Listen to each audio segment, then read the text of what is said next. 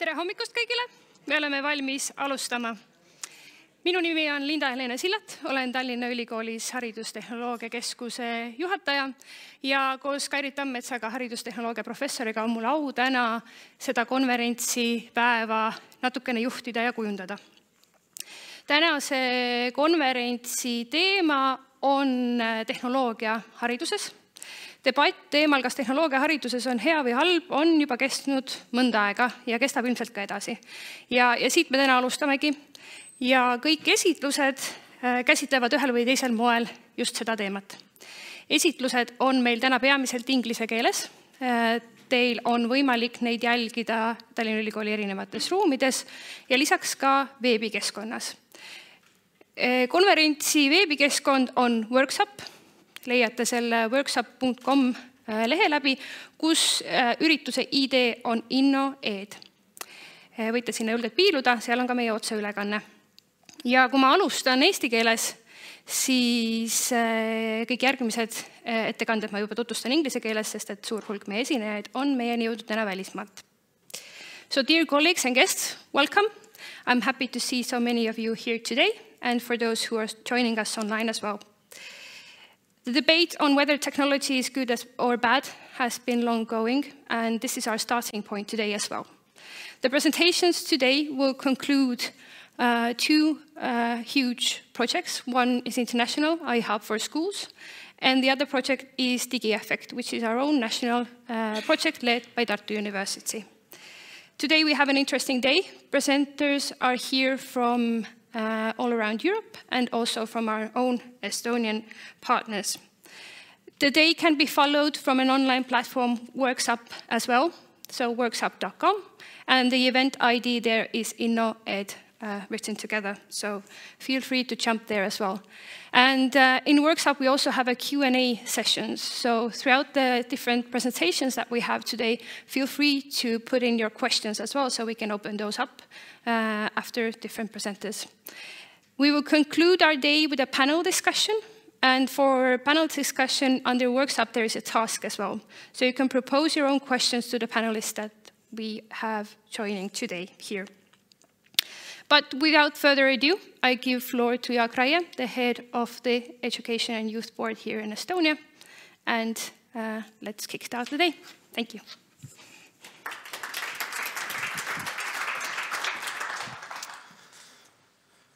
Good morning, ladies and gentlemen, dear partners, dear universities, dear colleagues.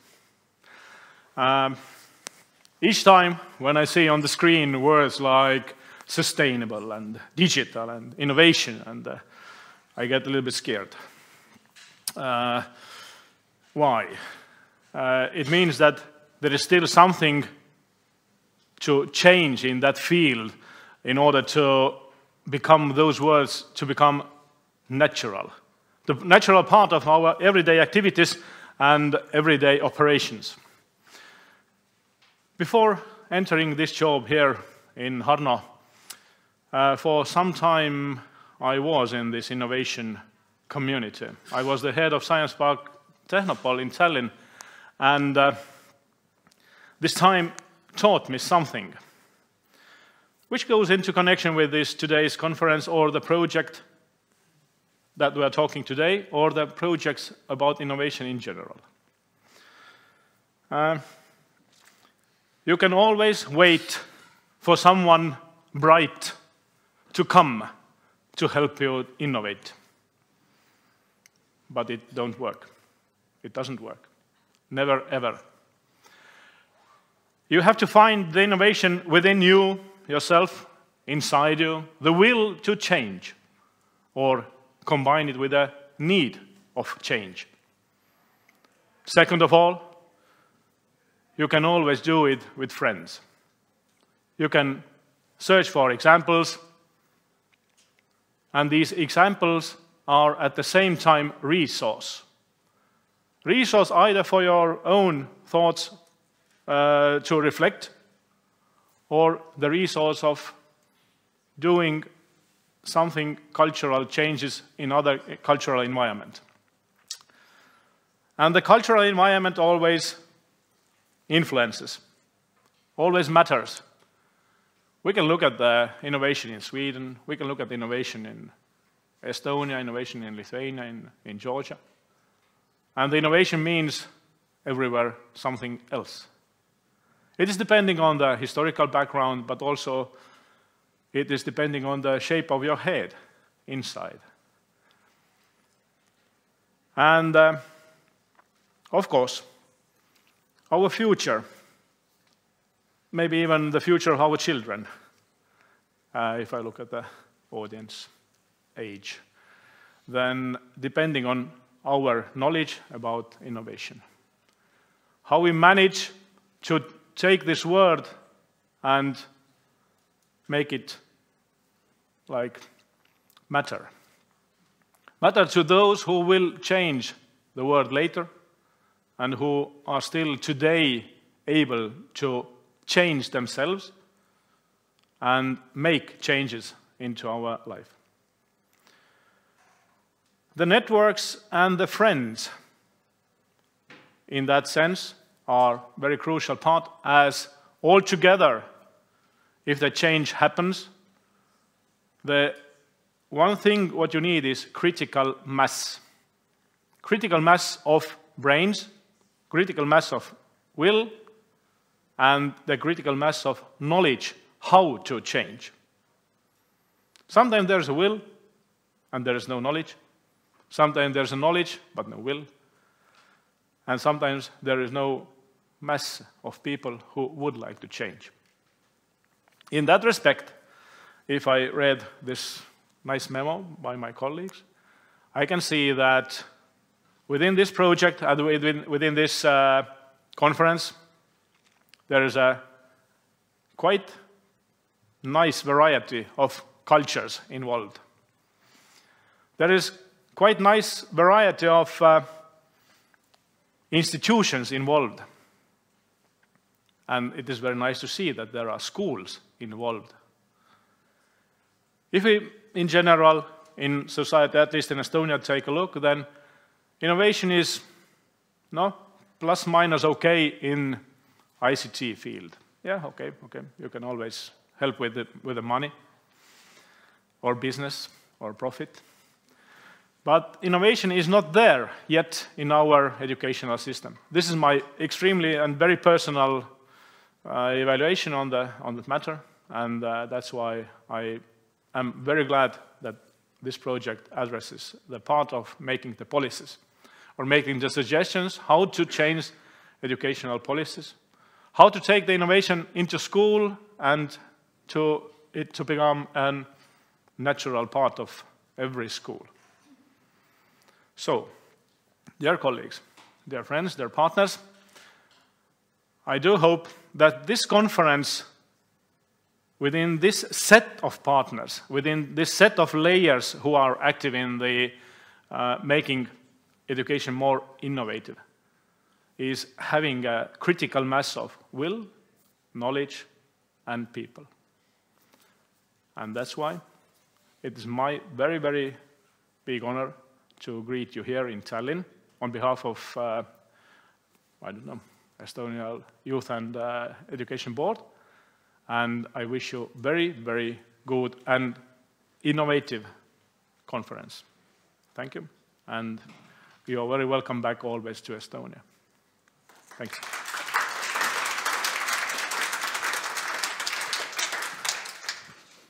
Thank you, Jaak, for those kind words. Now we have Margus Pedaste, Educational Technology Professor from Tartu University, joining us online, as he is joining us today from United States. Margus, the floor is yours. Thank you. Hello, everyone. Greetings from the United States, from the University of California at Berkeley, on behalf of the Digi Effect project. I have a question to all of you. Why do we use technology? And I let you to think on that for 5 seconds.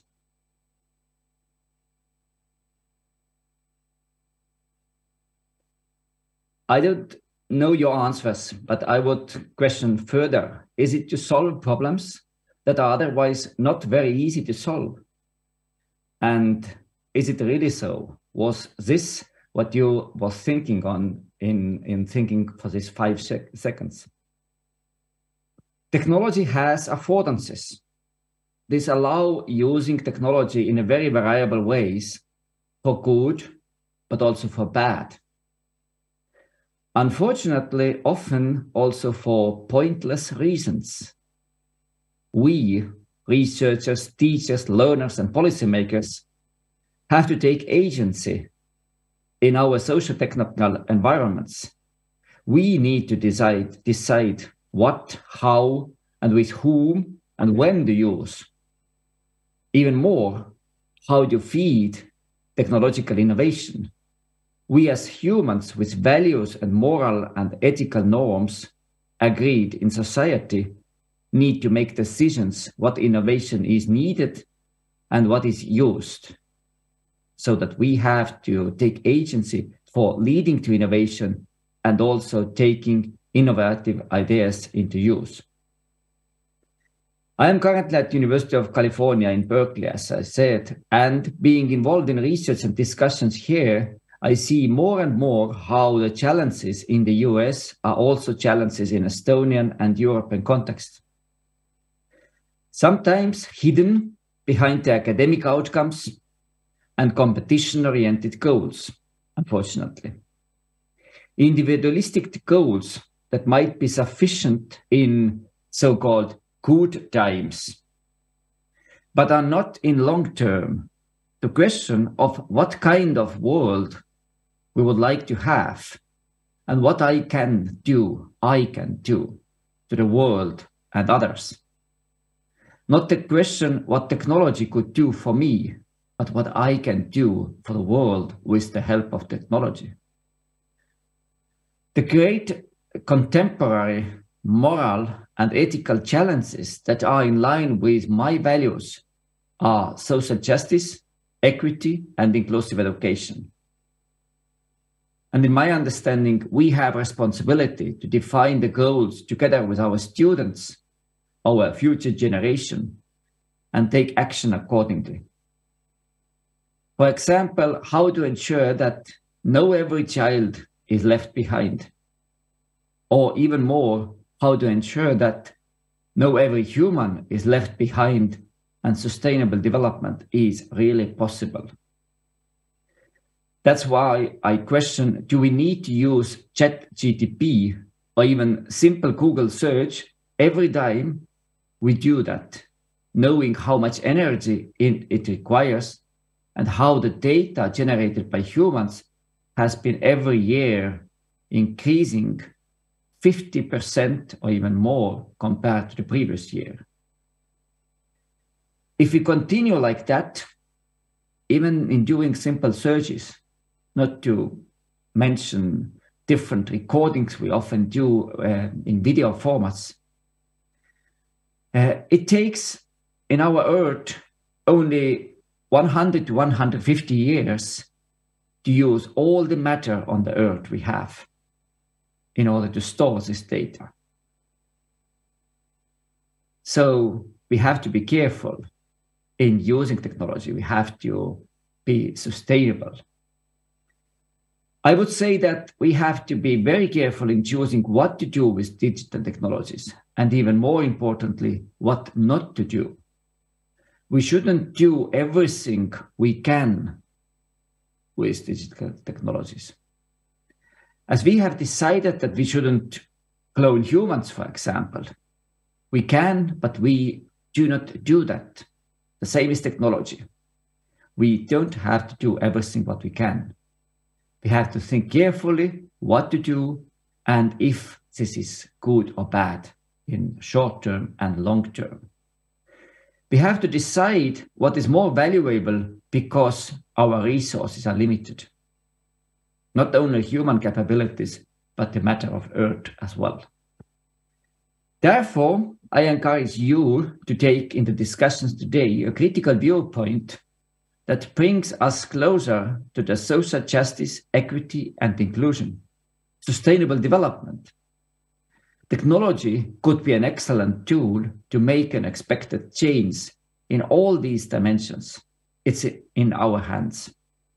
It is our decision to focus on these goals and not some others. Sustainable digital innovation in schools is at our hands. Welcome to our conference.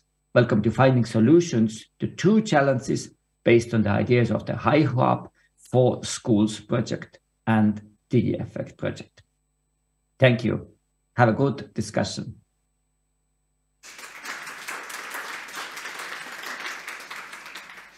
Thank you, Margus. Margus will join us in a second again. But now it's my pleasure to welcome Kairit Tammets from Tallinn University to the stage to give the welcoming speech on the behalf of the iHub project and Tallinn University.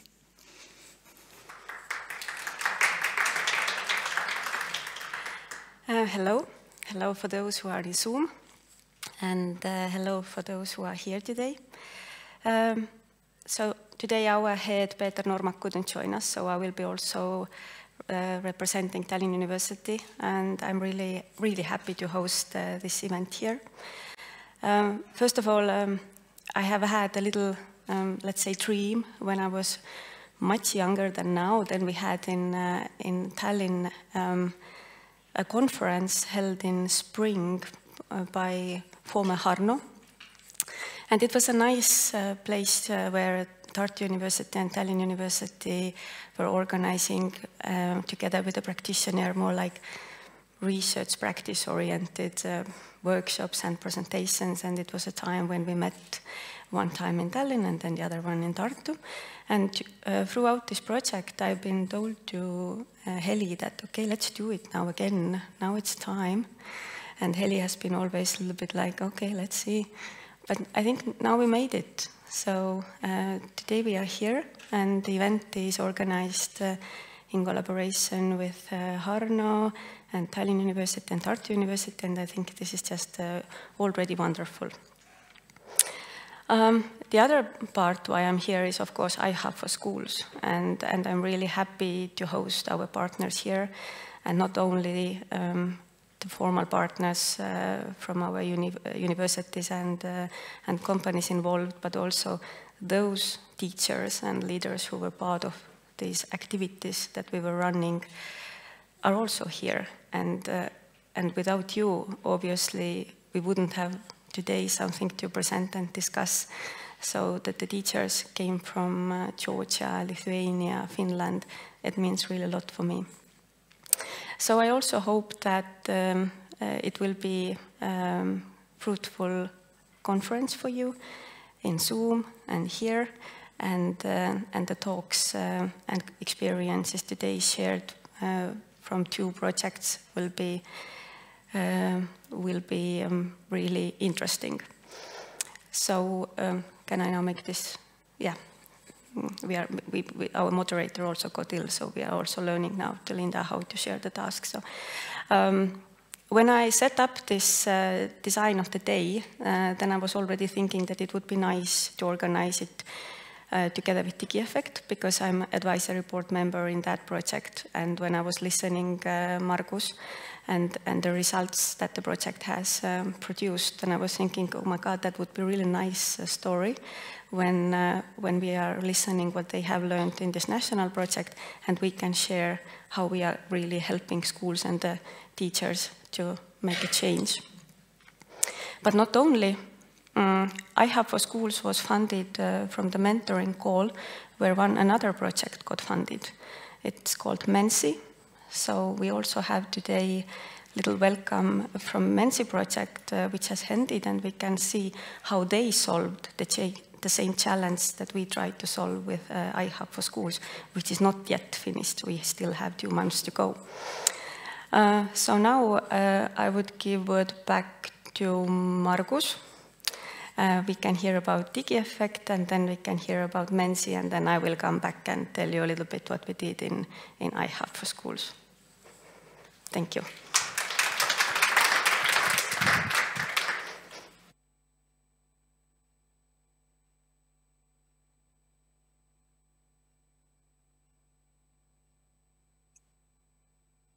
Okay, thank you, Kairit. And it's really important that we collaborate in solving those large, wicked problems we have in innovating using digital technologies. And that's true that I'm representing the DigiEffect project, the Estonian project that was financed by Estonian Ministry of Education and Research and conducted by a group of about 30 researchers from University of Tartu, including several students and volunteers to participate in the study. And in addition, we definitely also have to say a lot of thanks to our teachers and students, school principals who coordinated this project in many Estonian schools. The project was run so that we had a purposeful sample of 13 Estonian schools. And there were 6th, 9th, and 3rd graders involved, so that their parents were also involved. So it's a lot of work, and we are happy to share with you some of the results as the input for the following discussions. And later on during the day, there are other presentations in parallel sessions and in reflection later, so that you will learn more about the outcomes of the DigiEffect project and can discuss based on those ideas. My title of this presentation would be "What characterizes our teachers and students in using digital technology?" And then I would end with a few questions that are open for the following discussions. But first, I would give a bit of Estonian context. It was some time ago, a bit more than a year ago already, when we met with Kairit at Expo 2020 in Dubai. And in preparing for this event, where the aim was to share some success stories of Estonia, including digital innovation in schools, we were guided how to show what we have in Estonia. And there were many ideas shared with us, including some numbers, how Estonia could look like from abroad.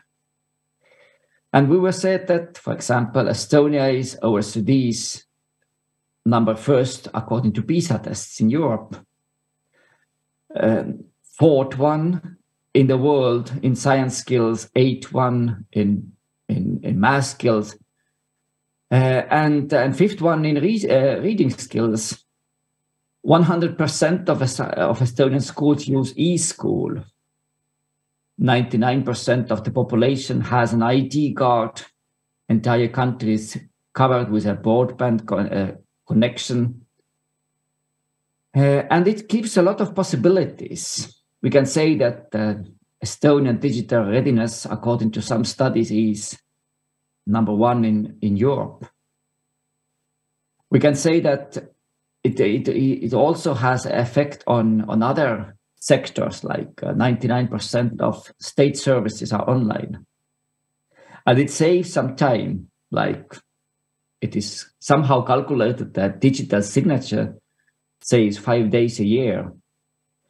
And even people outside of Estonia have some possibilities to benefit from those digital innovations developed in Estonia, like e-residency is an valuable solution for many of you who are not Estonians. And we like to call us as education nation. This is, for me, that kind of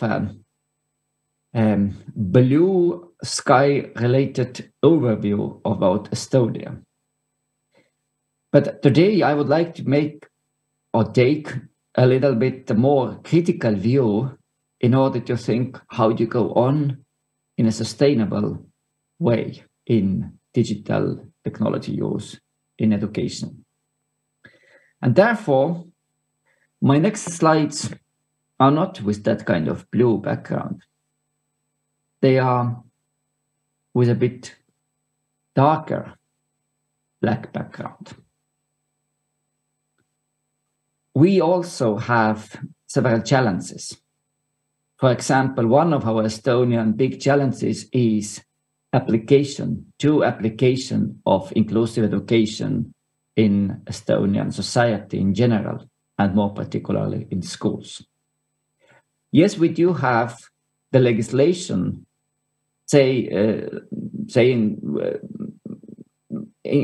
changed so in 2010 that we should have inclusive education in our Estonian kindergartens and schools. But actually, our teachers and the whole society is still struggling a lot in making it happen. We still have ongoing discussions, and again, new voices come up that actually inclusive education is impossible, and we shouldn't apply it in our schools. The second topic, teaching in multicultural settings. Both of those challenges are also visible when looking answers of Estonian teachers in the OECD-funded TALIS project. TALIS survey among teachers in many countries all over the world shows that Estonian teachers do not feel themselves prepared and ready for teaching in multicultural settings, as well as for teaching students with different abilities. So that these are challenges what are reported to be here by our teachers. My question is technology or innovation of digital technology somehow solving those real challenges we have? The next one, learning-oriented approach and personalization. In case of this challenge, I would say that according to my understanding, it's more or less clear that we should have it. We should have in schools learning-oriented approach and personalization.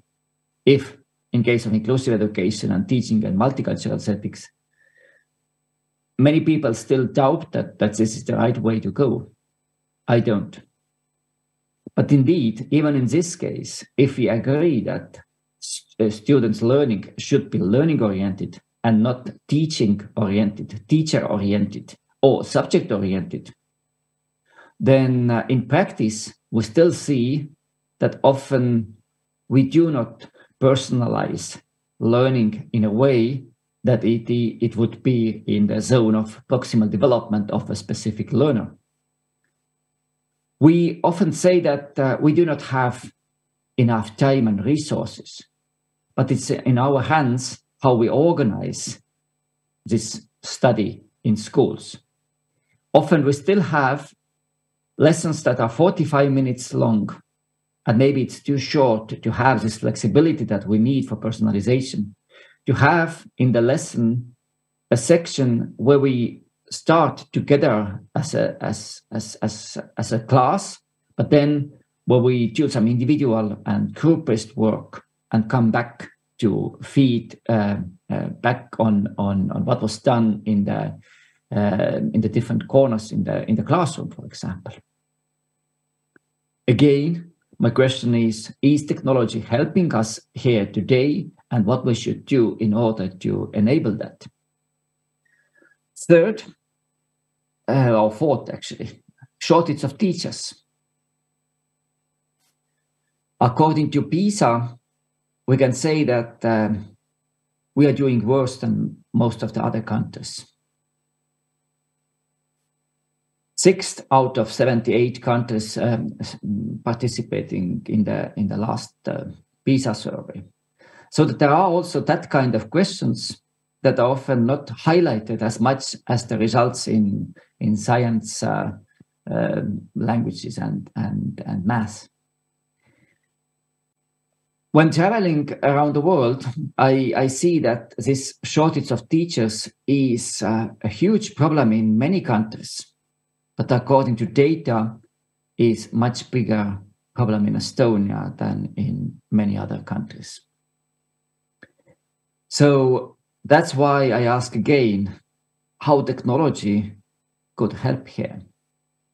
How technology could help teachers to reduce their workload so that they do not leave the position.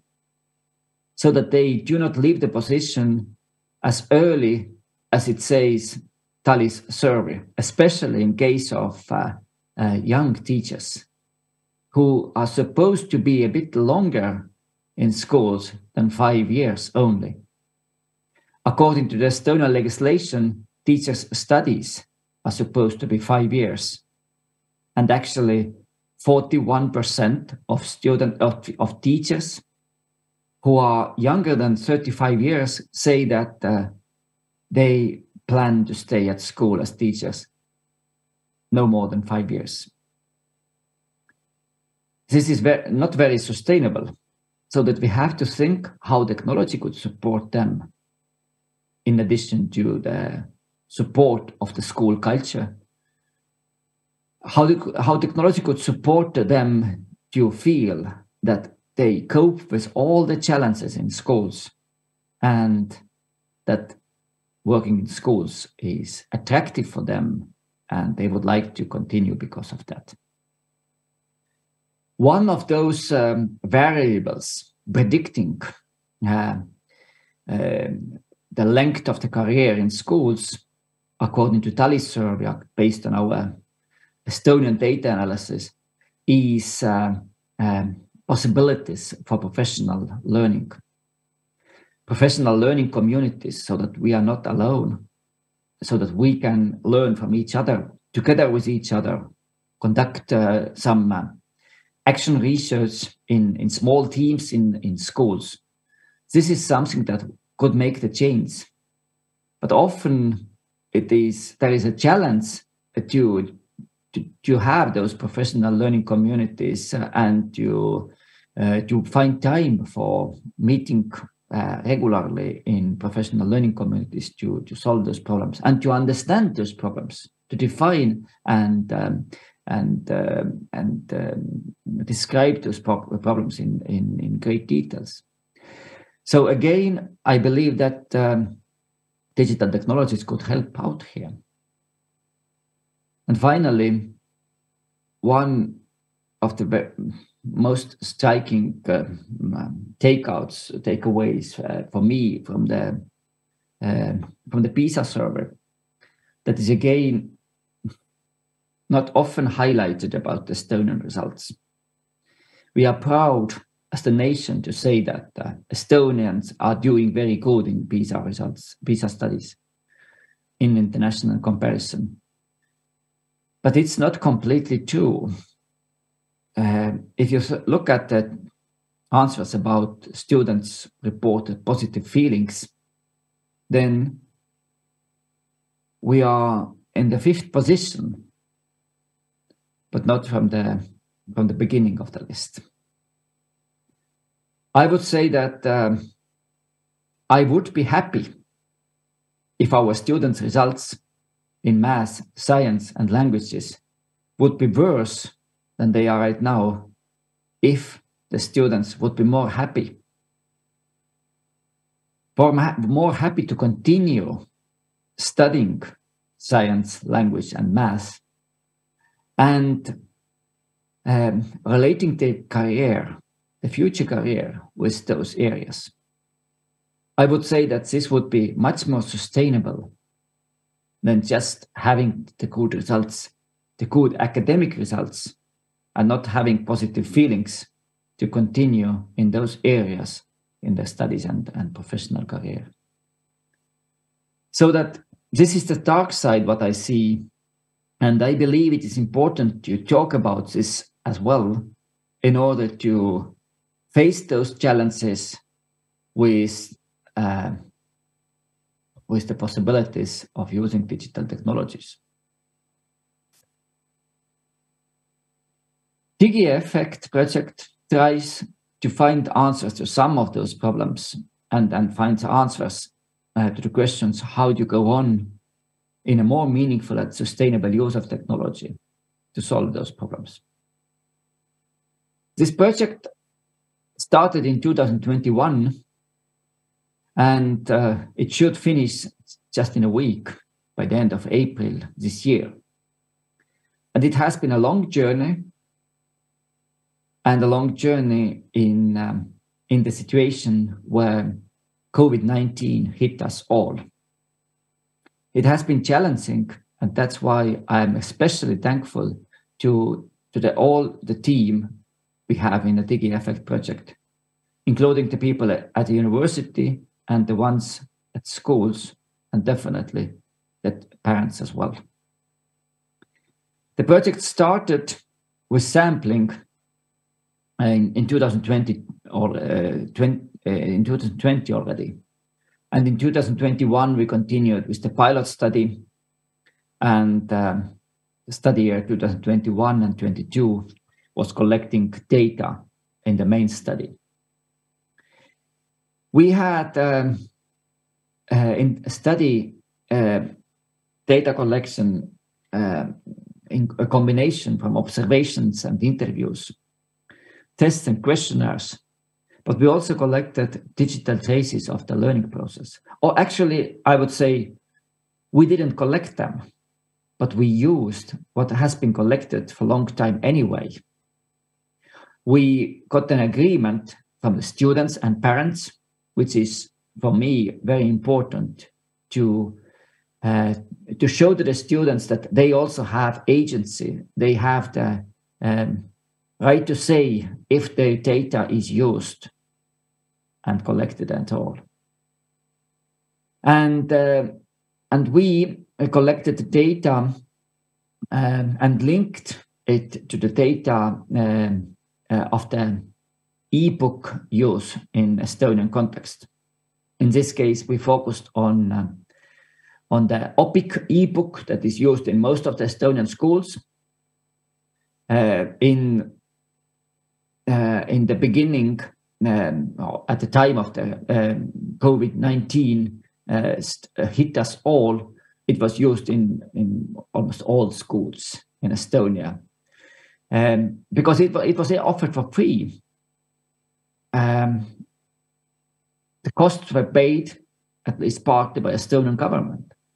Later, at the beginning of study year 2021 and 22, when we started our main study, it turned out that resources are limited, and this support cannot be provided anymore.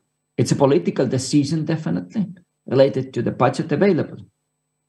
And now, based on the study we have, maybe we can revisit this decision again and think what kind of digital technologies should be supported at the state level in order to support meaningful digital technology use for sustainable development in Estonian context. But we also had a lot of tests and questionnaires, tests conducted in our Estonian testing information system offered by Estonian Youth and Education Board. So we are definitely thankful for this collaboration with this institution.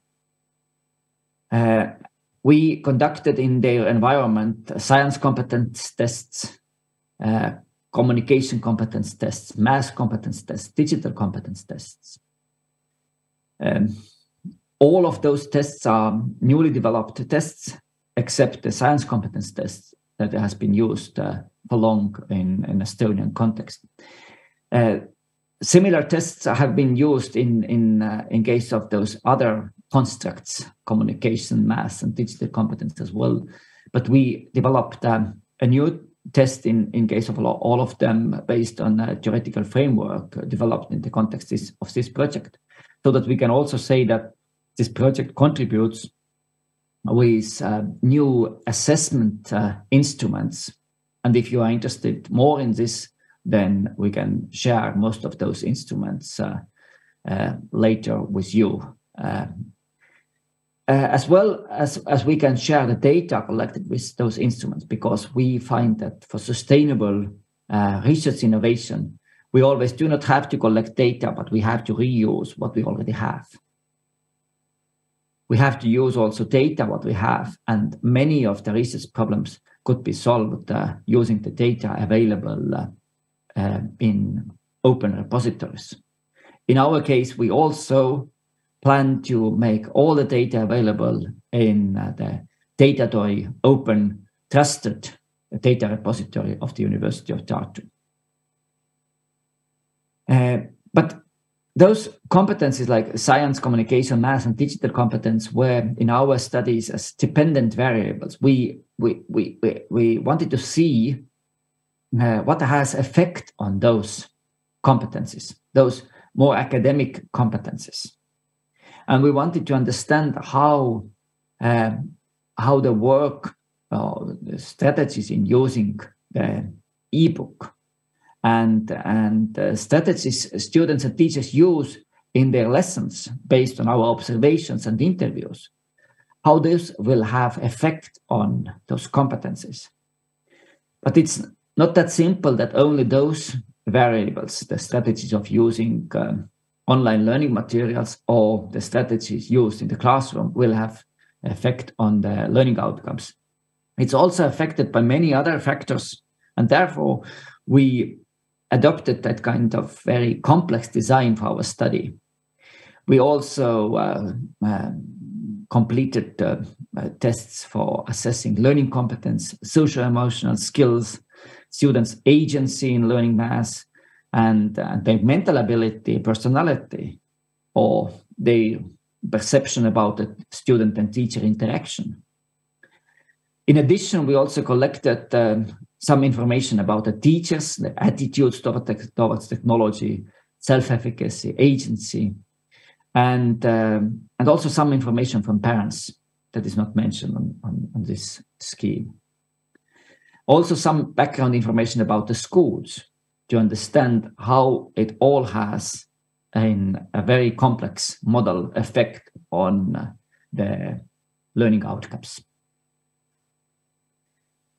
So some of the first results in this study are good for initiating discussions, and those will be elaborated more in the parallel sessions later on today. This chart is actually showing you three different ideas. One is about in what ways teachers use technology in their classroom. Is it passive use for students, from students' perspective? Is it active use, constructive, or interactive? This is based on a framework, ICAP framework, that shows, based on empirical evidences, that passive use of technology, or in general, passive learning, is less effective than active learning. Even more, active is less effective than constructive, and the most effective one is interactive learning. We clustered our teachers based on those three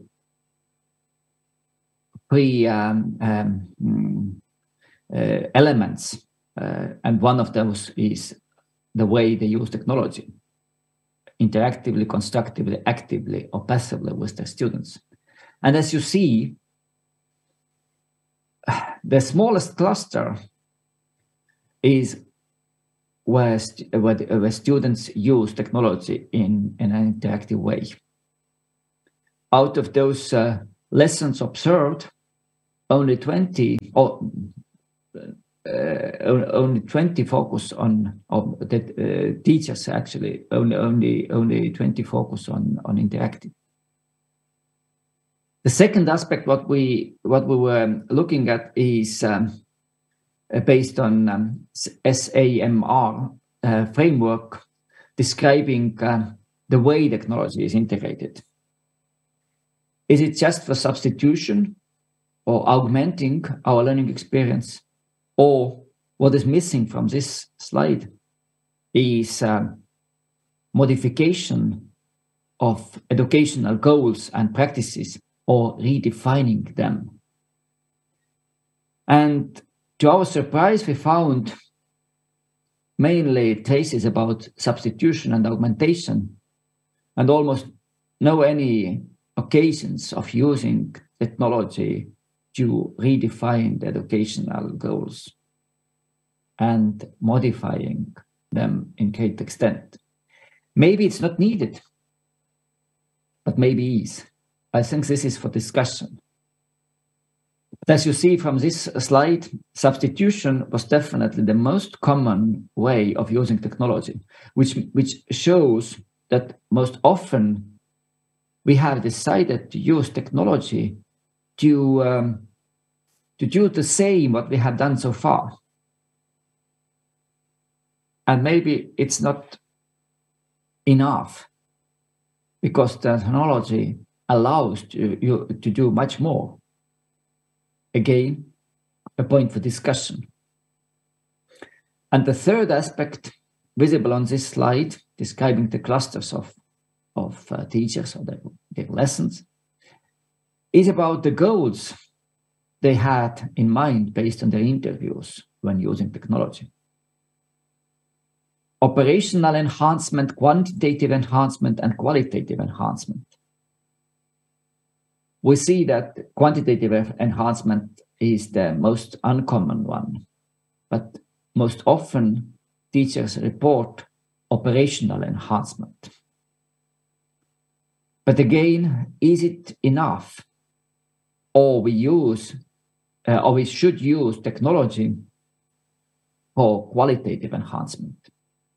As you see, there is only one cluster that is significantly different from other clusters, where the qualitative enhancement is really important in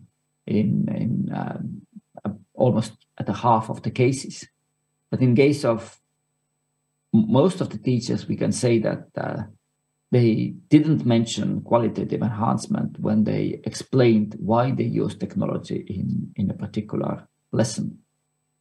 So that again, we can think how the technology could really enhance the quality of learning.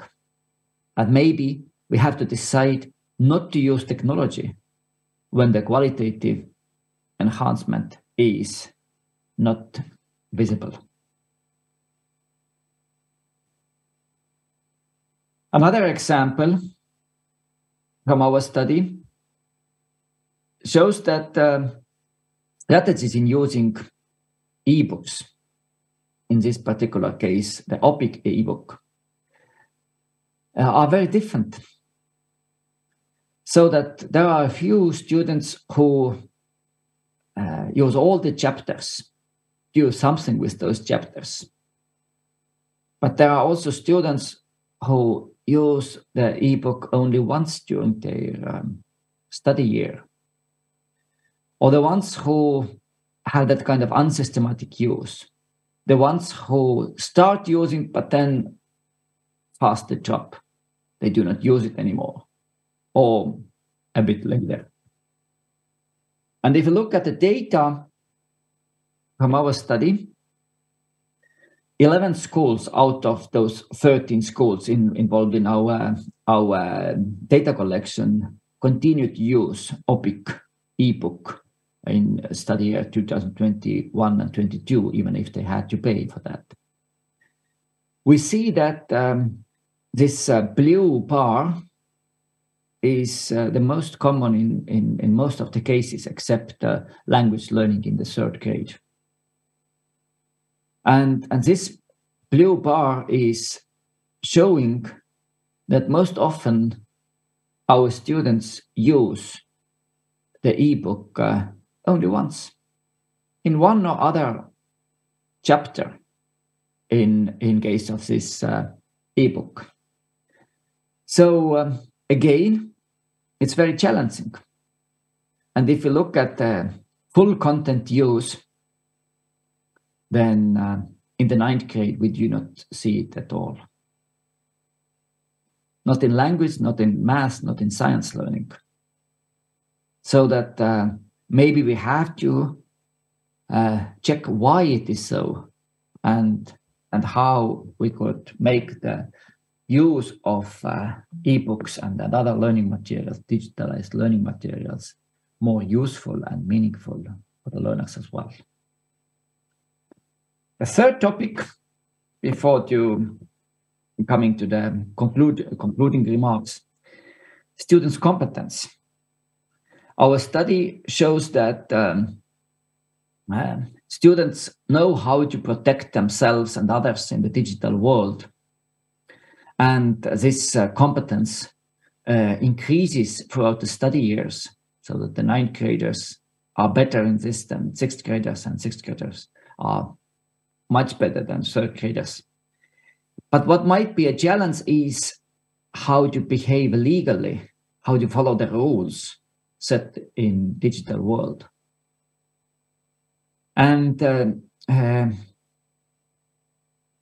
we also can say that the students are ready to use digital technologies.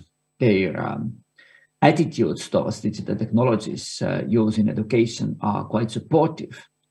But to our surprise, we found that they might have challenges in performing operations with digital tools. Quite basic operations, not only programming digital content that is, of course, challenging in many countries, including Estonia.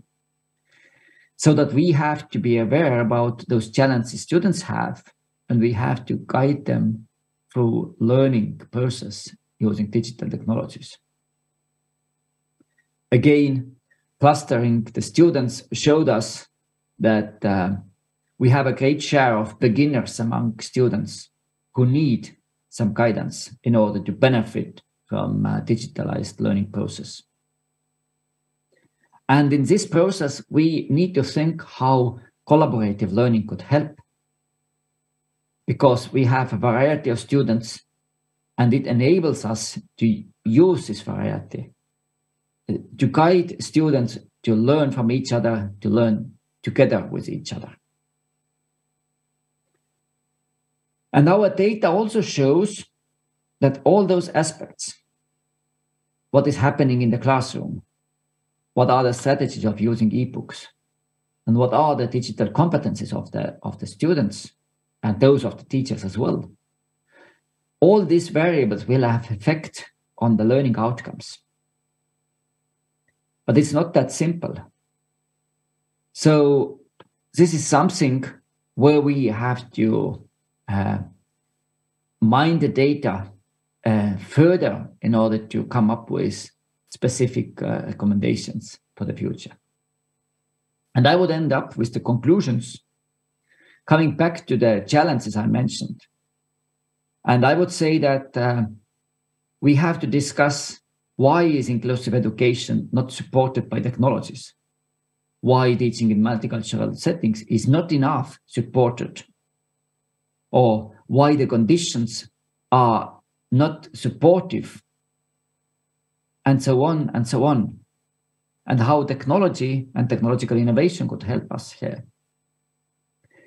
I think that we have to think how we could help in this situation. What is our responsibility? How researchers could do their research work, how teachers could look at their practices, how policymakers could build the structures so that those real, true, big challenges, those wicked problems could be solved with the help of using digital technologies, with the help of digital innovation. I thank all my team, all the audience now, and my special thanks goes to 3 of my colleagues who have been collaborating more in preparing the data of this presentation. And unfortunately, I have to apologize. I forgot to add here Yaroslav Opanasenko's picture and name. who joined our team quite recently and did analysis of the OPIC data. I'm very thankful for this, and he's really hardworking person and very helpful in this project. So that he's also in the conference. You will meet him later, and he also has one parallel session discussion. Thank you all.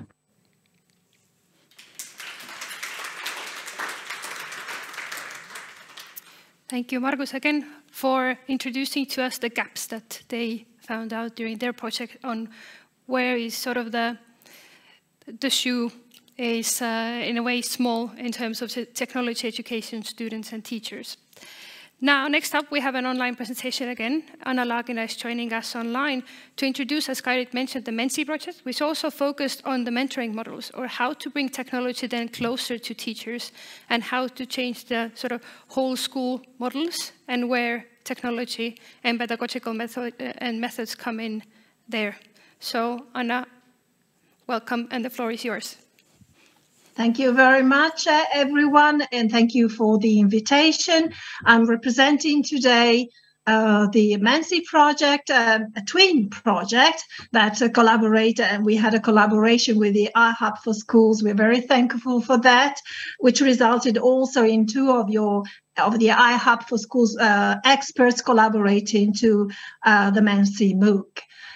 So I'm here today to share some of our findings, some of our the ideas that were implemented throughout this project, which finished February 2023, and we really had our last final review with the European Commission yesterday. So we really cutting edge. All right, what is the MENSI? MENSI is short for Mentoring for School Improvement. It is a 28-month coordination and support action that finished, as I said before, February 2023, and it involved ministries of education in 6 countries: Belgium, Flanders, Croatia, the Czech Republic, Hungary, Italy, Portugal. The idea was to carry out a pan-European investigation on how mentoring, school-to-school mentoring can improve, help schools implement innovative technology enhanced teaching practices. It involved 24 mentor schools working with 96 mentee schools across Europe. The partners, the project was coordinated by European SchoolNet with the help and support from the partners. So Indira in Italy, the National Institution for Research in Education, the Ministry of Science and Education in Croatia, the Ministry of Education in Portugal, the Czech National Agency for International Education and Research in the Czech Republic, the network of the Go Schools in Belgium, Flanders, the Education Authority in Hungary, and London University, Brunel London University. So the key question is here, what can be done to go that extra mile? We know that across Europe, there are many teachers who have done great, excellent job, and they are advanced practitioners in using technology in their own classrooms. But what can be done to foster digital innovation in schools, to mainstream such innovative best practices?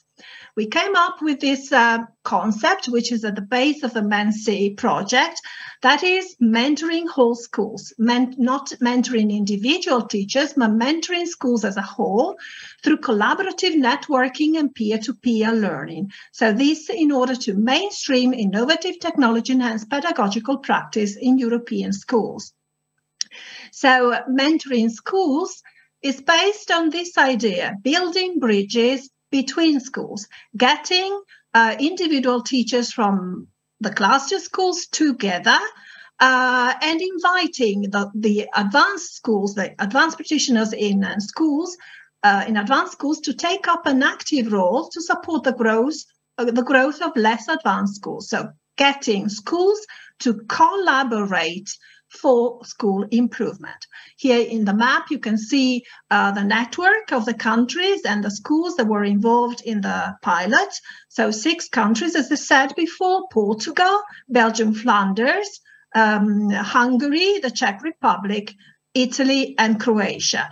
They set up their own national networks with 4 mentor schools. We call them mentor schools, but at the end of the project, we discovered that also this boundary between mentor and mentee schools is only a definition, because actually the schools got so involved and collaborated. Also the mentee schools took up an active role. And 96 mentee schools. So this is the concept of the cluster, of each cluster, one advanced school coordinating activities, mentoring activities for 4 less advanced schools. In total, we had 4 clusters per country, 20 schools per country, for a total of 120 schools involved, which have been operating, which operated since September 2021. So what was the goal of the MENSI project? To experiment, to carry out a pan-European research on how mentoring, whole school-to-school mentoring, can help schools improve on all levels, mainly the technological use, the use of technology for teaching and learning, but also on other levels. They explored innovative approaches to mentoring, both top-down, that means coordinated, nationally coordinated by the Ministry of Education through specifically appointed national coordinators with that is with a less degree of autonomy, and bottom-up clusters where schools had more autonomy and could choose how to work together and how to share human and physical resources. And virtual, which was an asset especially during the pandemic, the restrictions that the schools had to face in meeting face-to-face. So the goals were to understand how different approaches can work in mentoring, and to explore different incentives and rewards that can motivate schools to become engaged in whole school peer learning. The key actions by the MENSI schools, the schools were, of course, the clusters, the mentor schools were free to decide how to develop their mentoring activities.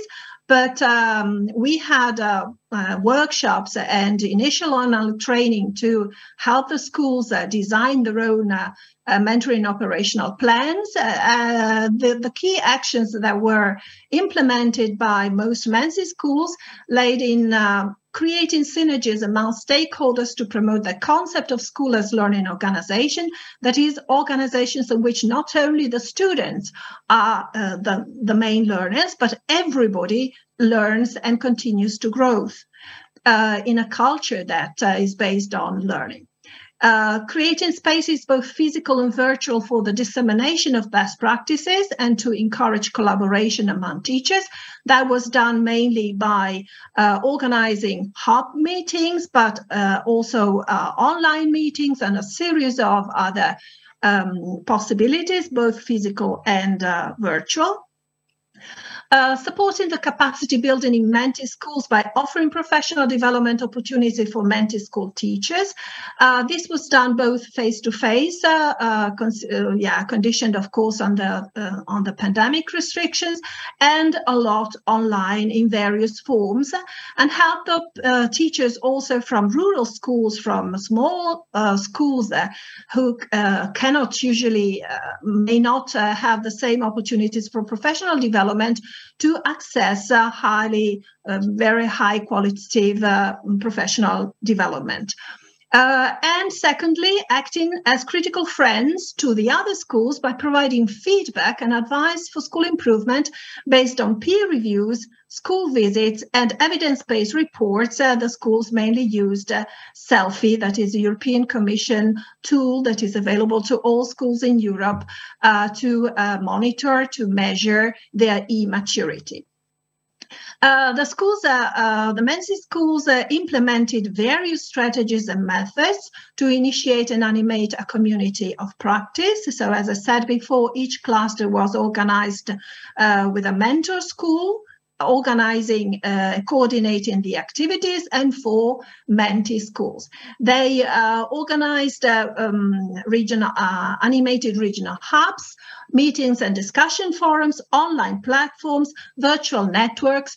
Some also had newsletters, weekly or monthly newsletters. Most schools had also cluster diaries to document, record, and share the experiences they were having in the clusters, and blogs. One of the assets was to offer all schools, the teachers from all schools, the opportunity to have continuous professional development, high quality and very often customized activities, development activities for them. The schools organized face-to-face courses and workshops, online courses and online workshops. Many offered also learning snacks, so a collection of digital pills, very short video tutorials on how to use a specific tool, on how to solve a problem, troubleshoot technical issues that may happen in the classroom, and so on. Webinars and expert talks, roundtables. Teach Meets were very popular and successful because they helped to involve also teachers from the Menti schools. They consist in having a teacher, a group of teachers presenting for about 5-8 minutes on a particular topic, a short mini lesson, or the use of a specific digital tool, showing their best practice and sharing their knowledge and expertise with the other teachers.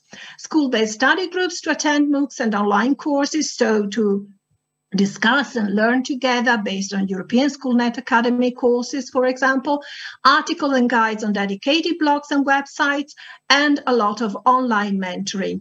Some schools could also experiment with video-based classroom observations, but here the experience was, of course, limited because of the pandemic. Acting as a critical friend was also a very important aspect, a very important concept in mentoring, in whole school mentoring. The mentor schools tried to become as much as possible invisible after the initial period, and to act more and more as critical friends to their partners. What does that mean? So to support them in a constructive way, providing feedback and helping them to monitor their progress. This was done through interviews and conversations to reflect on the collected data through Selfie, but mainly also through peer reviews. That is, a school, some teachers from the mentor school, reviewing what is being done in the other schools. Through school visits, classroom observations, job shadowing, co-teaching and learning walks, instructional rounds. That means that some of the teachers from the mentor schools went to the Menti school, attended some of the lessons and then provided feedback to the teachers, or video-based observations.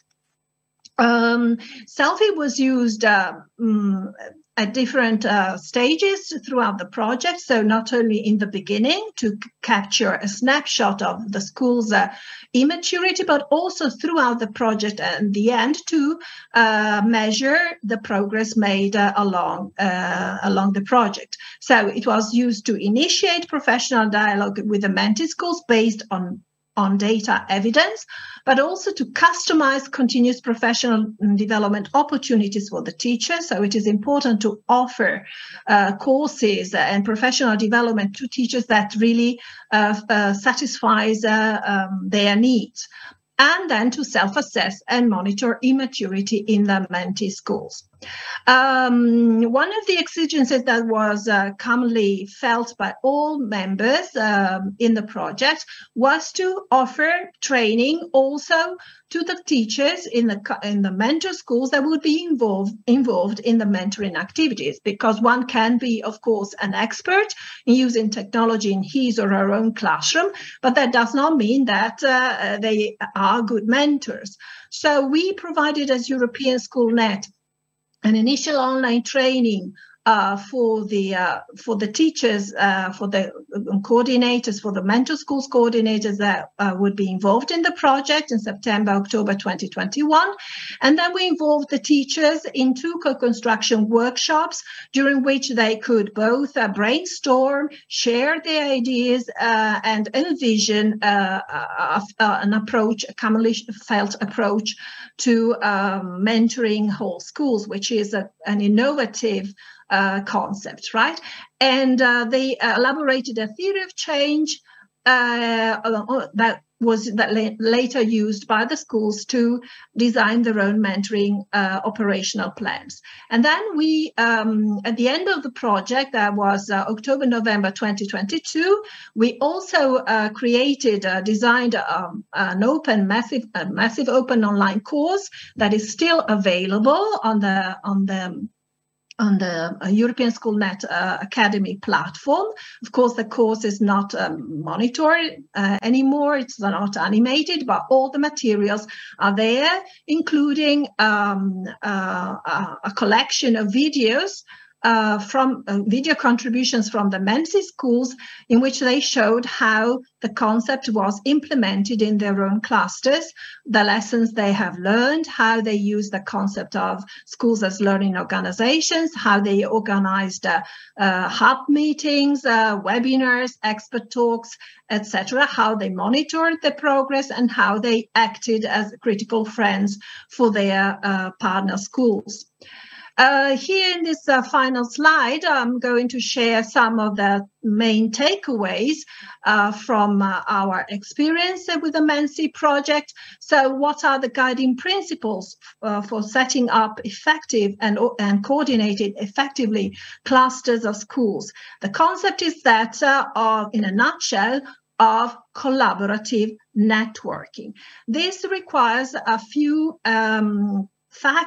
enabling factors, such as the need for all the schools to share a common vision and speak the same language. So they should be, so to speak, on the same page and pursue the same goals, that is mainly school improvement as a whole. They should be aligned and focused on the same objectives and pursue collaborative inquiry. So continue to reflect, self-assess, peer review each other, and be willing to collaborate and to provide constructive feedback to each other. We learn from each other. Collective decision making, so by involving the schools that are mentored by advanced practitioners in the decision making, in the choice of the activities to be implemented. Quality leadership is an essential factor. So if the school leaders are involved from the beginning in the project, that will result in further dissemination of the results of the improvement in the school as a whole, and also provide incentives to the teachers that are involved in the project, for example, by rescheduling their workload, giving them more flexibility when they are involved in mentoring other schools. Changing the mindset of the teachers is also an important factor. That means that teachers need to leave their comfort zone and be willing to face challenges, finding, of course, support in that process. So be ready to face difficulties. Nobody has the right recipe. We are experimenting, of course. When you take the innovative road, you must be ready to face also challenges. But in a cluster where the other teachers are more experienced than you, you can find support and help in troubleshooting and finding solutions to the challenges. So change should be a value recognized by everybody and not only a danger, and we need resilience to face such challenges. We are also experimenting on several types of rewards, apart from a small budget for each mentor school to support the costs of hub meetings and observation visits and expert invitations. Some schools had some vouchers for purchasing digital tools and other teaching resources, but we found out that non-cash incentives, not financial incentives that work more on the motivational side were the ones that involved teachers in participating in such activities. So new learning opportunities was the main incentives recognized by the participants in the project, especially when such meetings were held face-to-face on-site meetings that have this social, get the opportunity for teachers to get together and somehow also overcome the isolation that is typical of the teaching profession, and contributing to the project's outputs. For example, the fact that their work was recognized also through the video contributions they made to our MOOC was a great importance, and networking with peers, especially on a pan-European level, was much appreciated.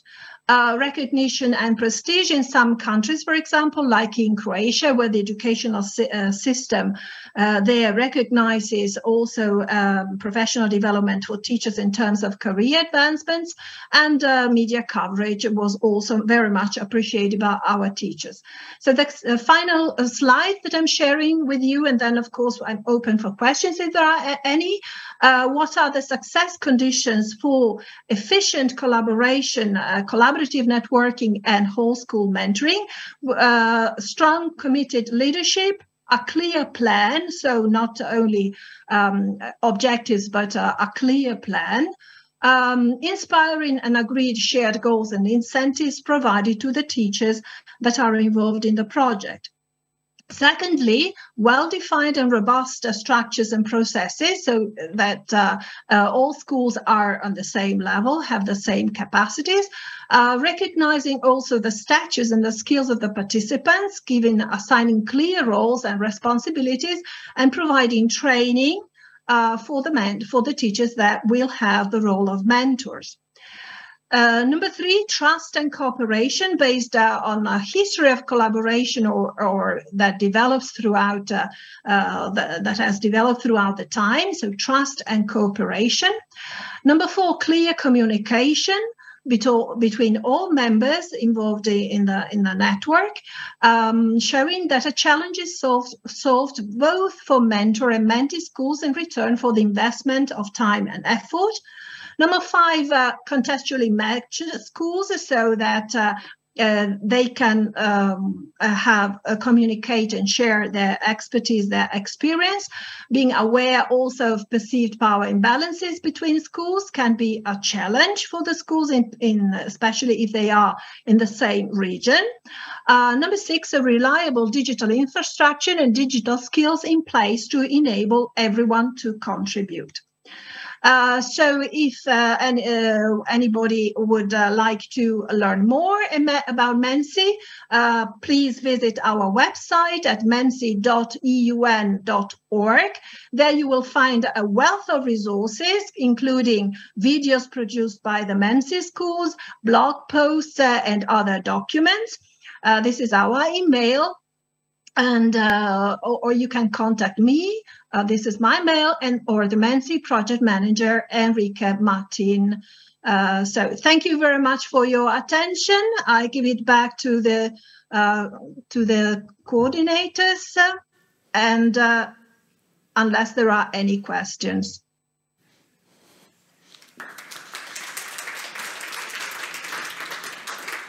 Thank you, Anna.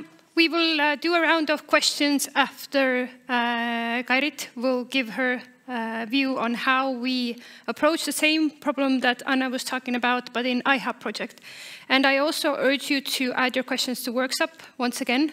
So workshop.com, and the event ID is InnoEd. So feel free to add your questions there as well. But now I will bring back Kairit Tammets, and she will introduce the iHub4Schools project. So I will then make quite a quick overview of what was the iHub4Schools project, and more specifically then we have some other sessions happening today. Linda.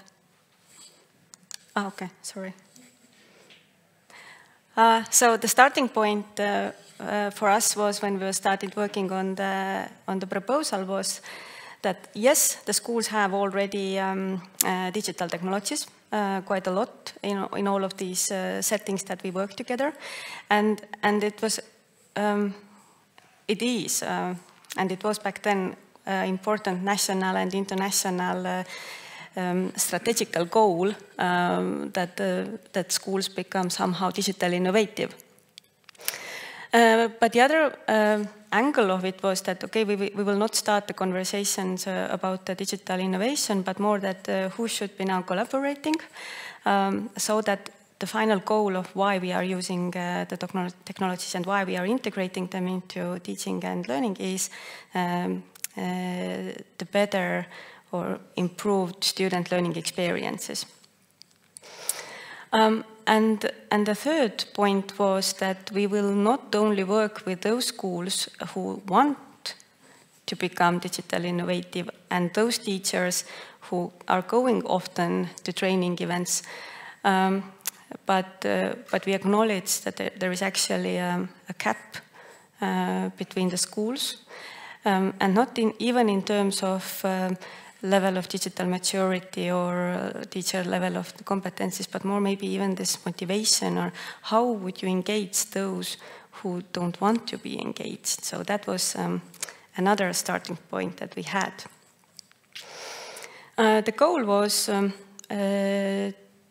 to coordinate and support the creation of those regional innovation hubs. And we started this way that we had some existing, already some networks and communities where we just worked further together with them. But then we had some of the cases which basically just started from the beginning, and they didn't have any existing network of schools or network of teachers. So we worked together then with University of Bergen, University College London, University of Helsinki, Swiss Federal Institute of Technology in Lausanne, then our dissemination communication partner STEPS, then Education and Youth Board that you also heard today, and then Vilnius University and Batumi Shota Rustaveli State University. And we started in the beginning of 21, so the first year we also got quite affected by the COVID, and now we have then 2 months remaining to finish the project. So this is the tag cloud we created when we first had our kickoff meeting. I'm so proud of it. Okay, so the key elements in our project.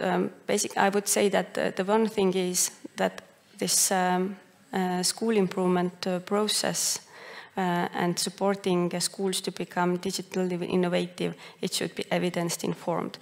It should be from different angles, but what we wanted was that the schools and the teachers and the leaders that we are working together with them, they would also ask those questions that why are we doing, what are we doing, why we need these kind of devices, what kind of change we would like to bring. So now it depended, of course, on the level of the schools that we were working with, that what was now the depth of the question. But thinking about this why is the starting point. And then also that what is now the outcome of it when we are going through this mentoring and changing our practices and so on, that how do we know what has been now improved, in what level, and for that we are then developing a toolbox with the practices and instruments that different stakeholders can use to ask those questions. The other one, of course, which comes from the call, and that was also discussed by Anna, is this whole school approach. so that that every kind of change start with a clear vision already in the school level.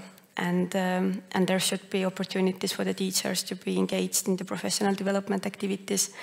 There could be this need to create the culture of innovation. And again, this monitoring process is actually part of this culture. When I said this evidence-informed process, it doesn't come easily so that we are just making available the tools, but it is embedded into certain processes, and we need to work on those practices as well.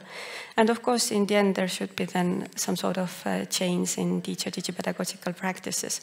And for that, we are working on those pedagogical scenarios that are integrating the affordances of learning technologies, but also understand that what are the principles of learning, how the students are actually learning, how the learning is happening, and then the content knowledge or domain knowledge.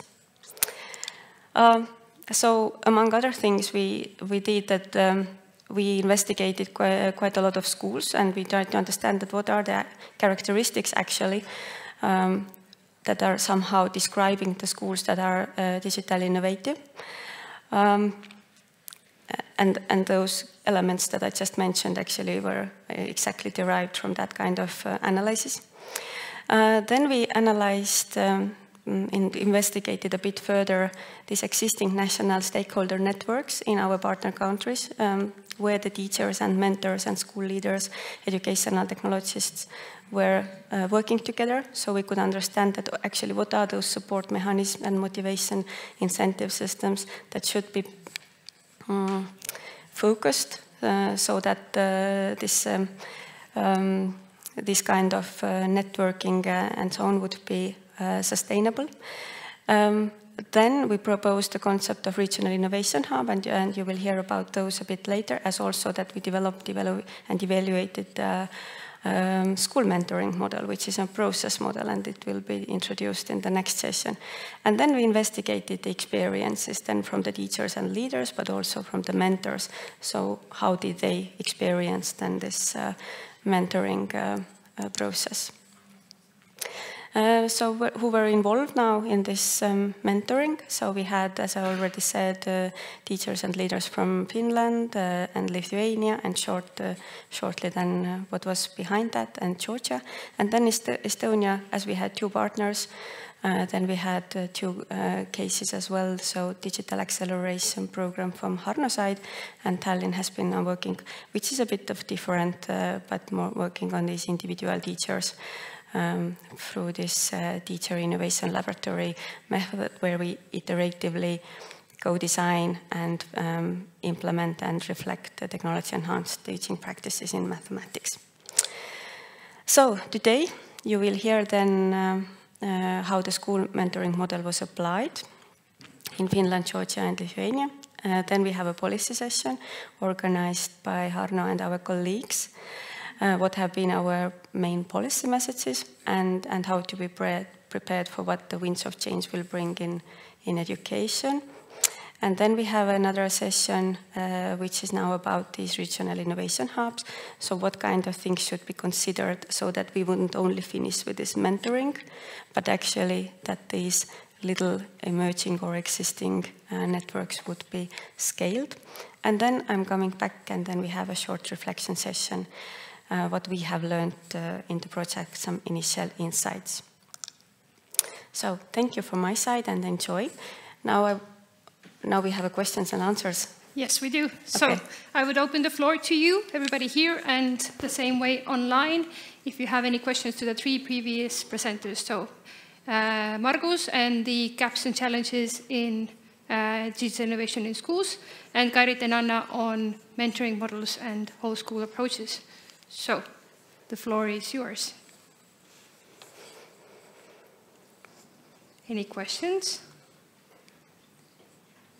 There's the saying in Estonian that after a sort of brain food that we need this time to go through the process ourselves and then only come back to the questions. Mm-hmm. So if you feel that you don't have any questions now, I would actually open the floor up to our keynote. Karit will introduce him, mm-hmm. and then you can keep meddling about those questions and perhaps But they cannot put those questions there now, and when we have this reflection yes. and also plenar, yes. then we can check what's there. So yeah, yes. okay. Sounds good.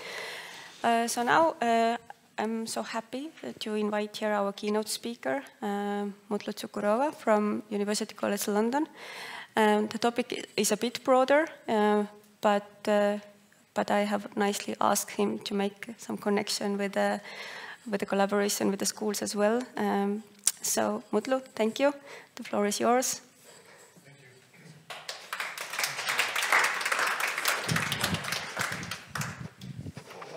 Hi, everyone.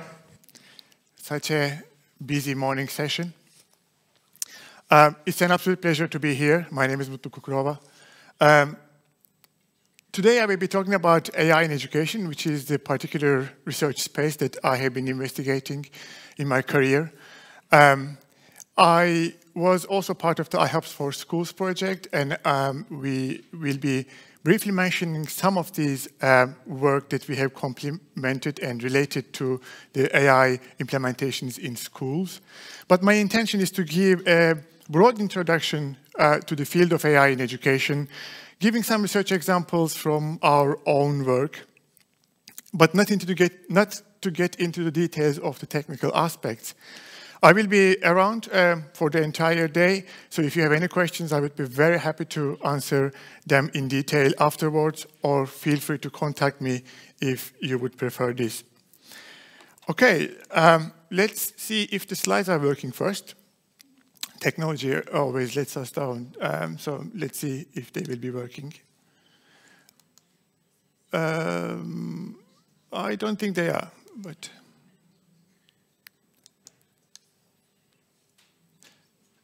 Right. You know, whenever I give a talk about AI, and when this kind of basic technology fails, it makes you think twice what happens in schools, right? It's a kind of metaphor of... It is. I guess that was all planned. But joke aside, I hope it will work at some point. Right. I would like to start by giving a broad definition to the field while colleagues are trying to sort out the technical details. How many of you are using artificial intelligence in your everyday life? I bet it's more than this, but I think it was about a fifth.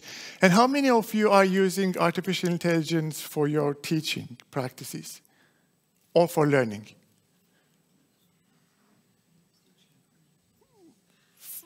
Much fewer. How many of you have smartphones? Okay. How many of you think that there is artificial intelligence in our smartphones? Okay, so I'm asking, how many of you are actually using artificial intelligence in your everyday life? Right. So, yeah, I often ask these kind of questions because most often people are not even aware of the fact that they are using artificial intelligence in their everyday life practice. And there is a really interesting point to be made about this as well, because in artificial intelligence field, there has always been this idea of whatever becomes part of our everyday life experiences, then the magic goes out, and then we don't really consider it artificially intelligent anymore. So the field has been pushing the boundaries of what is AI for a long time, starting from the early 60s, 70s, when the first term has been coined. Should I just continue without the slides, or? Yeah, something happened for a moment, so just continue. Oh, right, okay, yeah, sure, yeah. Indeed, yeah. So I thought, considering all of these background information, I thought it would be useful to start with a definition. Broadly speaking, AI refers to the simulation of intelligence in machines, so that these machines that can perform tasks that typically require human intelligence, for instance, visual perception, speech recognition, decision-making, language translation. This is obviously quite a broad definition, and oftentimes it is misunderstood. But in most applied AI research, like in the case of AI in education, AI refers to those tools that have been designed and developed to assist in or replace decision-making processes through analysis of data, and the prediction of the best value for a designated outcome variable, which is then conveyed through a user interface. Now, I have been researching this area over a decade and giving these kind of talks.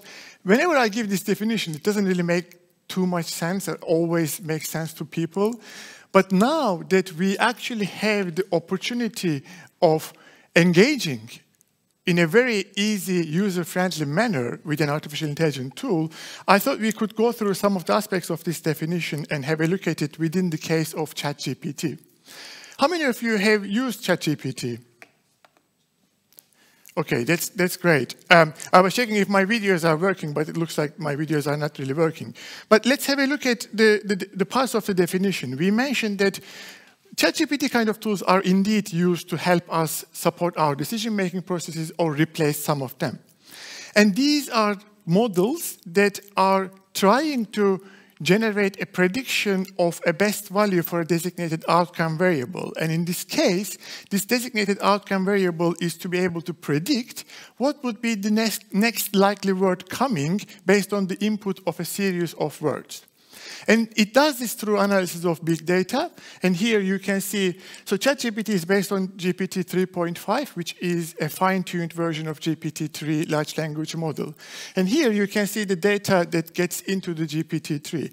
It's mainly web crawl data, as you can see, mainly in English. That's why it works much better in English than any other languages. It is estimated to be trained for about a month on 1024 GPUs. So if you have a very fancy computer at home with a very expensive GPU, it would approximately take you 288 years to be able to train such a model in your machine. So these are very large models. And one of the main advantages, in my opinion, of ChatGPT is the fact that it can deliver these predictions in a very user-friendly manner. So this interface that has been built, I think, was a groundbreaking solution on its own. We have been using GPT kind of large language models in our own work for the last 3-4 years now. So there is nothing surprising per se for us. But now that this is delivered through a very user-friendly interface, everyone who has no particular coding background would still be able to use this as part of their work. Now, having defined AI, and what do we mean by AI? Let's have a look at some of the main implications of AI for education broadly. I think there are 3 main implications of AI technologies for education. One of them is the category of designing and using these AI technologies to be able to support teaching and learning processes or tackle some of the issues that we have been having. Second category of implications relate to educating people about AI so that people can use these technologies effectively and ethically. And the third category of implications relate to the innovations in education so that we can prepare people for an AI-driven world. That requires certain innovations to be made in our education systems, and this is the third category of innovations. I will be mainly focusing on the first category of implications regarding the design and use of AI technologies for teaching and learning. AI can be designed to externalize, internalize, and extend human cognition. So if we try to map these conceptualizations onto coordinates of human control and automation through AI, most of the existing traditional educational technology would be categorized as low automation to no automation and low human control technologies. With the introduction of the field of AI into education, we have started building those machines that aim to replace some of the tasks that human teachers were doing as part of their practice. And the initial visions of the AI-ED field about 4 decades ago was very, very ambitious, aiming to build automated tutors that are as perceptive as human tutors. That led to these research areas that what we call as intelligent tutoring systems or personalized learning platforms, adaptive learning platforms. Some of the examples were also mentioned in earlier talks. So these systems automated particular tasks of human teachers, and most of the existing work looks at building a domain model which is creating a model of the content to be taught, identifying where each learner is through a learner model within this domain model, and then adapting the content according to the current needs and states of the individual learner. How many of you have used an adaptive learning platform or are using in your schools or in your practice in teaching? 2, 3. How many of you have used Duolingo? Or similar language learning tools? That's a lot more popular. So these systems are actually really good examples of providing adaptive learning to the learners based on the needs of the individual learners. Obviously, this is one particular aspect of automation that looks at automating the task of providing appropriate content. There are systems that are looking at automating the task of feedback provision. There are systems that are looking at more affective dimensions. For instance, in our own work, we have been looking at building a multimodal AI system that predicts the cognitive and affective engagement of learners, looking at their behavioral data. So we have been collecting data from their seat pressures to be able to judge whether they are leaning forwards, backwards, looking at their body positions. We have been collecting data from heart rates to be able to judge their anxiety and affective states, and looking at the face expressions data to be able to calculate the number of blinks, to be able to see what face positions relate to what kind of affective states. So these are also fully automated systems that are aiming to automate one particular task of being able to diagnose to what extent a student is effectively engaged with an educational technology. If we look at the evidence of impact of these kind of intelligent tutoring systems and adaptive learning platforms that provide personalized learning to students, there is indeed good evidence, both at the individual studies level, but also at the meta-reviews level, that shows that these systems can provide tutoring in certain subjects for certain topics as good as an average human tutor. And I would like to emphasize on the average human tutor here, because that does not necessarily mean that they are as good as an expert teacher. But the evidence is out there. However, when we start looking at the implementations of these technologies that moves away from the individual research study evaluations towards more real-world and scaled implementations, what becomes quite clear is that the teaching and learning processes that these systems are trying to automate are a lot more complex and less certain than what current artificial systems alone can provide. As I mentioned, when we look at the real-world implementations at scale, what becomes quite clear is that the impact of these technologies are highly dependent upon certain levels of teacher and school ecosystem relevant factors. So to what extent these systems are appropriately adopted will have a significant impact on whether they will be effective in terms of teaching and learning processes or not. So, however impressive these AI technologies are, many important and complex problems regarding their adoptions still exceed the scope of their system features. So change connected to any innovation, as we have been seeing examples from the earlier presentations today, does not merely happen by means of introducing a new educational technology or new innovation for learning at the classroom level. It is profoundly connected to teaching practices, school leadership, teachers' vision and perception, as well as the infrastructure and technical and pedagogical support teachers receive. Indeed, trying to support schools and school networks on some of these aspects has been the main focus of iHub4Schools project. Today, I will not be getting into the details as part of this talk, because you will be hearing a lot more in detail in the afternoon. But as part of this talk, I wanted to very briefly mention a specific aspect of innovation adoption that relates to evaluation of these technologies' implementation in schools. To scale the adoption of artificial intelligence platforms in schools, a multitude of other relevant factors should work together to encourage successful implementations. So related to iHub4Schools project, we developed a reliable evaluation instrument to measure some of these important factors in the adoption of artificial intelligence in schools and built a predictive model of approximately 800 teachers' real-world engagement with an AI-based platform. And I really want to emphasize here, because one of the real novelties of this work is that there are so many surveys, instruments out there that are showing the value and importance of these different factors, but oftentimes the dependent variable tends to be asking teachers to what extent they are likely to adopt these technologies. Whereas in this particular work, we have been using the dependent variable as the logs of real-world interactions from the AI platform itself, so whether they have actually used the tool or not. Not to surprise perhaps most of the people here, obviously factors is associated with teachers' appreciation of the quality of the tool, their knowledge and their confidence were all important factors. But they were not necessarily the only and may not even be the strongest predictors of the real-world engagement.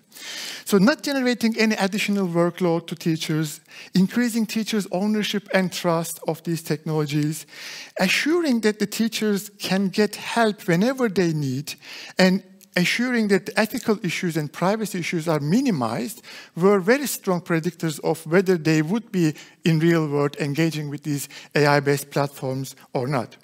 You will be given some examples of how we did try to achieve this as part of the iHub4Schools project later in this afternoon in parallel sessions.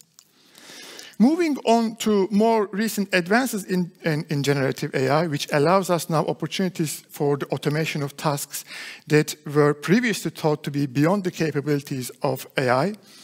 For instance, in our recent work, we have been exploring the potential of AI-generated synthetic video lectures and compare their effectiveness to the traditional video recordings of human lecturers. Now, because my presentation is not really working, I cannot really ask you, and you cannot really watch the videos here, but I would actually ask you, which one do you think is an AI-generated video content material here, hiding the responses below. But oftentimes, people actually get this wrong, which is very interesting. So in our own work, again, you cannot watch the video here, but these are all AI-generated synthetic videos. When we compared the effectiveness in terms of learning gains, we found no statistically significant difference between the AI condition, AI-generated synthetic media condition, and the traditional lecturer video content condition. Not in terms of the learning gains, but even in terms of the experience of the learners, there were many students who were not even able to judge whether these are AI-generated synthetic videos or not. Now, I have to mention the caveat that these are implemented within the context of a MOOC of very short lectures. I don't know how the results would be if it was 1 hour lecture, but these were like 4 to 5 minutes short video lectures compared. So you can see some of the results here. To me, one of the really interesting aspects of this work is to be able to potentially use this kind of AI-generated synthetic media for us to be able to potentially attempt addressing some of the global challenges in countries where access to good quality educational material is not very straightforward. So I think the potential of these technologies is well worth to be explored further. Again, you cannot watch how these look in practice. So what actually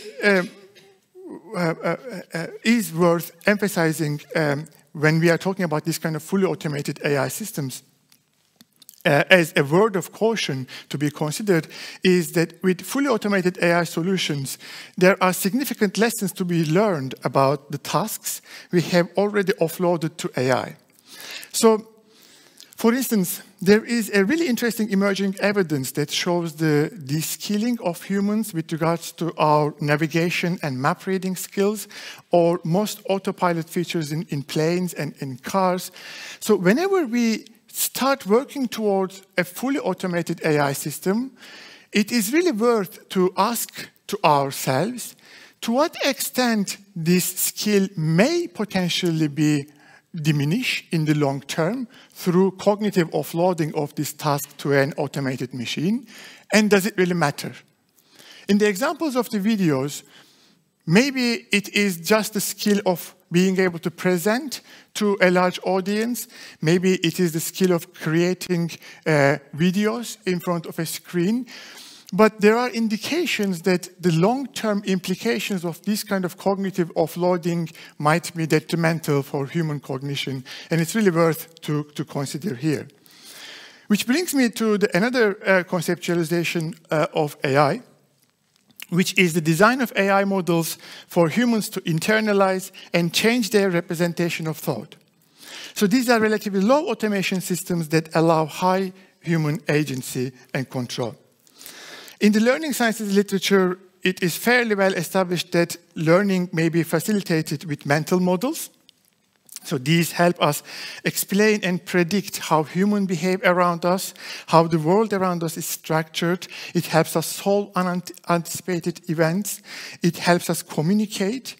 And while mental models are internal schema, we could think about ways of externalizing them through trigger events. And in this conceptualization, AI models are used as potential external triggers for humans to be able to change their representation of thought in terms of what good looks like in this particular setup. Let me give you an example. I think it will be more clear. So, just to give a very quick example, recently we have been working with an educational organization that provides debate training in schools. So we have designed a system that collects psychometrics data to be able to measure personality traits of students. We collected data from the existing experience of students. We have been collecting audio data when they are debating and presenting their arguments, and use this audio data to be able to predict their emotional states while they were debating. And then now you cannot really see the details, and it doesn't really matter, but in the middle it's a correlation matrix of all these different features that we have identified from these different modalities of data, and using a certain dimensionality reduction approaches and to be able to identify main factors within the debating skills, we built a predictive model that accurately predicts students' debating skills in these particular contexts. But our purpose was not necessarily to be able to predict accurately who can debate more effectively, but our purpose was to be able to look at this model and see what factors influence the success of a debater, so that we can open up these features, present them back to the students and teachers, so that they can change their representation of thought in terms of what good looks like in this particular task. So in this example, we have identified, for instance, good debaters were not necessarily the ones who were speaking at a very high pitch, very high arousal, and they were not necessarily the ones who are speaking at a very low pitch, making people sleep. They were always managing their arousal levels in their audio data within a certain range. So this factor was a key factor for us to be able to visualize, represent it back to the teachers and learners, so whenever they are debating, they can potentially adjust what good looks like through a model of an artificial intelligence, in this case, a machine learning model. So, moving on from this second category of conceptualization, where we are trying to build models for humans to internalize, I think as the AI systems get stronger and more prevalent, as well as our understanding of the long-term implications of those fully automated systems on human agency and human cognitive capabilities, I think the future is more likely to move towards focusing on highly automated yet high human agency AI systems, where I try to put at the top right corner here. So let me try to give you one example. A few years ago, we built a multimodal data collection system for the support and evaluation of students' collaborative problem solving in these kind of open-ended physical computing tasks. So you can see it's a furniture-based system. Students were working on an open-ended physical computing kit task to be able to work on a design challenge. And the system was collecting data from 2D and 3D video, for gesture analysis. And students were wearing fiducial marks, so we were tracking their hand movements within the system. They were using Arduino physical computing kits. Maybe some of you might be familiar. So we have been collecting all the logs of their IDs. We have been looking at their self-declared reflections on the mobile phone and self-declared emotional states. And using all of these, we have been trying to create certain time slots of, okay, this is the time that each group spends on the problem scoping. This is the time each group spends on actually taking actions to solve the problem. This is the time that they spend on the reflections. And as well as other independent variables, we asked expert researchers and teachers to watch these videos and give us what good looks like in their particular evaluation framework. So, like traditional educational research, learning sciences research, people actually watched these videos, labeled student behaviors, and categorized students into high competence, medium competence, and low competence problem solvers. Now, if we take the first conceptualization of, as I mentioned, for a fully automated system, we have clear independent variables, data input. We have clear output variables that the researchers and teachers told us these are the categories. And then we worked on certain machine learning algorithms to be able to accurately classify each group into these kind of high competence, medium competence, and low competence. So these are our F1 results that you can see on top, and then these are the root mean square error values, the smaller the better, of various AI methods that we have used. Now, they are fragile models, they are overfit probably, but these are quite good results. But from a teacher and teaching point of view, these kind of fully automated systems have very limited value. Because even though we were able to potentially identify and classify groups into high competence, medium competence, and low competence, we were not able to explain why exactly the system was making this particular decision to a teacher. And whenever you take such an automated system to a teacher, the first question that they would ask you is, at least that they ask us, why the system thinks that this group is a high competence collaborative problem solving group. So we took a step back. Again, I'm really sorry why, I don't know why it's not working. You cannot really watch the video here, but this is actually a video of a computer vision system that we have built that traces individual students' faces and their gaze behaviors, as well as the objects, learning objects around them. It essentially calculates to what extent students are having peer interactions and to what extent they are having resource interactions, to what extent they are speaking to each other or having a conversation. And using all of these as the initial engagement states, we looked at the learning sciences literature, talked to teachers, and asked them what you would like to see for the system to present back to you. And we have identified from the literature and our conversations with teachers 4 key constructs of synchrony, individual accountability, equality, and mutuality, and use this fully automated engagement detection system to be able to calculate with a very transparent algebraic model these kind of educationally meaningful constructs. For instance, individual accountability was calculated as those moments when a student does something or says something and the others are paying attention. There is accountability of these students' actions. So we were creating visualizations of these educationally meaningful constructs back to teachers and students rather than aiming to fully automate the detection and diagnosis of certain features. Now, to me, this is a slightly different vision than most artificial intelligence research. Because in most artificial intelligence research, these kind of systems are considered as a step towards full automation. They are like semi-working systems. They are work in progress because they are not fully automated. But in my opinion, in education, where our ultimate goal is not necessarily to improve the state of the field in AI, but our ultimate goal is to improve our learning outcomes and improve our school ecosystems.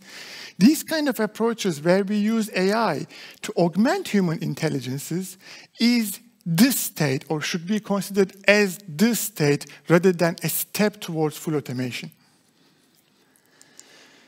Now, we have been working in this space for quite a while now, and I would like to briefly mention 3 main lessons that we have learned in this space of designing and developing AI technologies for education.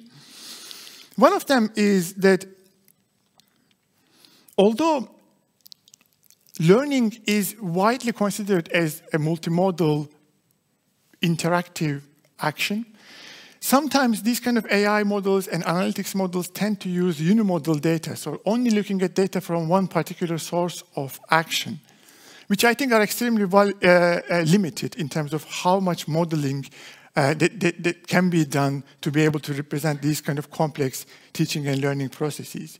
So in our work and in our colleagues' work, this has been time and time shown that since the learning is multimodal, AI for learning and learning analytics does benefit from multimodal interaction data. So we should be thinking about different modalities of data to be part of our AI systems.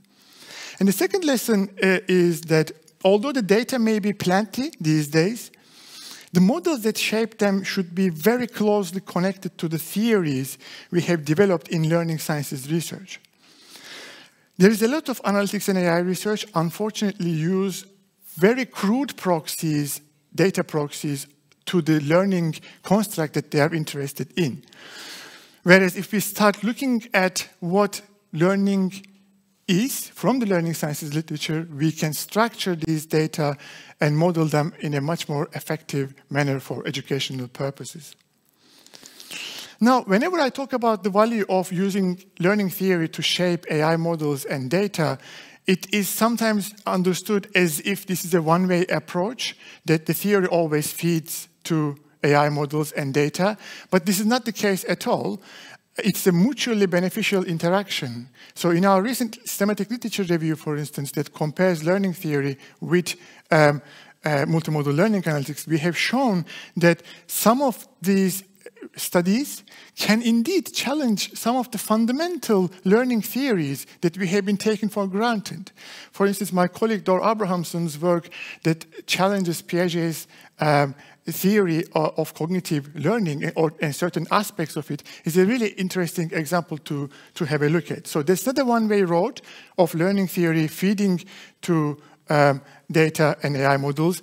It's also AI and learning analytics models feeding back to revise potentially some of our learning theory considerations.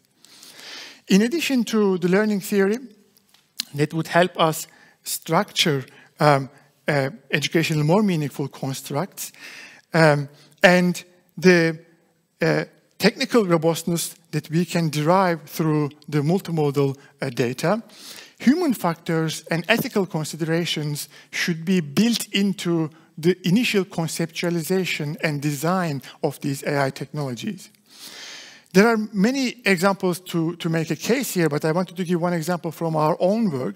So we have been recently using a tool that sends a bot to students' Zoom group meetings, traces students' amount of speech, and creates these kind of visualizations of who speaks how much as part of this pie chart, and who follows him, how much mutuality there is in their discussion. And based on this input, at the end of the session, it generates a template for an email feedback that sends to the students, saying that, oh, Denny, you were not really talking so much in the last meeting. Are you okay? Did you not get the content well? How can we help you? How can we help you? Not really summative, in a summative manner, but more formative manner. Now, this tool has been very valuable from our point of view as lecturers, as faculty members, and I have been really benefiting out of these. And I thought it was great. But once we started exploring the challenges and the experiences of students, it has become quite clear that some of the aspects that we have been highly appreciating within this tool were not as much appreciated by the students. There were so many issues about the transparency of some of these tools. There were so many issues about the performance anxiety. There were so many issues about the privacy and ethics. Some students were not comfortable for their student group meetings to be observed and monitored. On the other hand, some were actually really motivated because they were saying that even though a lecturer or a professor cannot join our group meeting, there is some accountability that these are monitored sessions. So they were more motivated to engage. And at some point, actually, some students were not starting. If we had a technical issue, for instance, that a bot didn't really join the group meeting, students were not starting their discussions because they didn't think that it counted. So what I'm trying to say is that in the big picture, there are so many human value-driven decisions that we should be considering while we are implementing these technologies. And thinking about those issues at the conceptualization or very small-scale prototyping is the more productive way forward rather than taking an approach of building a tool, releasing it to the world, and 100 million people engaging with it within the 2 months. So, towards the end of my talk, I would like to briefly mention some of the significant issues associated with the other two themes of AI implications for education.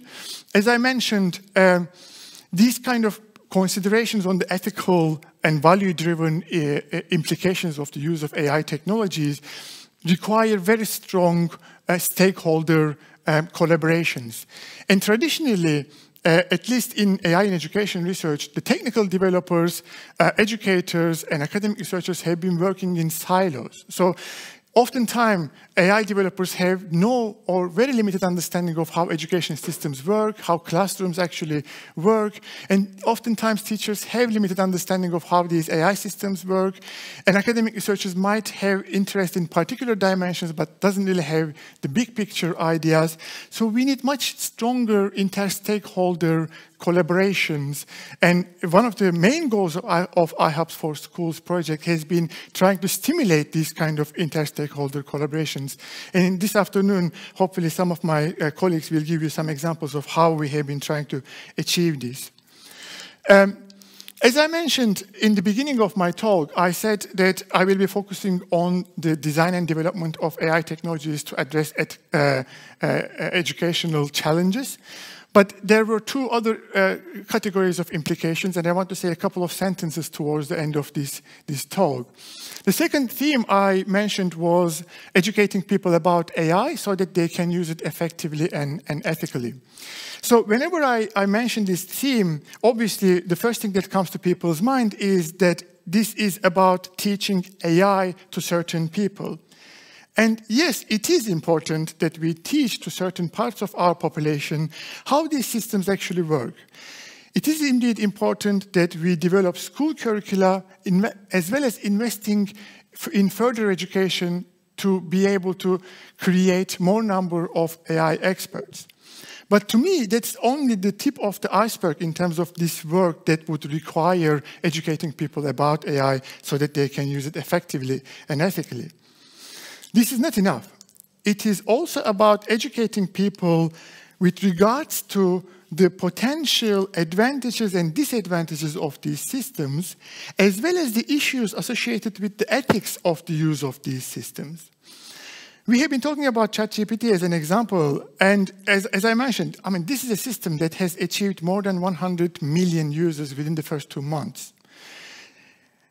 And by the January 2023, there were 13 million daily visitors of ChatGPT. So you think about the scale of this.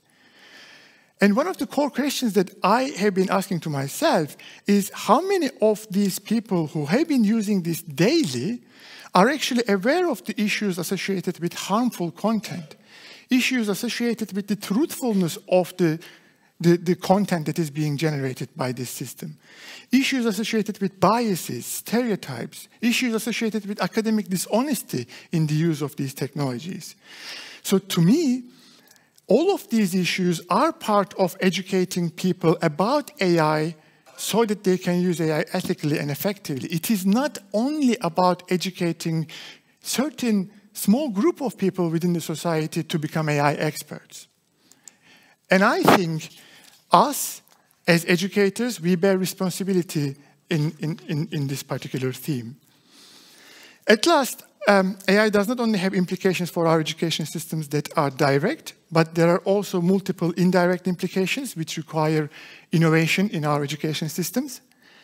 For instance, although most skills and competencies that we are genuinely interested in and expect people to develop through our education and training systems in modern societies, we tend to measure the outcomes of these particular competencies rather than actually looking at the process of to what extent a learner engages with these competencies. So for learners to be able to develop those important lifelong skills and competencies that are process-driven, we need to start thinking about innovating our education systems in a way that we prioritize these kind of process-driven evaluations and assessment, and do not only look at the outcomes of what is being produced. Now, to be consistent with the example of ChatGPT, I think it's a really nice example with regards to this innovation that is required. So most often when we give a task of writing an essay in our education systems, we do not give this task because the end product of the essay has much value to us as educators. We give this because through the writing process, students develop really important competencies and skills that relate to their ability to synthesize knowledge, their ability to set up their own goals, their ability to engage with a spaced learning practice with their writing task, not to cram 1 hour the night before and submit as an essay.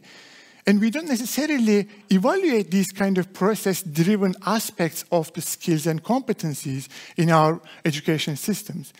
That is a required change in our education systems because now we are living in a modern society where these kind of AI systems are ubiquitous. In my own teaching, for instance, essay writing is one of the assessment tasks that I give to students.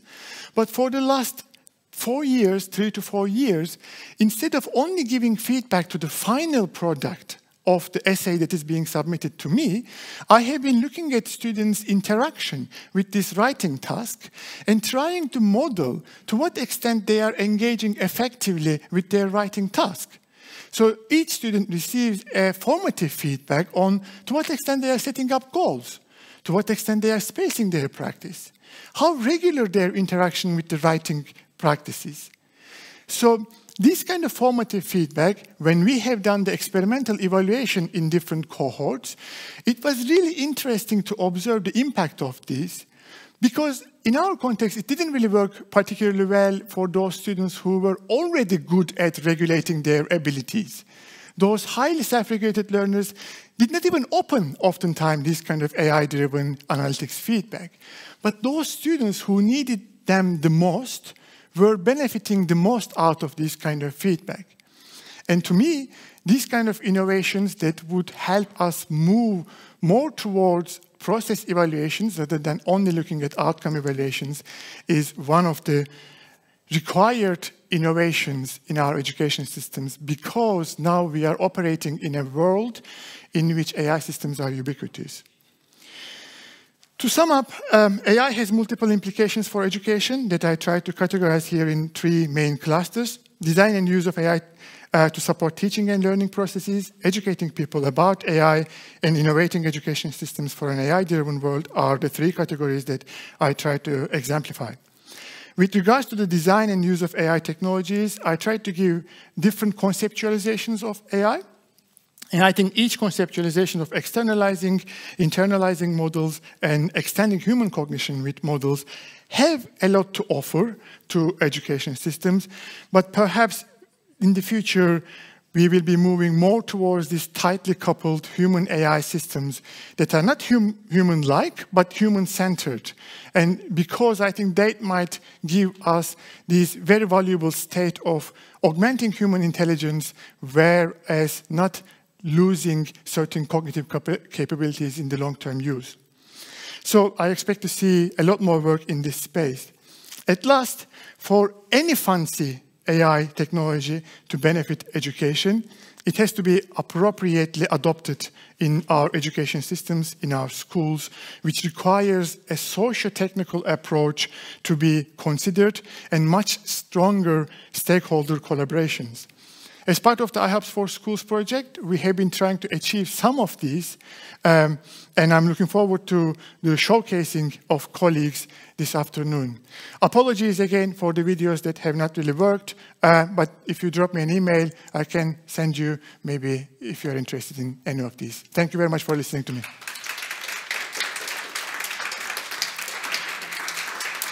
Is there any Q&A? Or? Yes. Well, hopefully. Thank you, Mutlu, for the presentation. Now I would open the floor again to you and to your questions. I can imagine everybody are excited for the presentation and also excited for the lunch. But your questions before we conclude the first half of the morning here. So we have two, Christina and Paula, are ready with the microphones as well. So feel free to ask questions from Mutlu now. Yes, Barbara has a question.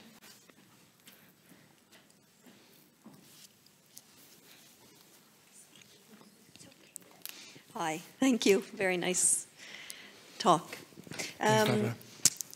One thing we were looking at on the first slide that you had about whether things were successful or not was trust.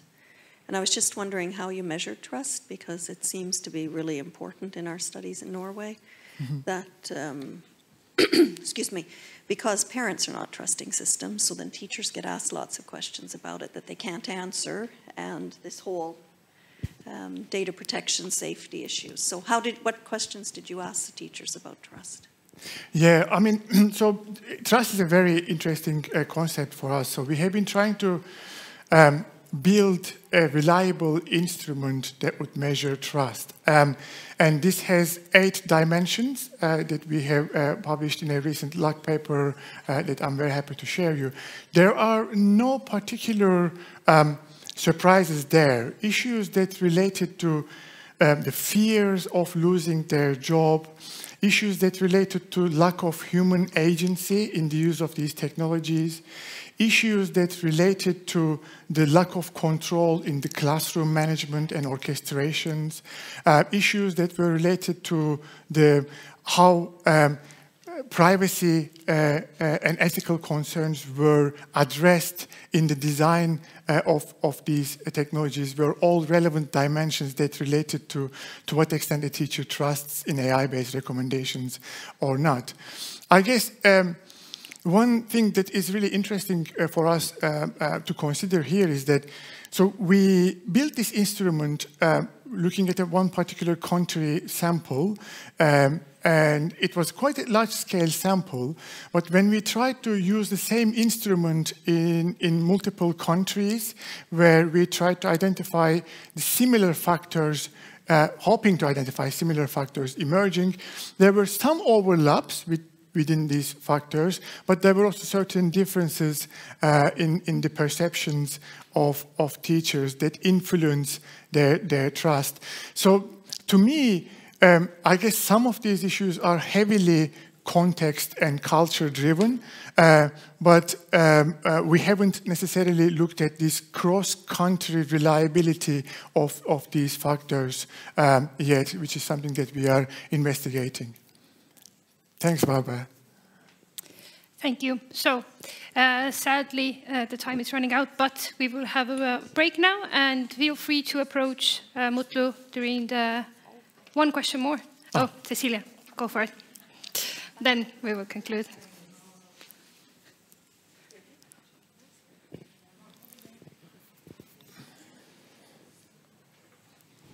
Just a short question. So what we see in schools in Norway, at least, there are an increasing number of students who have different disabilities, like anxiety and these social aspects, for instance. We see it in the schools and we see it in higher education. There is an increase in this. And then I wonder, using tools that sort of detect group work, how can you that sort of confirm their anxiety? How can this kind of tool support these students? What do you find? I mean, that is extremely challenging. It's a very, very good question, Silja. In my own work, we have not been looking at this particular group of students at all, but I know that people have been trying to see if the models' prediction accuracy, their classifications of effective and less effective groups, to what extent they are influenced, or to what extent they would be able to detect these kind of I don't want to say data anomalies, but the anomalies from the normal modeled behavior in the system. So to me, the use of these kind of systems in such nuanced implementations currently is very, very limited, if at all. So I would be extremely careful not to use any of these models that we are building for students who might need an additional support and human interpretation of their existing conditions. Because by definition, they converge towards patterns emerging in the data that relates to particular overwhelming trends. Whereas in your case, it would require a very bespoke training of an approach, very bespoke data collection, and I'm not really sure if it is even possible. There are some colleagues who have been working on kind of learning rate detection of these kind of students who, but I'm not really, that's not my area of expertise at all. I don't really know much about this particular group of students. To me, the systems that we are using are assuming that the students will behave in this particular pattern emerged in the mass data collected. Thank you. Thank you for the questions, and another round of applause to Mutlu for joining us today. Thank you so much. Thank you. So now we will have a lunch break. The lunch is served right outside this room, and after lunch we will divide into 3 rooms based on your interest towards the sessions. So we have a session on iHub's results, continuing here. We have a session on Digi Effect and how online ebooks support student learning, happening in the Europe Hall, and then we have a session on are the schools ready for AI to sort of join them, which is happening in the Tallinn Hall, other side of the university. There are signs guiding you towards all of the rooms, and in the registration desk there are ladies waiting, so you can ask there as well. And there will be 2 back-to-back sessions starting from 1 until 3, and after that we will conclude the day here again, where we have a panel discussion and few reflecting remarks. So thank you everybody, and as we say in Estonian, head isu!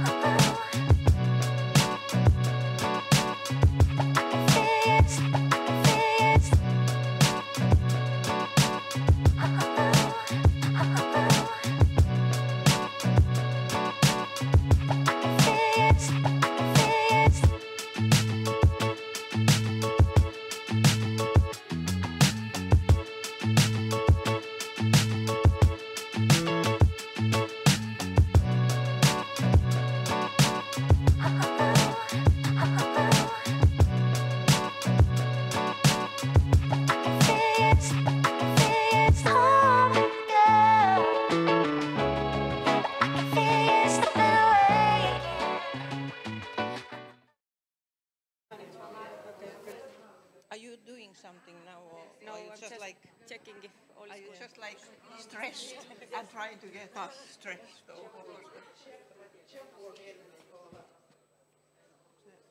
Suomalaiset esittävät nyt täällä. Niin. Missä presentti?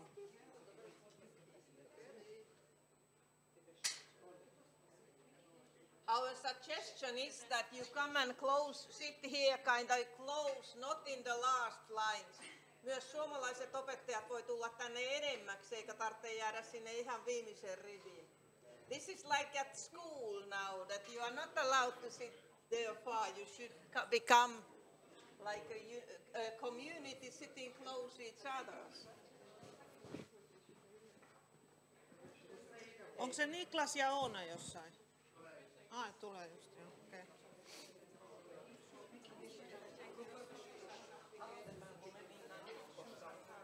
Joo. Ei se pari minuuttia ole iso ongelma, mutta...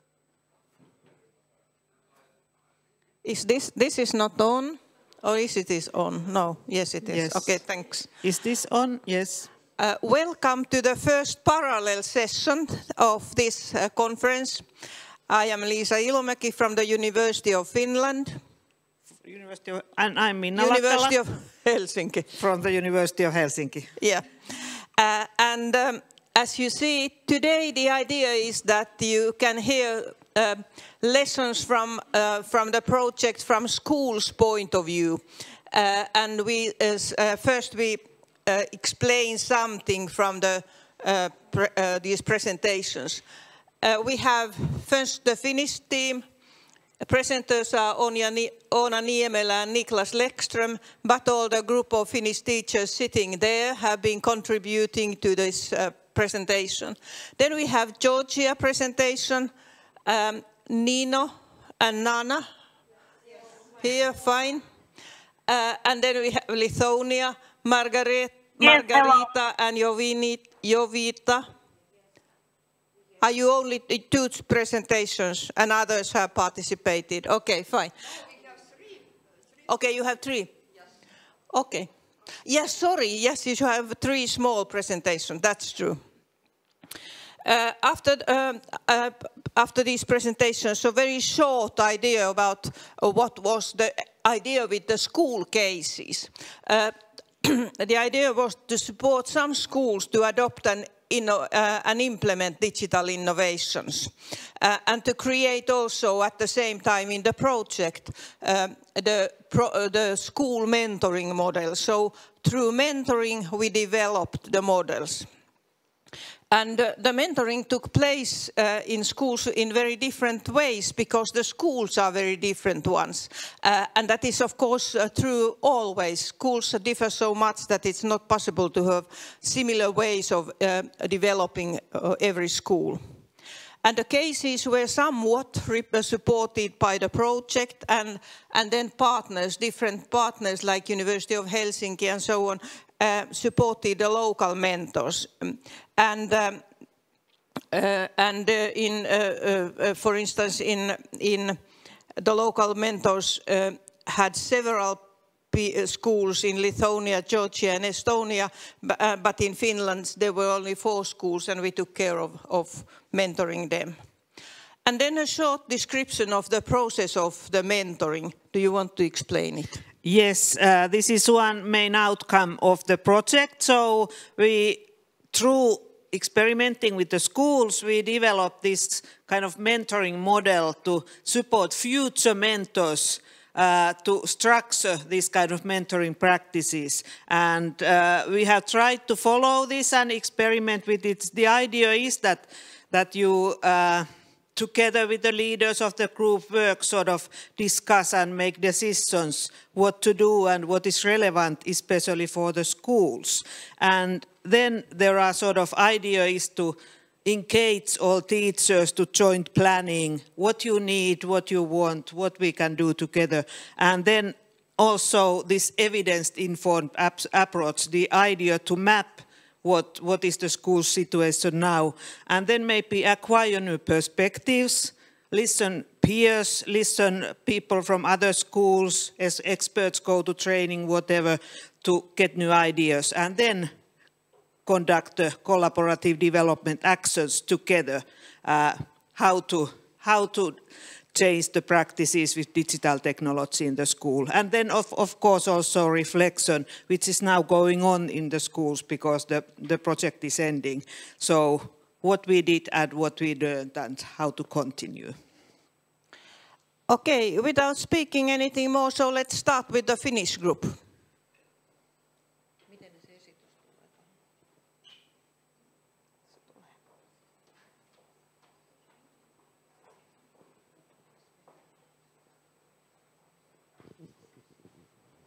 And you have 15 minutes.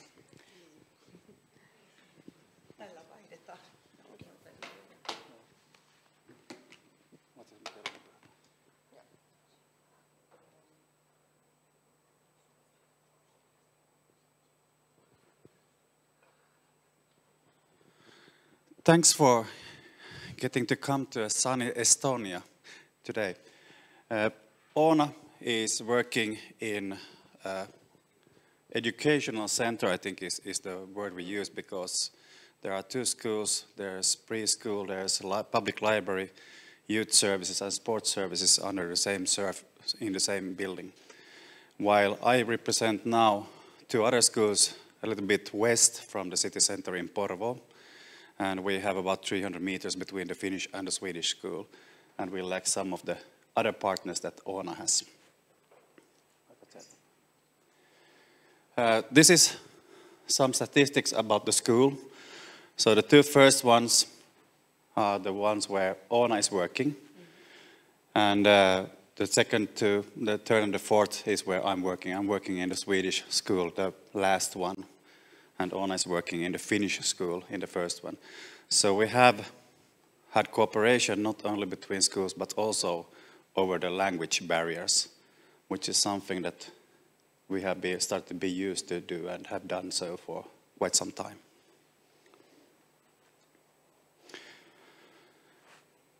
The background, I used to work in the same building as Oona, that's why I know it quite well.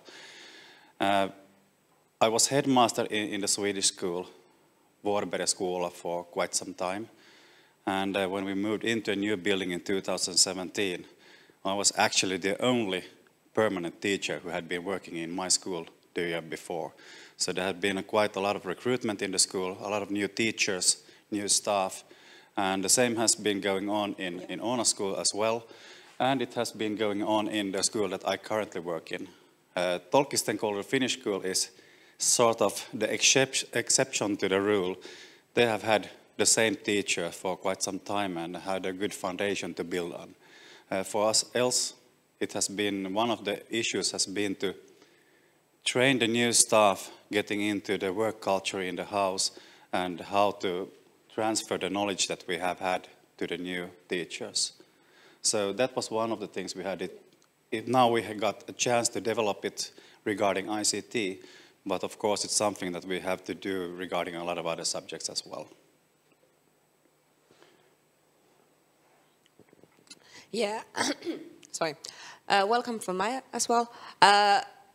We also had a situation that when pandemic hit in Finland, ICT knowledge, even though it was quite high, but we didn't have a picture about what kind of skills we have in the schools, how we use it, and what is our background for the ICT skills. So when the pandemic hit, we have to quite quickly, quite fastly learn new skills and teach them remotely to pupils, but also through our staff. So we are ahead of quite a big challenge at the moment. And after the pandemic, we noticed that we had to have actual big picture of everything. So then iHub was really good timing on the spot on. It was really good idea and really good version of collaboration we can do together and see the big picture and have it in our schools. But also that was really good opportunity to have a collaboration with our Kevätkummun and also with the iHub4Schools, so Finnish and Swedish schools could also have a collaboration together again after the pandemic.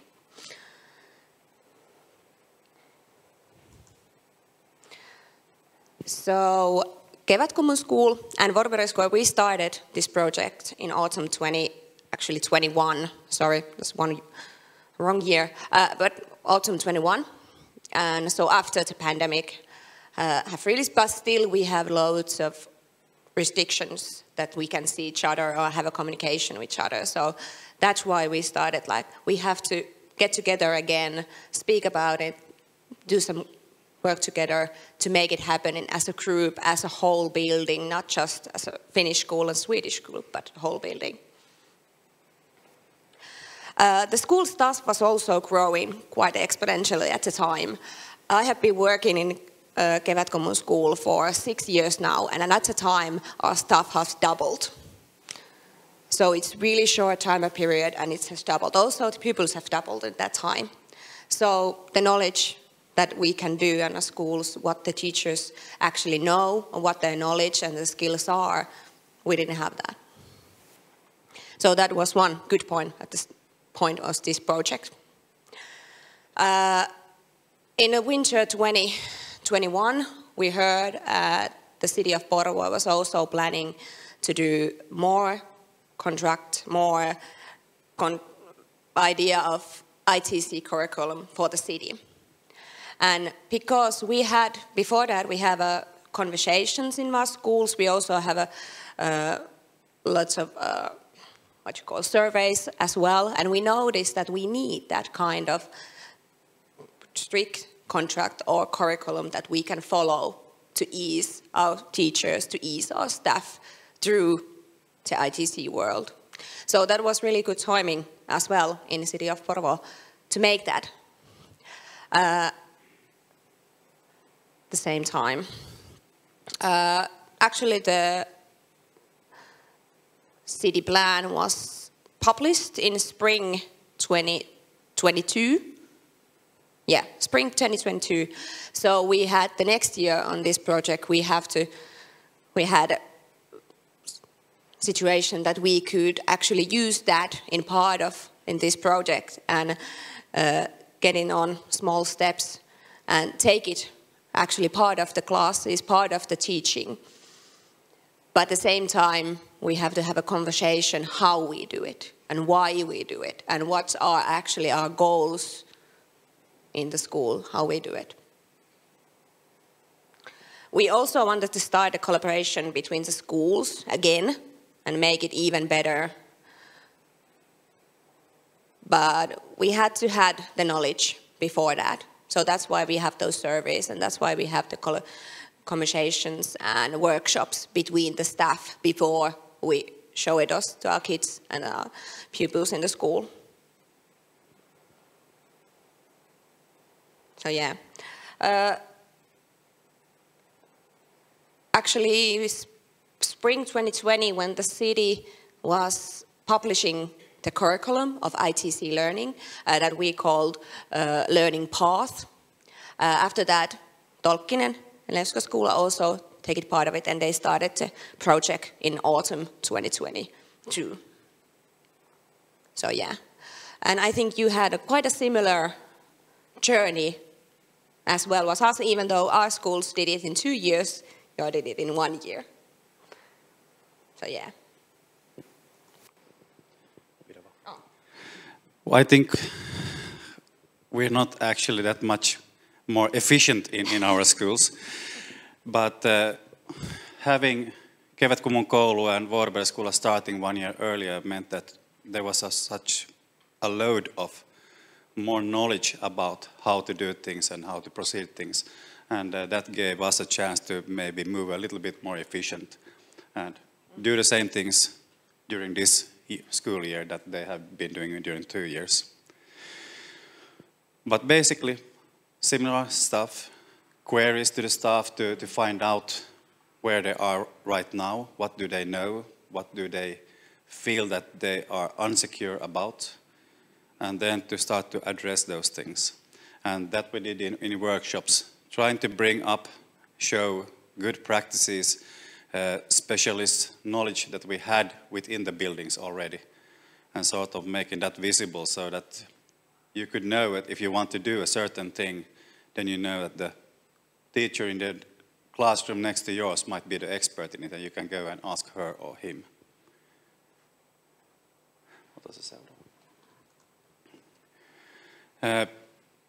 The project is sort of ending now, but at the same point it's sort of a beginning for something else. So we have no intention of stopping here. We have got the ball rolling, sorry. And now we need to do something with this, so that it's not just a nice project that we did for a year or two, that it's something that builds for something better in our schools.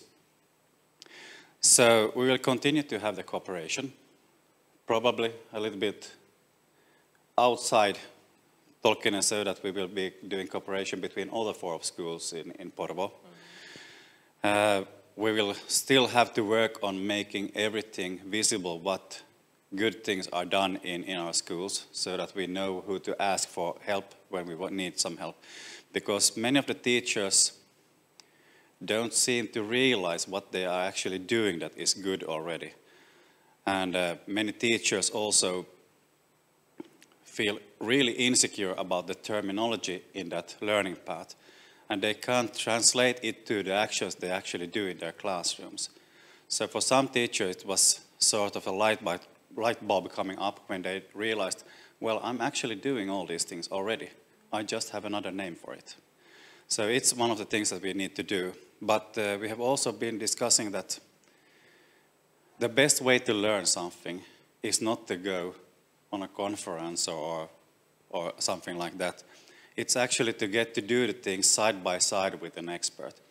See how the expert implements the things that he or she knows, how the expert meets the students and the needs, and then you get sort of the whole picture of how you can address that thing that you want to address. So we need to find some way of having a structure in our schools that enable teachers to move around between schools, between classes, and get to do some teaching side by side with those experts that we have. And that's sort of one of the big steps that we have ahead of us. And also we had to actually build the culture, how we share things, and what's the idea of sharing. It's not just I'm knowing something really good idea that I want to share it all, but actually I want to teach it to another teacher, so then he can or she can teach it again, another one, and it grows exponentially inside of our schools, inside of our city, inside of the collaboration we are actually doing. And the culture of sharing is actually the one big thing as well. I think my current boss, Johan, who is sitting there and trying to stay awake while I speak, he was one of the first ones to sort of put the words on it that we have had in Porvoo for quite some time, at least among the Swedish headmasters. It's not my children right here. They are all our children, regardless of which school they go to. So, for example, as a teacher, I have, of course, the classes I teach. But as a parent, my children might go to another school. And of course, I want my children to get the best possible education in that school as well. So I want those teachers in that school to be as educated, as professional as possible. And that means that I need to share everything I know in order for my children to get better education. And I think this is the foundation for why it's important for us to get some sort of tool to share all the knowledge and all good practices we have. So that's how far we have gotten, and that's where we need to go. Thank you for this. Thank you.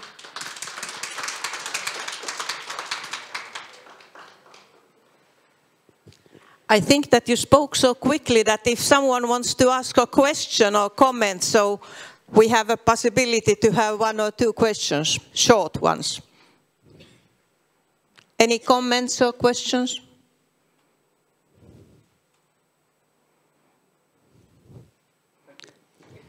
Thank you very much. Thank you very much. It was really nice to hear that the sort of the ideas that we have had in the project about what are good practices for schools to improve and develop their practices. You mentioned them in your presentation. It's really nice to hear. Okay, now the Georgian team? Is it sort of online?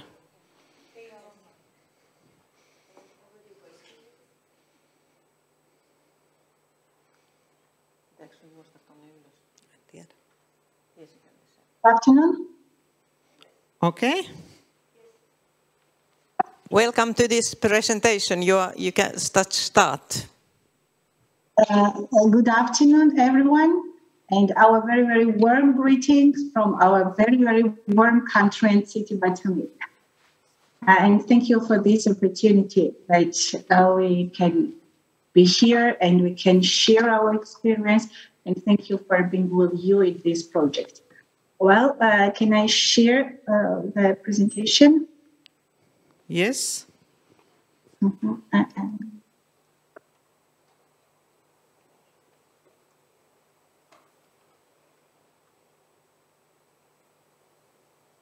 Just a moment, sorry.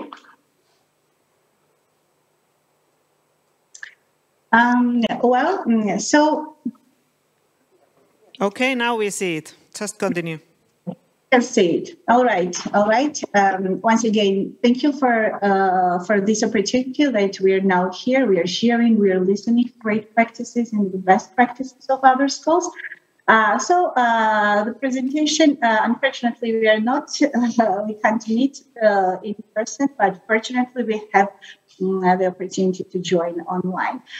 Okay, as for our presentation, it was prepared by my colleague, Associate Professor Nana of Batumi State University, Nana Makarete, and me. I am also the lecturer at Batumi State University, visiting lecturer, and at the same time deputy of one of the biggest public school in Batumi. So the next couple of minutes, I'll be talking about the stages we went through while implementing the project. I'll be speaking about great tools, strategies, and techniques we have learned from our colleagues, and of course, the best practices and outcomes and benefits that our school gained within the framework of this project. I will start from the general benefits, and the first one is enhancing the cooperation between schools. So the ability to work collaboratively with others is becoming an essential component of contemporary school. So the contribution of collaborative efforts in which schools work together is, first of all, very, very beneficial for our students. So the project created a sustainable network between 5 schools of our region, all of them helping each other to meet collaborators, share and gain experience, increase knowledge, get advice, and of course find new friends. The next that I want to mention is enhancing teachers' digital competencies and also methodological support in using innovative digital tools. That was the main focus of the project during the implementation of this project.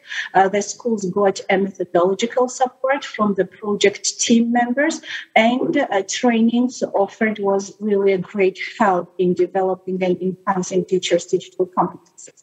And the next one is establishing peer mentoring model. I believe that this is one of the most sustainable benefits of the project, which got a very positive feedback from teachers and had a very practical and very visible outcome. All right. So now the stages that we went through while implementing the project, I'm talking on behalf of our school teachers. First of all, the project team offered a questionnaire to assess teachers' IT competencies. Nowadays, in post-pandemic period, teachers more or less use the technology, the lesson, and they try to integrate it. But after completing the selfie for teachers that was offered by our project team, it was very, very visible and clear that being able to create PowerPoint presentations and start a Zoom meeting is not IT competence. And there's a vast amount of methods, techniques, tools that give the opportunity to make the lesson more engaging and involving and interesting for our students. After that, so development process inside and between schools started, and the basic part in project implementation were workshops and trainings that were offered by the project team. So the trainings were oriented to create student-centered and pedagogically meaningful learning design. So our teachers attended multiple workshops aiming at facilitating teachers to effectively integrate technology into curriculum and to enhance learning process and to improve outcomes. The project participants, as the next, project participant teachers, so as the next stage, shared the knowledge gained at the workshop. So after they learned a big amount of tools and techniques, so then they started to share it with within their own schools. And they shared this knowledge with other school teachers. The main aim of the workshops was to acquaint school teachers with digital resources so that they can adopt digital pedagogy in both face-to-face and online teaching environment. So this is one of our teachers sharing with other teachers here.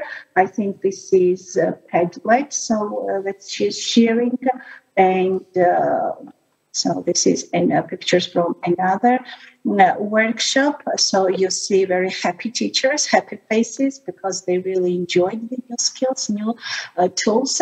So the next step was combined training and peer learning. So the implementation was evaluated during the reflection sessions when project mentor teachers shared the best practices with other schools.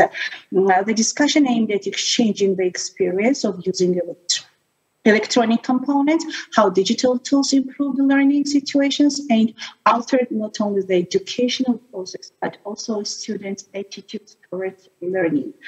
So this is, so what did we learn? So to be more specific, so I will very shortly and very briefly describe some tools, instruments that our teachers are sharing right now, and I will add their feedback. So while using, when do they use them, how, and what are the benefits? So the first in the list was Mentimeter, that was provided by one of the project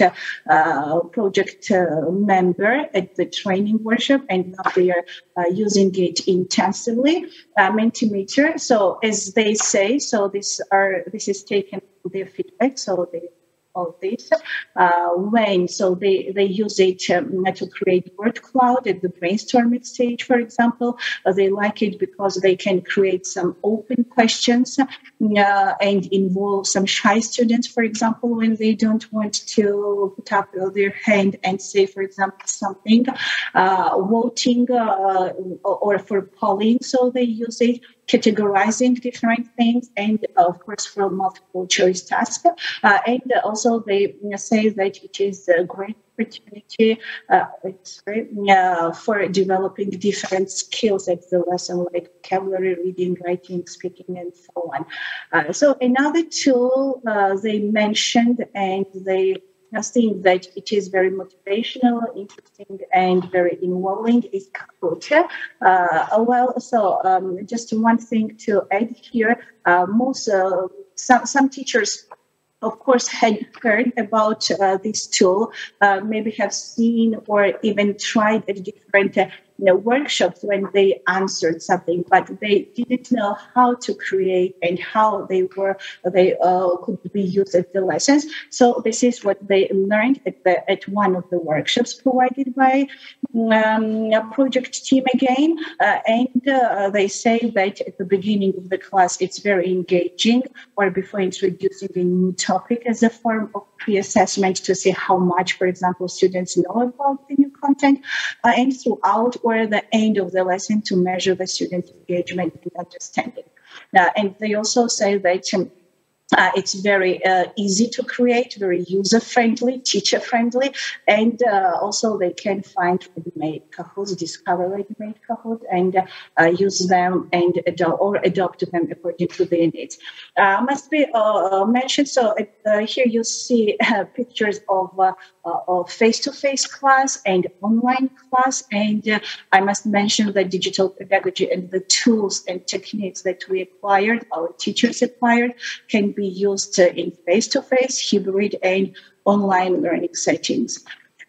Tool. Well, another tool they mention after Kahoot is quizzes. They say that it's very similar and they like it, but they use it. They can use it for different purposes too. And they say that it's more user-friendly, that they can easily see the progress of all students through quizzes test. It can be assigned for homework and also sent to teachers very quickly. And it can organize and store games data, and students can complete the work at their own pace. This is something different from Kahoot, and therefore remain highly engaged throughout the quiz. And also can be viewed through the website, and you can also download as an Excel spreadsheet. So they also started using it very intensive. Another tool that our project member team offered was Vimeo, which is a good opportunity and a great tool to create or adapt adapt any video that you have downloaded to according to your needs. You can add quiz, which makes your lesson or topic that you try to do very interesting and engaging. And they also offered some short films that can be used here, like Film English or Lesson Stream and so on. And this is teachers' feedback that they used them after teaching, for example, new vocabulary or introducing new grammar points or before the new topics. For example, how they told us that how they develop speaking skill. For example, they watch the video, then discuss, and then teacher asks, for example, to continue the story or to predict and compare, or to watch a mute video and add sound and then watch and compare again, and so on, so on. So adaptation is on them. The first and the main thing is that now they know how to use these tools. One more similar tool is this is free screen and video recording screencasting, and it was for our teachers very useful because they ask students to prepare homework presentation or team. Students can do team project presentation using Loom, and they also can tutorials. Depends what is the topic they have to pass, for example. Yes, and a very, very interesting tool also generally. So our teachers mostly used to use PowerPoint presentations, and now they are really happy to know this new tool. So through which you can, as they say, you can achieve mass attentions, mass participation, and memorable content. Yes, a Scratch. Yes, this is, I don't know Oops, yes, this is an animation which is created by 7th graders. This is a great visual programming language aimed primarily at children as an education tool, and students really enjoy creating this kind of animations or stories using Scratch. And this was also innovation for us and something new. There's a very big list that we learned at the trainings, but I know that I'm lacking time. So I will just speak about what are we doing now and what are our future plans. So now regular school-based short workshops are in progress still. Lead teachers, so teachers who were involved in the project, are continuing to share the experience. Teachers share, then those teachers share within field department, and then teachers do observations. Teachers observe teachers, and then they give feedback, share, compare, plan how to use different and so on. As for future plans, we decided and we want to make or implement the project inter-school project, share, experiment, and share. So the things that we are going to do is, first of all, to invite project member schools, because 5 schools were, as I have mentioned, 5 schools were involved in the project from our region. So all of them, to invite them to plan how to share with other schools of region, and also we plan to deliver online webinars with other school teachers. Outcomes. Sorry, the problem is that we have one more presentation and we need to leave the time for them too. But hopefully we can share your slides so that we can see the final outcomes also.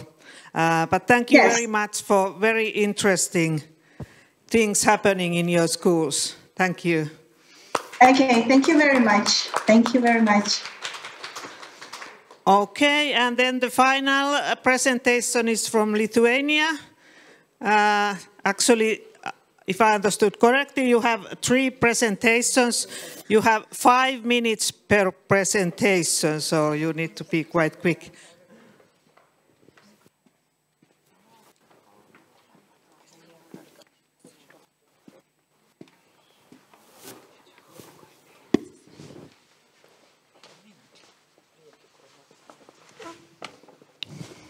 Okay, first Margarita and Jovita.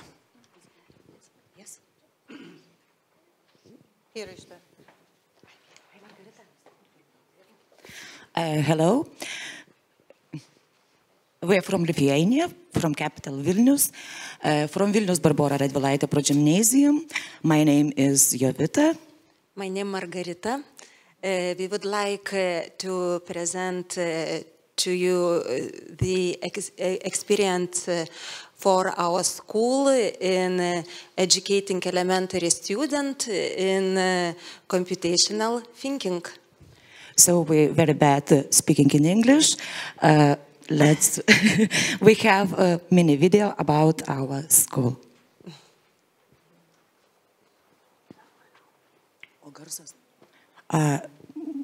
Where listen. Special success when in 2018 we became one of 100 schools in Lithuania that were involved in the project Informatika pradiniame ugdyme that was initiated by the Lithuanian Ministry of Education, Science and Sport. We contributed to the development and testing of the content of informatics at primary school.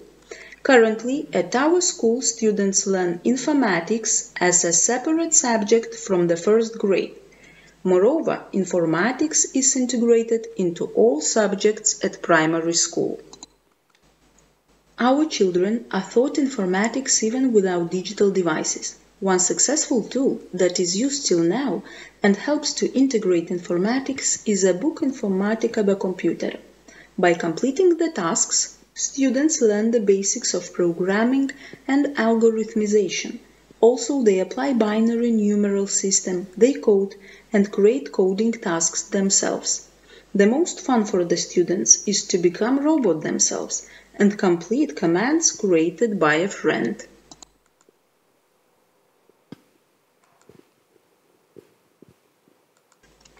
Bebra's cards are used in different lessons of different subjects. The main character of the cards is a beaver. It has become a friend for primary school students while integrating informatics. There are teachers who create tasks for their lessons that are based on Bebra's cards principle. We have digitized cards and it is convenient to use them during the lessons while working with an interactive whiteboard. Until now, we participate in the international competition Bebras. Educa is the first digital platform where we started learning in 2016.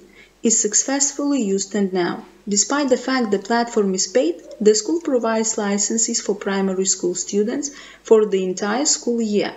There is created a tasks bank for all subjects including and informatics.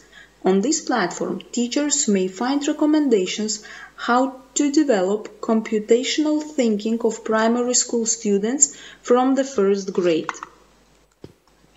Now it is possible to learn maths on the Eduten platform for all students of our progymnasium.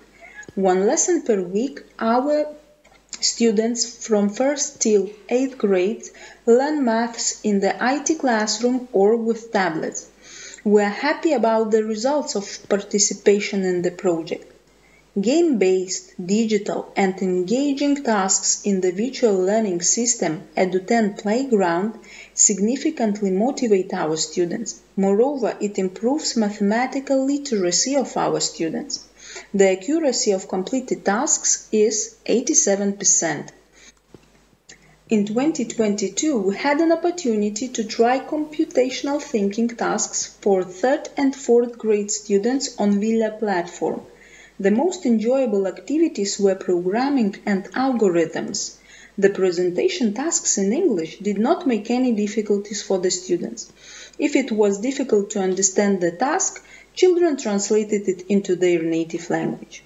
Our 1st and 2nd grade students were also able to complete some of the tasks. In this school year, science lessons for the 3rd and 4th grade students are based on educational materials created by Minecraft Education Edition. Our biggest ambition this year is the initiation of a new long-term project, IT Coders. The aim of it is to develop the digital competencies of all teachers working in our progymnasium and to stimulate their shared leadership.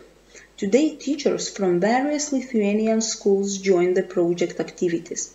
Virtual integrated lessons are organized, so at the same time we make an opportunity to learn informatics for a dozen school classes in the Republic.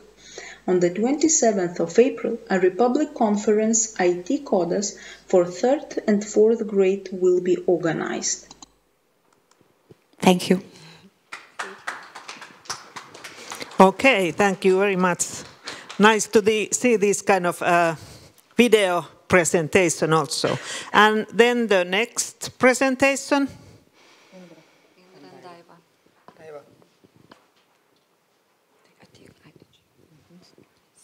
Green, okay.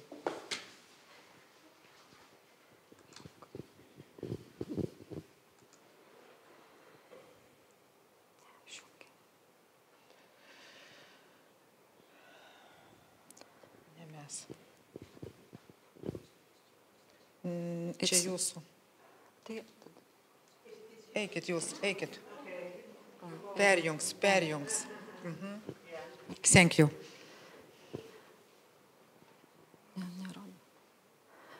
Computational thinking at Gediminai Progymnasium. We are primary school teachers from Lithuania, from Klaipėda. I am Daiva. And I am Indra.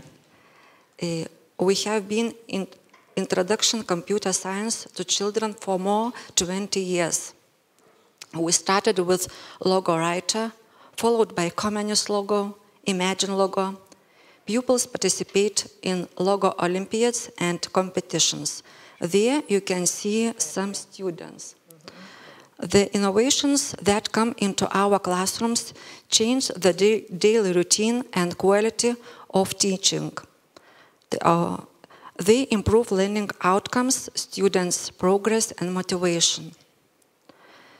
Innovation accompanies a child from his or her birth. Interactive nanny, interactive toys, and interactive friends. Can a school still be a school with a blackboard, chalk, and ducks? How do you think? I think no. The modern teacher has to be like that and bring children the whole world in his hands. The Ministry of Education and Science of the Republic of Lithuania, together with the Center for Educational Development, initiated by Professor Valentina Dagienė, carried out the project Informatics in Primary Education. Next. This project provided schools an opportunity to take part in the traineeships in Finland schools and at the University of Turku. Thanks to this project, Villa came to Lithuania.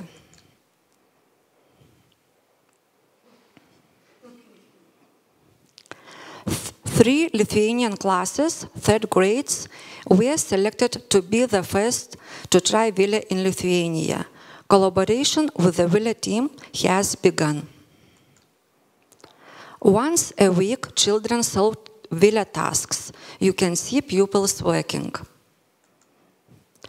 More and more Lithuanian schools are interested in Villa Edu10. We went to Kretinga Marijonas Daujotas Progymnasium, where we shared good practices with colleagues and gave training.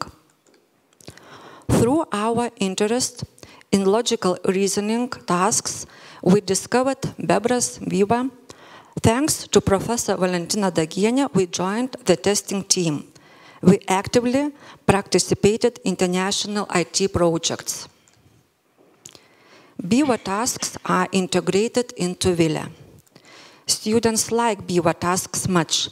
Last year, our children tested Viva tasks and they liked interactive tasks very much.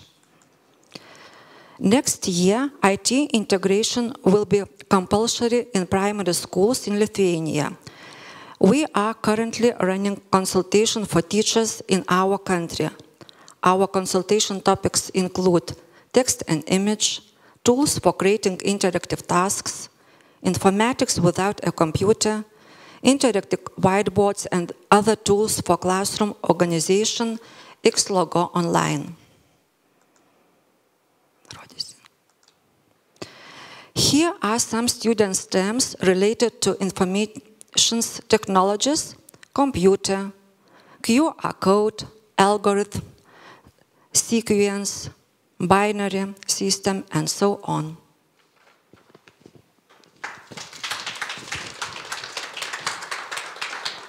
Okay, thank you very much. Then the last one.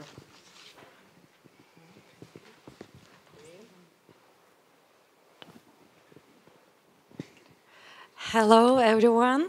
We are teachers from Lithuania, Druskininkai Saulė Basic School. We teach elementary school students. I'm Ieva Savalionienė, she is Tallinna Bikulč. And today we will tell you about computational thinking, learning and teaching at our school. Firstly, our teachers learn how to teach informatics. Our school teachers regularly participate in seminars and projects.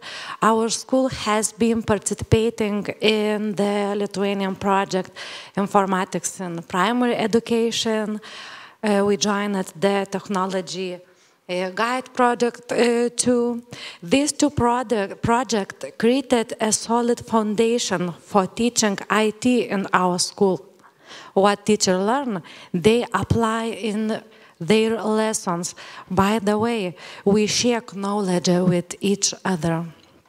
In our school are 3 informatics non-formal educations, and Tallinna has informatics lesson for elementary school students.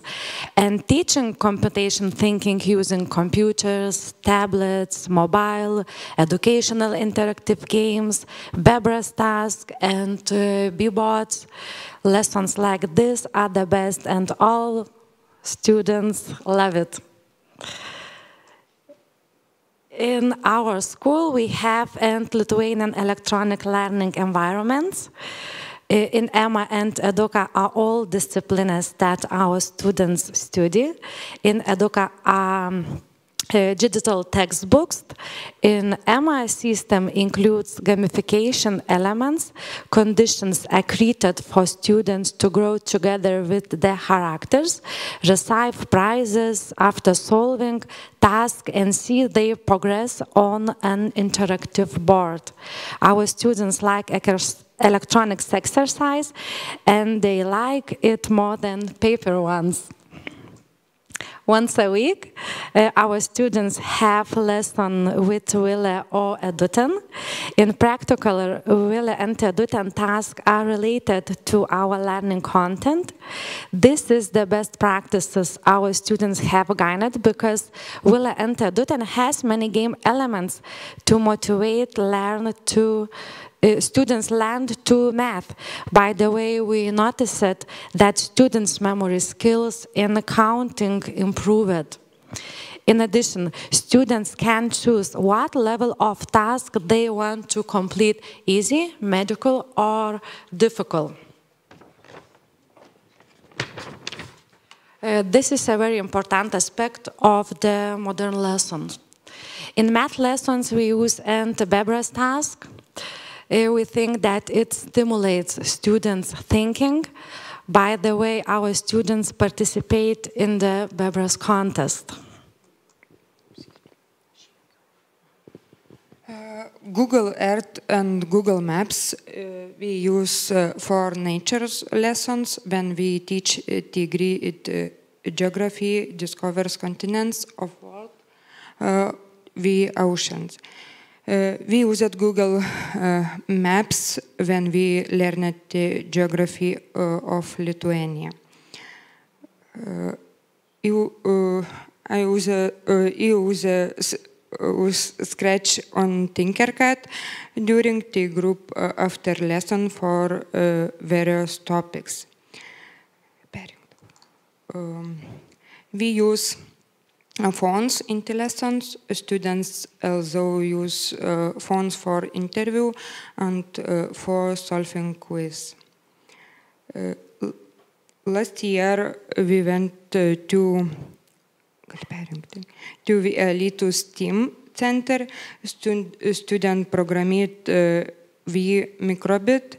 The student liked the activity very much. Student also prepares presentation PowerPoints and learn to create interactive slide general program. We make their own Scratch games. When play them, here you will see multiplication game created by students.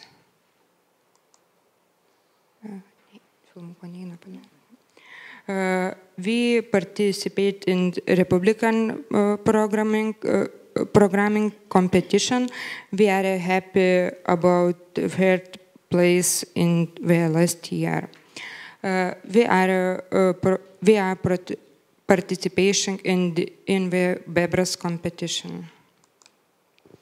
So how our school aims to continue computer science lessons for elementary school students and non-formal education, raise the qualification of teachers, and participate in computational thinking project. Thank you for Thanks for attention. Thank you for this. Okay, the last task is now to you as participants. Choose someone who is sitting close to you. You have to go somewhere and find someone who talks with you. With 2 or 3 people, talk something like we have 3 minutes time. What was important to you? What did you find something new? Not only that, okay, we were the best. Take something, what was new to me? With your colleague, 2 or 3 together. Very quickly, don't start thinking with whom you talk. Just start talking now. And those who are online can maybe chat in Zoom and share ideas.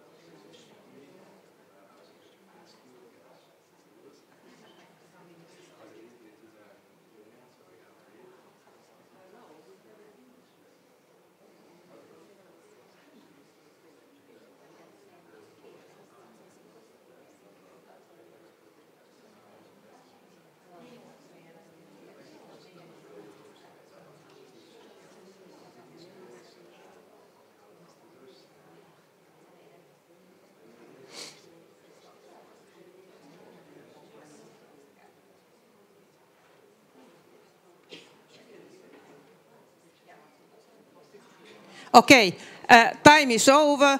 Minna goes with the microphone to the Finnish group, and I ask here, we have time for 2 short comments. Who wants to say from here? What was new? Okay, thank you. Should I stand or something? Okay. Okay, thank you. First of all, it was very great to listen to all of you. It was interesting, and I want to mention that all the schools mentioned something similar, for example, genially or something like that. And for us, for example, it was Bebra was new for us. Yes, we use lots of tools on different levels, primary, secondary, and so on. But Bebras was something new for us, and we will bring it to our teachers and introduce. If we have some questions, we will know who contact. So thank you to all of you. Okay, who wants to say something from this side? Someone have to say.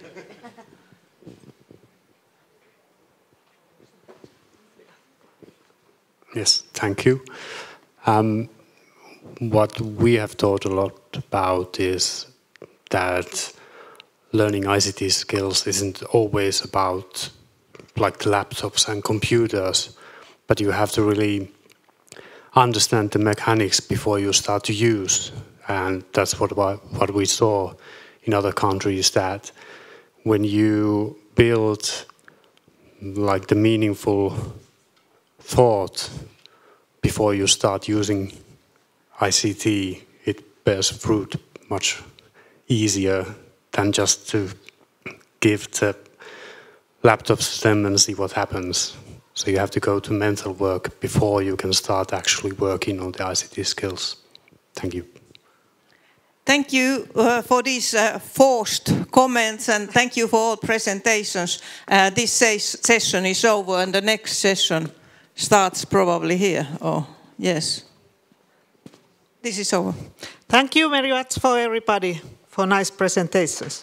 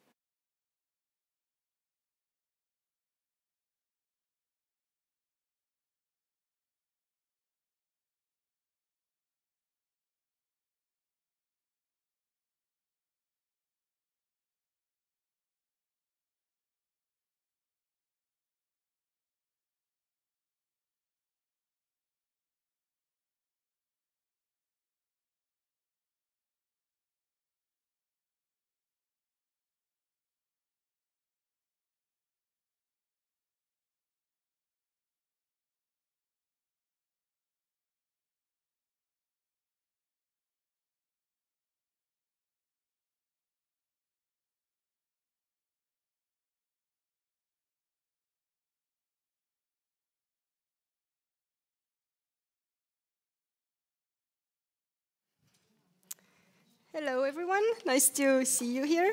I cannot see you so well, but I can assume. So I am Birgit Sillauts from Tallinn University. I have been working with my colleagues in this iHub4Schools project we have been trying to develop this regional innovation hubs conception. And I will give you a really short and brief introduction about those hubs, and then I will give the word to practitioners, our colleagues, who will give you some very good examples about how those hubs are working in our partner countries. So, yes, I don't know where the clicker is. Yes, thank you. Green, yeah, thank you. So, our goal in the project was to establish those regional innovation hubs. And what those hubs are, they are those centers that promote and support innovation in education within a specific region. Karit also, if she started, she a little bit introduced, and I will go a little bit deeper, and then we will see the examples. So, and in the iHub4Schools project, what we did was we did it for moderating and multiplying school-to-school mentoring structures to scale up the digital innovation in those partner countries on local, regional, and national level. So, yes. And we have some main characteristics of those hubs. And first, theoretical grounding. So those are communities of practice, teacher professional development, and value creation approach. So about this teacher professional development, communities of practice. So the terms, if you think about the term network, so it typically refers to connections among people, yes. But the terms such as communities of practice that emphasize collaboration, collaborative learning partnerships, and there is one very important part that there should be a shared domain. And about teachers' professional development, so those opportunities could be different, such as mentoring, training events, online knowledge sharing platforms, joint projects, mentoring activities, and also very important part, recognition and reward programs. And these professional development opportunities can foster trust and communication, facilitate knowledge sharing and learning, and enhance capacity building. So, yes. And and also about value creation approach. So the success of hub, it depends heavily on how members perceive value from their involvement in hubs. And if they don't perceive it without such value, they may disengage. And if they disengage, this could lead to disintegration. About multiple stakeholders, so the project fosters collaboration among different stakeholders to create new knowledge in the field of digital innovation through stakeholders' engagement. And support mechanisms, so to ensure that participants are able to generate the previously mentioned value from their participation. So the proper support mechanisms must be in place for successful and lasting collaboration. And those support mechanisms could be access to personalized support, access to personalized guidance, but also all kinds of events such as trainings, seminars, workshops, regular meetings, conferences, seasonal schools, network gatherings, and so on. And those kind of events are very important for new knowledge, new skills, and innovative ideas, but they're also very important for connecting new people and fostering motivation among hub members. And strong focus on leadership in both bottom-up and top-down approaches. And I will explain those bottom-up and top-down approaches more on the next slide. So here they are.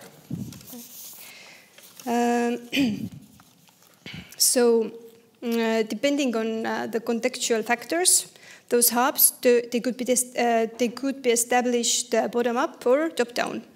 And what does it mean? Bottom-up, those are driven by grassroots efforts from local educators, local community members, who identify problems in education and seek to address them through collaboration and innovation. And these hubs typically emerge organically from the bottom-up, and they are also often community-led. And on the other hand, top-down innovation hubs, they are typically initiated by governments or policy bodies, and they often seek to promote innovation and collaboration in education to address some certain challenge. And these hubs are typically more structured, they are more centralized, and often involve top-down planning, funding, and top-down coordination. And now we will see some hub examples. Some successful regional innovation hubs and from our partner countries. And let's start with colleagues from Georgia.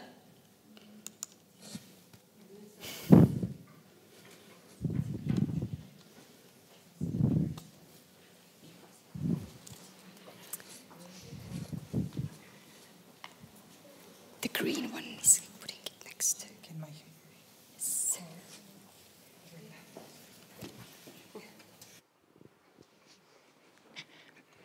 Hello, let me introduce myself. I am Madonna Micheladze from Batumi Shutaru State University. I am attending this conference with my colleagues from university. Part of my colleagues attend this conference online.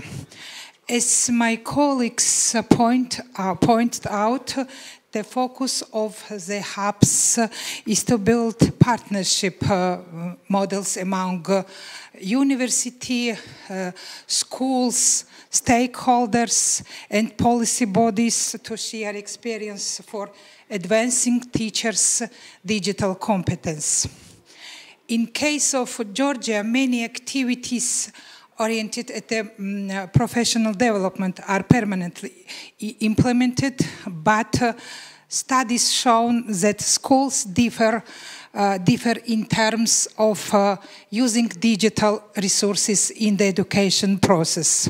As well, some teachers more actively use information and digital tools in the education process and have better developed digital competencies than their colleagues. One of the priority tasks of national strategy of Ministry of Education and Science of Georgia is to enhance teachers' digital competencies. The university, I mean at BSU, understands its special importance in the development of the region, and it was for this purpose that it joined the H2020 project. The role of BSU in the iHub4Schools project is to coordinate the activities in Georgia, to establish sustainable regional innovation hubs and implement digital innovation through the whole school level peer learning mentoring model. In case of Georgia, initial choice of schools that joined the regional innovation hubs was suggested by the Ministry of Education, Culture and Sport of Adjara. 5 schools were selected according to the following criteria: experience, size, geographical area, infrastructure, and teacher competencies, etc. Finally, in the iHub4Schools projects, there were involved researchers, Experts and mentors provide methodological assistance to teachers and support schools in the implementation of various activities, observe the process, analyze and give feedback in the form of conclusions and recommendations.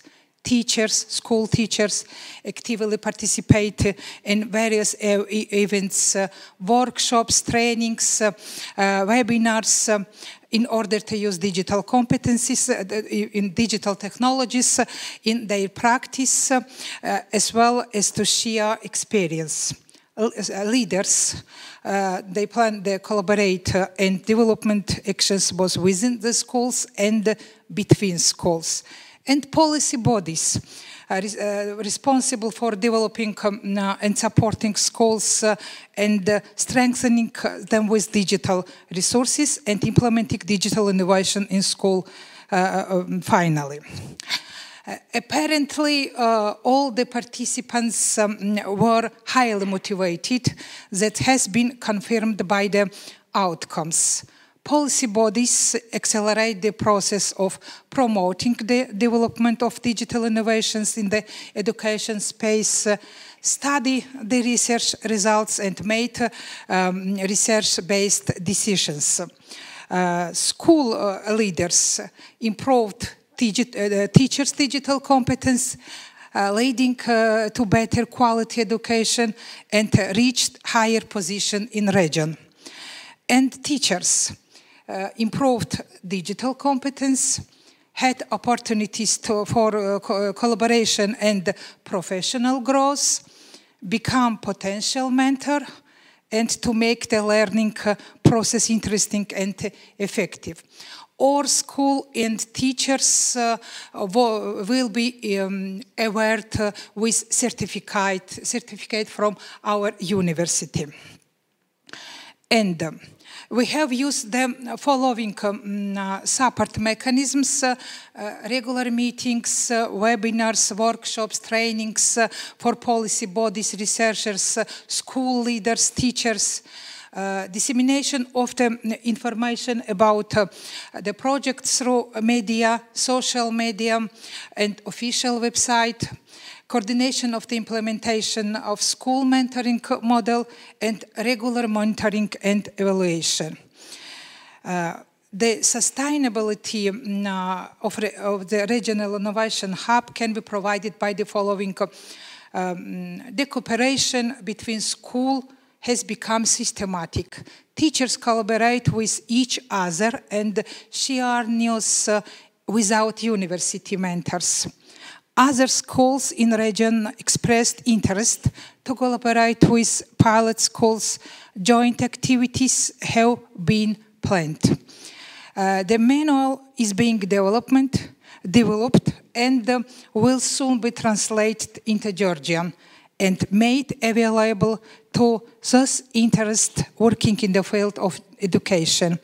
And university researchers seek opportunities to scale up lesson. This is briefly what we do in frame of our projects. Thank you very much. If you have any questions, I am ready.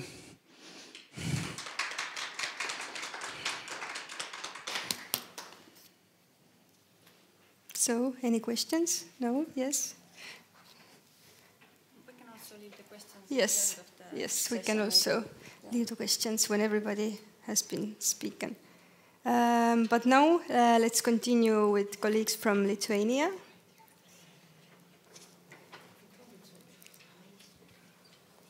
And the clicker is... Did you take the clicker with you? No. Ah, yeah, sorry. The clicker is all the time missing. Okay, thank you. And you can, okay, that's click one, because 2 slides. Okay, yeah, okay. Thank you. So, now you see our teacher, Indra Sudeikienė, who already presented her school, and this is Klaipėda school that they are working with in primary school. Actually, here we came with primary school teachers, maybe you noticed. And in Lithuania, we had quite good opportunity to work with primary school teachers in this iHub project. Of course, we worked with all schools starting from grade 1 to 10, but for primary school, teachers was exceptional good opportunity, because they mentioned, maybe you noticed that our teachers mentioned that in Lithuania we started this it's called informatics integration in primary education, and it was started in before COVID in 2016, when we started to update our curricula, and iHub was one opportunity to enhance this digital competencies and computational thinking integrate in primary schools. That's why we focus more on primary school education, because from our primary school is from grade 1 to 4. It's only four grades. So it means from grade 5 we have informatics education, and it is not so, it's important, but it's not so painful, let's say, these innovations. So what we would like to say from this work from like 3 years period, working with iHub, with schools, of course we had many good meetings. In this project, we officially, 8 Lithuanian schools were involved. Officially, I mean that we collected intended letters and we started with 8 schools. But now we have more schools. And for example, like Indra mentioned about Kretinga school, who is how much, it's like 30 kilometers or 50 kilometers from Klaipėda, but the Kretinga school, they asked them to collaborate, to show how they're working with virtual learning environments, with Ville or Eduten, and it is thanks Turku University who supports with, we're making, it is not project with Turku University, not official project, we are volunteering. We're working with Turku research team, with this now officially is Research Institute of Research for Learning Analytics. So, and we're working for several years together, and now we're supporting also Finnish teachers by developing computational thinking tasks. So, and it's a good opportunity to collaborate. In creating tasks, interactive tasks. It means that teachers create tasks and pilot them and provide evaluation, assessment from their classrooms. And what I am not going to read here what I wrote, but it's maybe motivation is more important. Why teachers are so motivated? We have, I would say, in Lithuania, we have quite very enthusiastic primary school teachers and primary schools. So this is true. When we, in 2016, when we needed to start this informatics in primary school implementation, so there were many, like 300 applications. We needed to choose 100 schools. And so that it's quite active. And what motivations? Motivation, as when I talked with these teachers and other teachers, they told me that that is very good to see when pupils are learning, when they're enjoying, when they're doing and enjoying. So it means that learning process and enjoyment of learners is very important for our teachers. And what supporting mechanism, maybe what we would like to say, because many workshops are like volunteering workshops. We are doing collaboration between Vilnius University and many schools, and we enjoying doing some also for teachers, and teachers enjoy doing something for the learners extra, probably not only lessons, but extracurricular and some other collaborations. between schools as well. And so what, of course, now it is quite a good opportunity also that municipalities started to support schools more. And with this tech project, they are going to support municipalities, that municipalities can support schools who are more who are wanted to make more digital innovations. So, if you have questions, I would like to answer, or just during breaks, and we can talk. Yes. Thank you, Valentina. And let's then continue with our colleagues from Finland.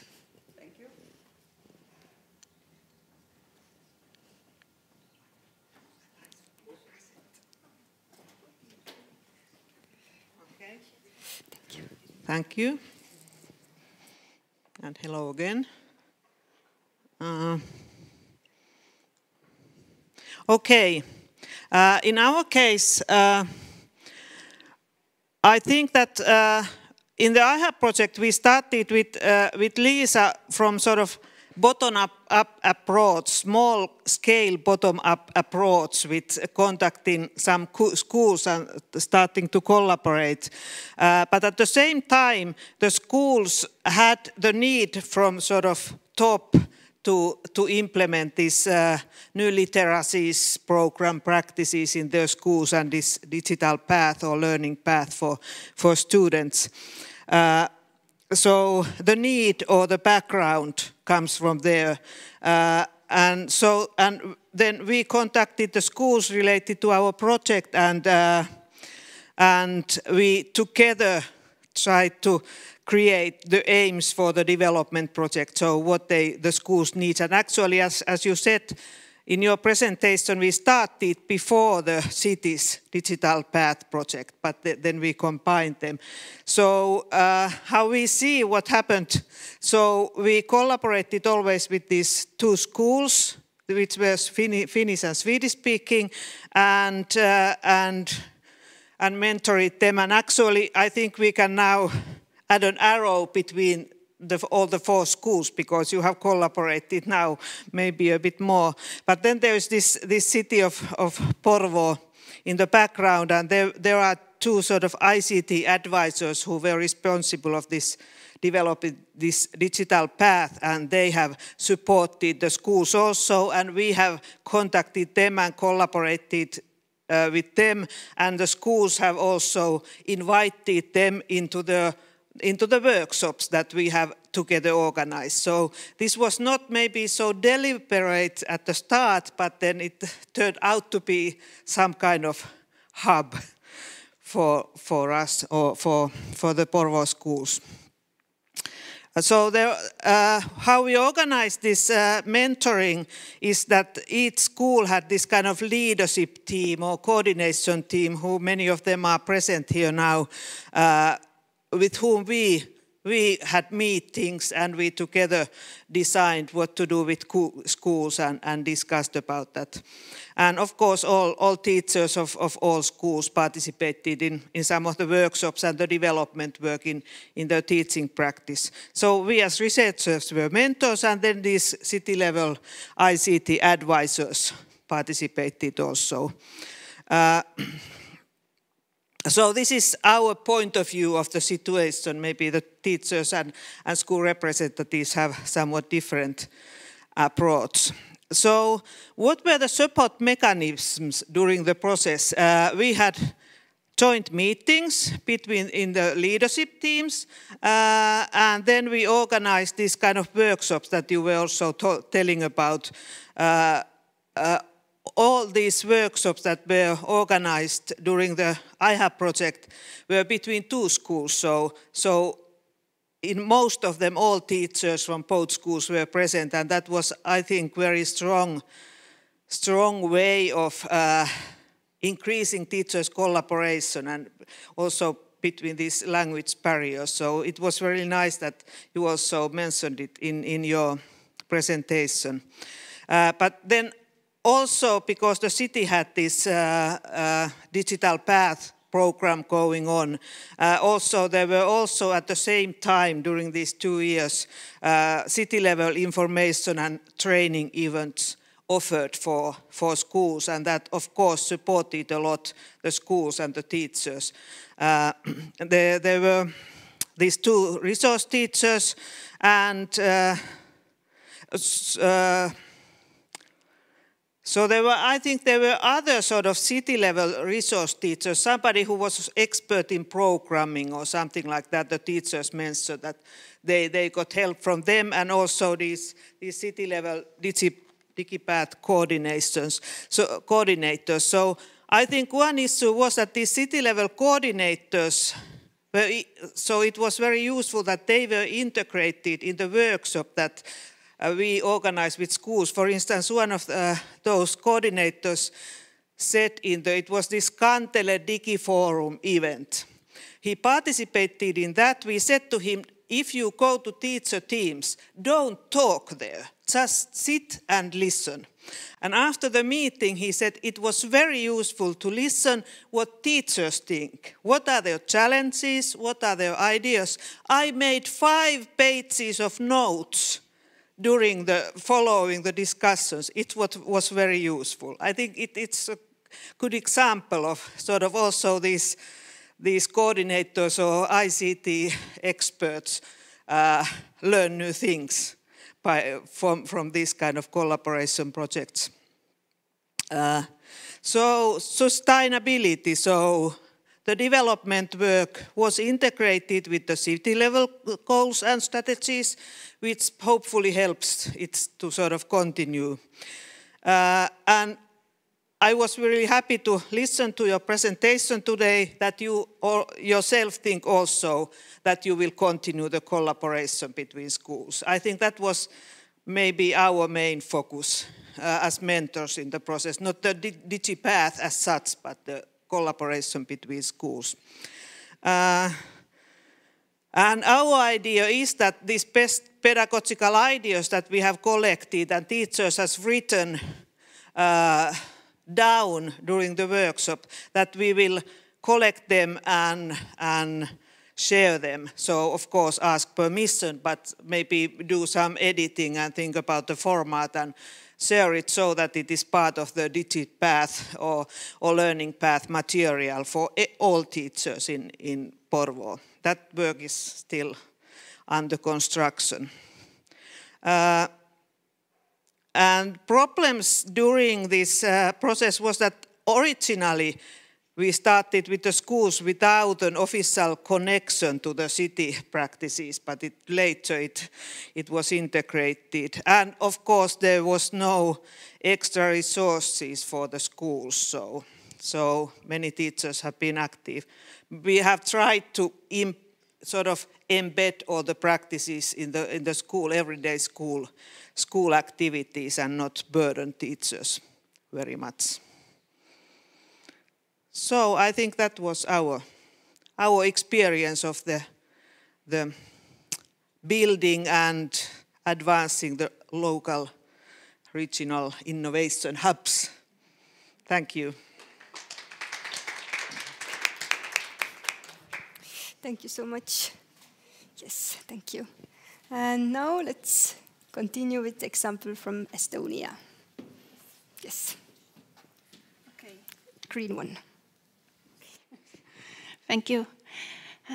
So yes, my name is Kerli Posogina, and I am a leader of Digital Accelerator program in Estonia.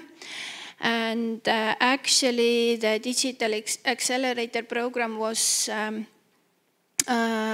not created during the project, but was very extensively analyzed during this project. So we kind of used this example on, and the data we got from this example to kind of put it into more, to put into the program more meaning of what is happening and why. And we had a lot of discussions about the fact that is it actually a regional hub And because, yeah, we have this very good experiences from this program, and as we have kind of created and this kind of engagement platform for the program, it has scaled up quite a bit. So yeah, the final conclusion is that it's the program that was not intended to be a regional hub actually can grow into one. So for the introduction also, that the program is about very extensive training and mentoring for the teachers and for the school leaders. It is very practical, and it is a half-year program. So we kind of go into the school and stay there, and they can't actually do anything else but think about the digital tools for the half year of the period. So it's very extensive. But the need, where it came from, was actually the fact that most of the Estonians know we had lifelong learning strategy. Now we have a new strategy for the education, Estonian education, and it is still focusing on digital competence, smart solutions, very meaningful use of technology. And in Estonia, in the national curricula, the digital competence is actually general competence throughout the national curricula. So all the subject teachers should actually know what are their role in it. So in Digital Accelerator program, I have to say we have a lot of training programs that are public ones, but through this program, we get the whole school approach, and the teachers who would normally not come to the public courses, they will have to attend. So that is, I think, the main reason we created this program, that we could get those teachers who would not normally come to those programs to develop their digital competence. And actually the schools, the program has changed over the years. And we, based on each year, we kind of make some adjustments. But the main idea is the same, that we choose the schools we enter into the program in cooperation with local governments. Sometimes we have a lot of input from the Ministry of Education and Research, because they have a lot of data about the schools. But sometimes depends on the school, the local government, the representatives is very active, sometimes not. So it differs a lot depending on the region. And the stakeholders. So in the program we have these educators and mentors who are actually working as a group, sharing their ideas. They are working with the schools. And sometimes there is one or two people working with the schools who is then mentor or educator, but as a whole group, they kind of form their own network and share their ideas how they support the schools. Then we have teachers who, through the training and mentoring, do this work where they get a lot of individual assignments or group assignments to do in their classrooms. And they have to engage their students throughout the program. So they get a very practical experience out of it. So they can't actually finish the course without doing something practical in their own classroom.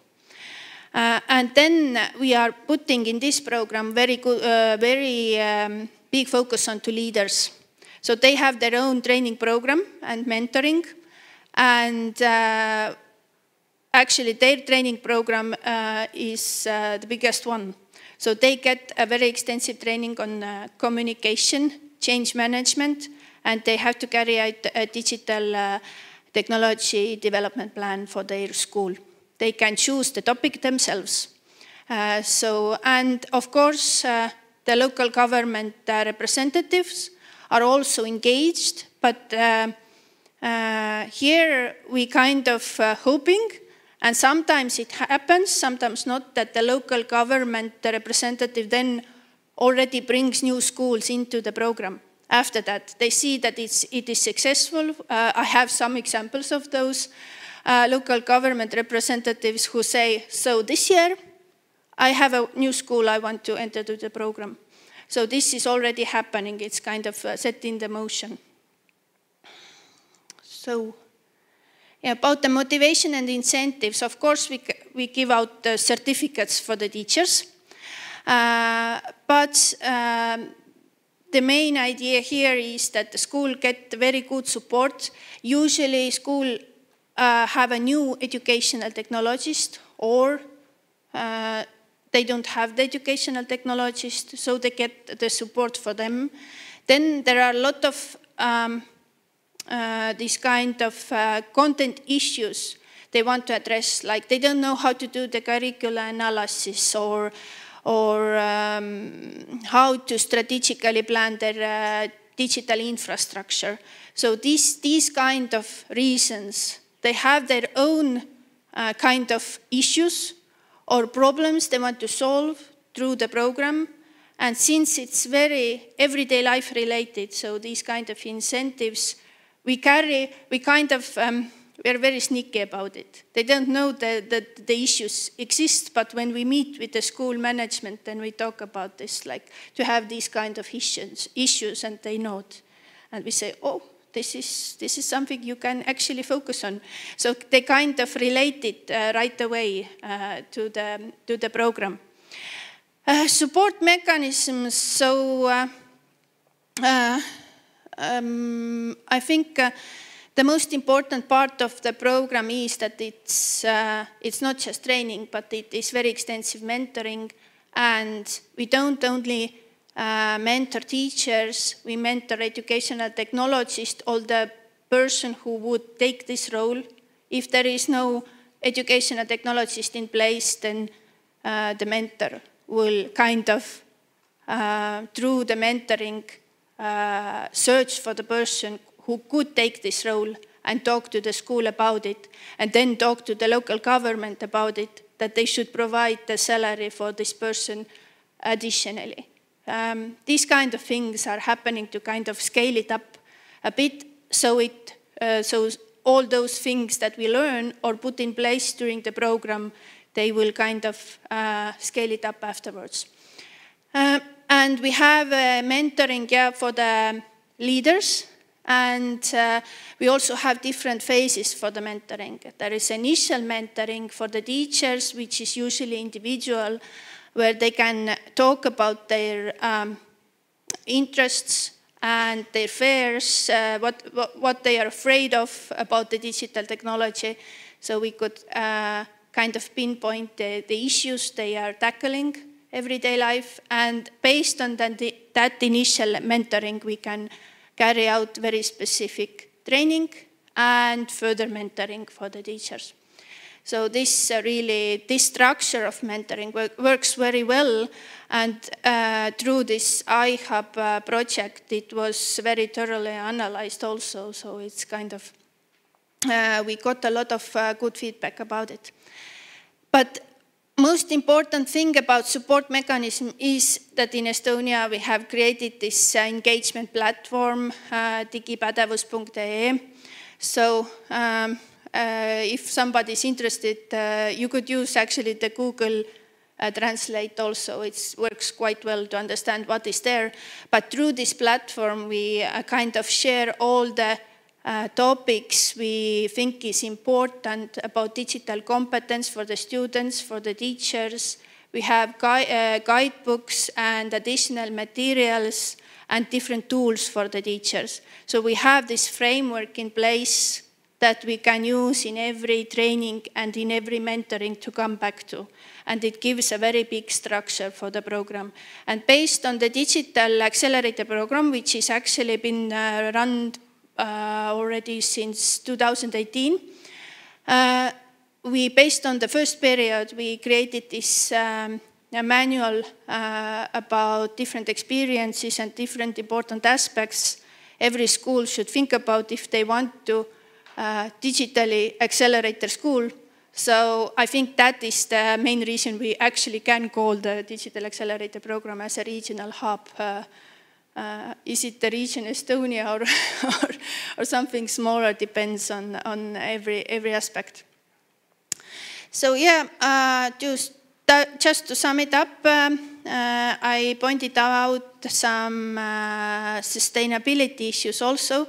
I think very important is that we don't actually do cooperation between the schools on teacher level, but on management level. And I have to say it is actually better one to do it on that level at first, because then the teachers will follow also. And when we have, like from one region, we have 2 schools, they kind of carry on their cooperation that started through this program. And actually, we are addressing this digital competence of school leaders more and more right now in Estonia, because they are sometimes struggling on smart decisions on school levels. So teachers are doing quite well on adapting, but they say that sometimes the obstacle is the school leader. So in this program, we really focus on the fact that the management should kind of create a support system for the teachers to use the digital tools. But I think I've already used up my time, so you can ask me later on if you have any questions about the program. We have quite a lot of different publications out about this in Estonian and in English also. Because we have actually collected a lot of data in this program. Every school carries out the digital practice survey before and after the program, so we can actually assess the level of the change and impact each year. So thank you. Thank you, Kerli. But maybe you have any questions to Kerli or to any other hub example? Yes. Yes, thank you. I have one question. You said that yes, the development work is quite extensive in the school, so you have a half-year program for the school and they have to concentrate a lot on this. So what we have learned when collaborating with these Porvoo schools is that schools and teachers have very little extra time to do anything. 1.5 hour teacher meeting every week, and all the issues in the school are discussed in those meetings. So maybe 1 or 2 meetings during the semester can be allocated to digitality, for example, and because there are so many other things going on.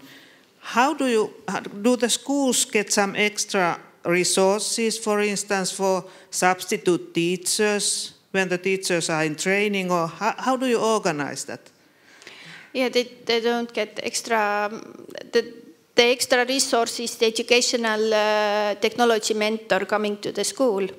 So this is the resource. But yeah, we actually talked about this yesterday, that in Estonia, a lot of trainings are happening during the school break time. But they actually do this kind of solutions where they say that we should do the training in the morning when you are actually very well rested, not after the school. So teachers say, oh, we can't cancel the lessons. So what is happening in the school is that they create this digital learning day, usually, if they want to take out the whole day. And they put all this into action they supposed to learn in training also. So they kind of trying to get the 2 birds at once. So you have this, during the digital training day, there is a digital learning day for the students. So they organize that, and it's like a practice for the training program. So, and then What else? Yeah, these two solutions are the main ones. But yeah, it's very difficult. I have to say it's not all, it's very easy. It's very difficult. Sometimes there's a lot of arguing about whether the program should start, what time it should start, when are the teachers free. And this year we have a lot of vocational schools participating. So it's totally different world. It is very difficult to find the time. Some people are, some students are in practice, some are in school, so it's very difficult to find the time. But somehow we always manage it.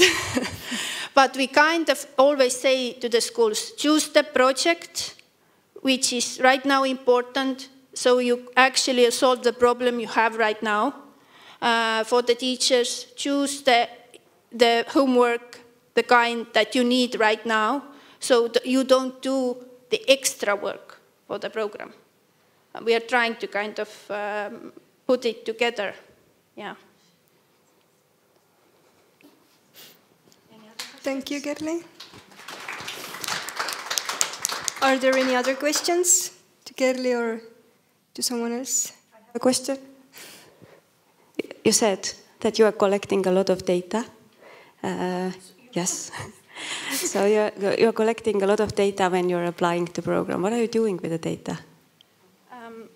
I have a very good cooperation with Tartu University researcher who is actually doing the analysis and have done 2 publications based on that analysis. But we use it to show the impact of the program, what is the change after the program. So we don't carry out the digital practice survey right on the last day of the mentoring or the training program. We wait like 3 months and then we send out the survey. So we actually get the results when after the training, you know, people are very happy, like there are a lot of new things I learned.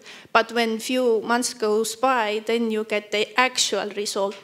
So we are using that to kind of put the focus for the next, every next half-year program. So the results are always on the table. Yeah.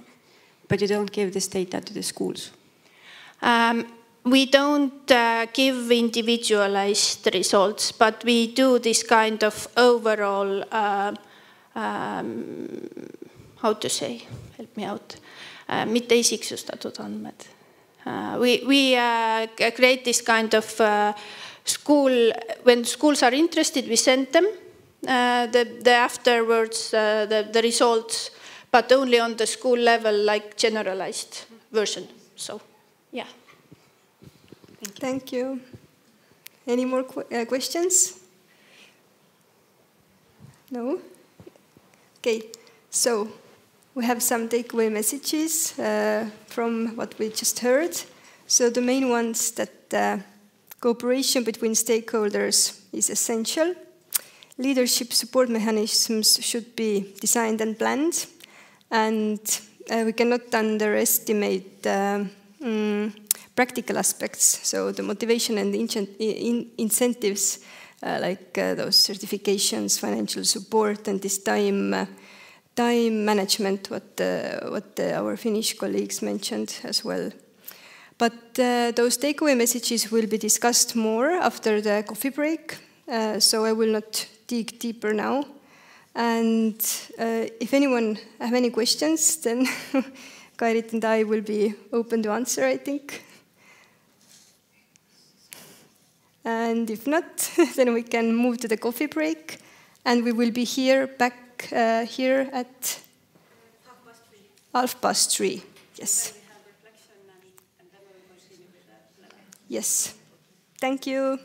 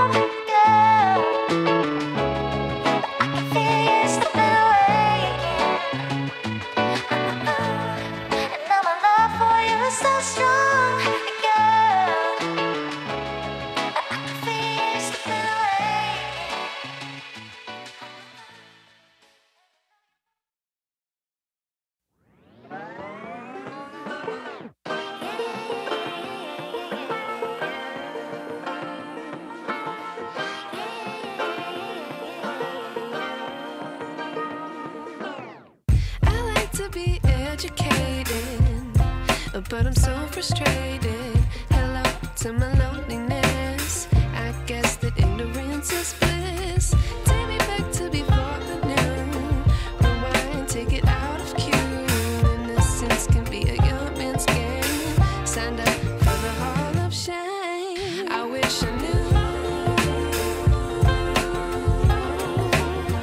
how much I miss not knowing that we're all screwed. When we play our roles and ignore the problems.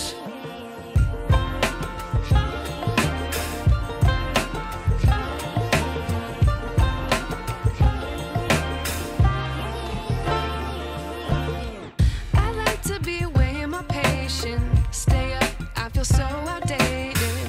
How can we look the other way? Sun is out, but the sky is gray. What would happen if I took a chance? It's always hard at first glance. I don't wanna, but I know I gotta do it. The truth is hard to swallow, I think I'll chew it.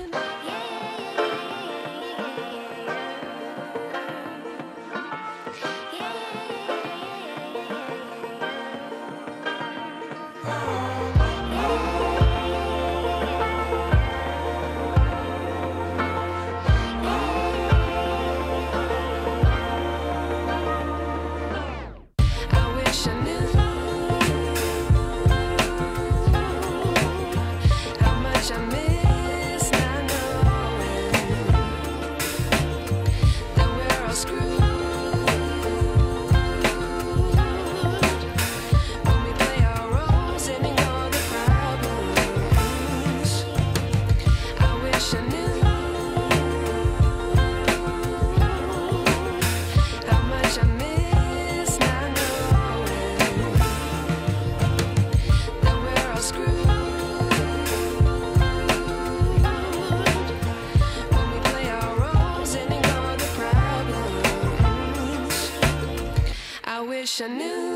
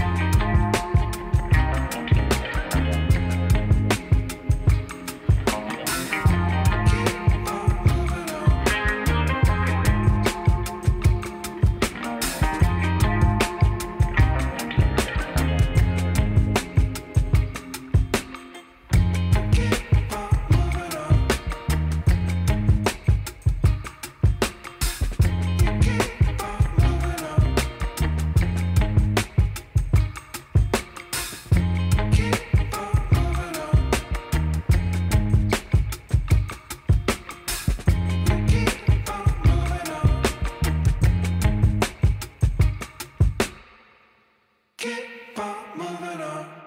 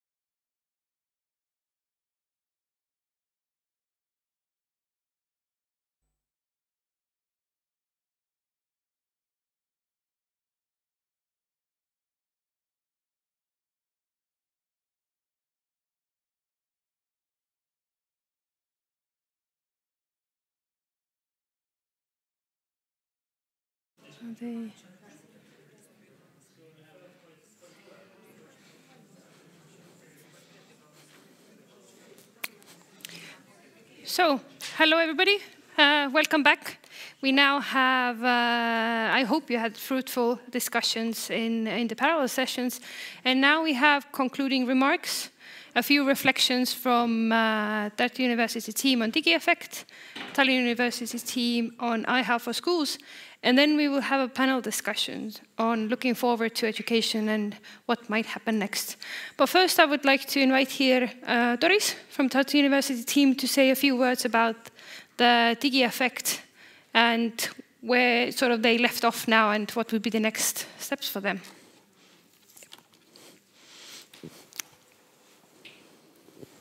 Thank you. So hello to all from my part as well. As already introduced, my name is Doris. I'm from the University of Tartu, here now talking a bit about the DigiEffect project and what are our main reflection points in, with that project actually.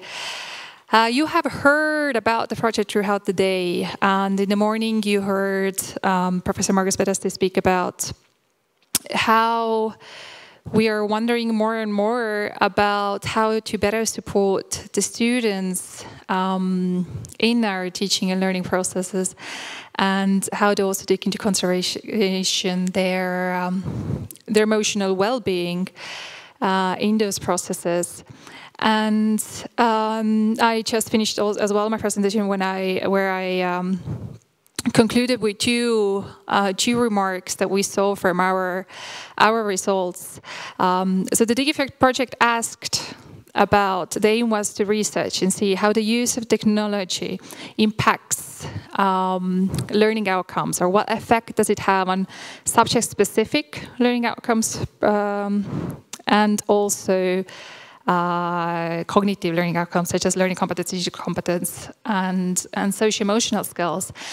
And we are still in the process of finishing up our analysis, but what we see when we consider those subject-specific results is that actually it's not that much the use of technology that predicts the learning outcomes, but really the student itself. And this was also, there was the implicit question of the DigiEffect research, was to ask ourselves, well, what is the effect, A, of the use of digital tools, and to whom the effect is like this. So in what situations, in what context, with what kind of students can we say that there is a major effect of the uses of technology on the learning outcomes, and when it seems that the student itself becomes more important. That's what we are seeing with the subject-specific results, that it's really the student-specific characteristics that actually play a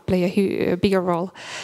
But of course, here, we at the DigiEffect project, we looked at what was done in schools. Normally, we did not have any kind of intervention, nothing like that. We just observed what teachers were doing in the regular practices. So our results are only valid, I would say, for this specific context when we talk about a general overview of what Estonian basic education teachers are doing in the classrooms with the help of digital technology, or we're integrating digital technology, and whether this itself is impactful. And from our results in this specific context, we can say that, yeah, sure, but more important is the student itself. So I will leave you with this idea, and I will invite Kairit that will continue on from here. Mm-hmm.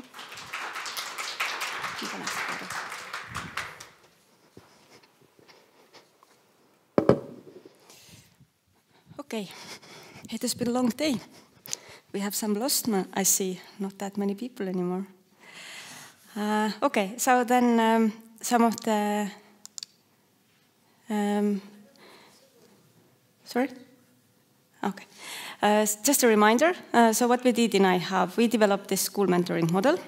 And we applied it in several settings, and then we involved more than 600 teachers, leaders, mentors into the process. And we then wanted to find out how they perceived the change during this process and the experience of the mentors. So now I will give you a little insights what we have been, oh my God, this light is so fine. What we have seen, but these are really, really first insights and nothing to take at the moment seriously and no heavy data analysis behind it, but more to show you how we tried to understand it. So first, what the school teams and teachers did. So those people who were now in parallel sessions, they already a little bit know that mostly those teachers and schools who were involved in our activities, they were working on school development projects. And here there are like 2 examples now. So that one school, for instance, was working on development of school ICT development plan or development of a school curriculum to develop learners' digital literacy. And then we also heard today that we had more focus on teacher pedagogical scenarios and digipedagogical practices. Like in Lithuania, we had this integrated computational thinking and edut and Ville technologies. Then in Finnish case, we talked about this digipath and support teacher students digital competence. And then in Estonia, we worked with the mathematics teachers, so they integrated into digital learning resources students' problem-solving skills in AI-enhanced learning environment. So this is what was really happening, some of the cases. And some insights. So first of all, as we have heard today quite a lot, it's about the leadership. So that was mentioned throughout the day. If we talked about hubs or we talked about mentoring model when we were listening the presentations, it's about the leadership.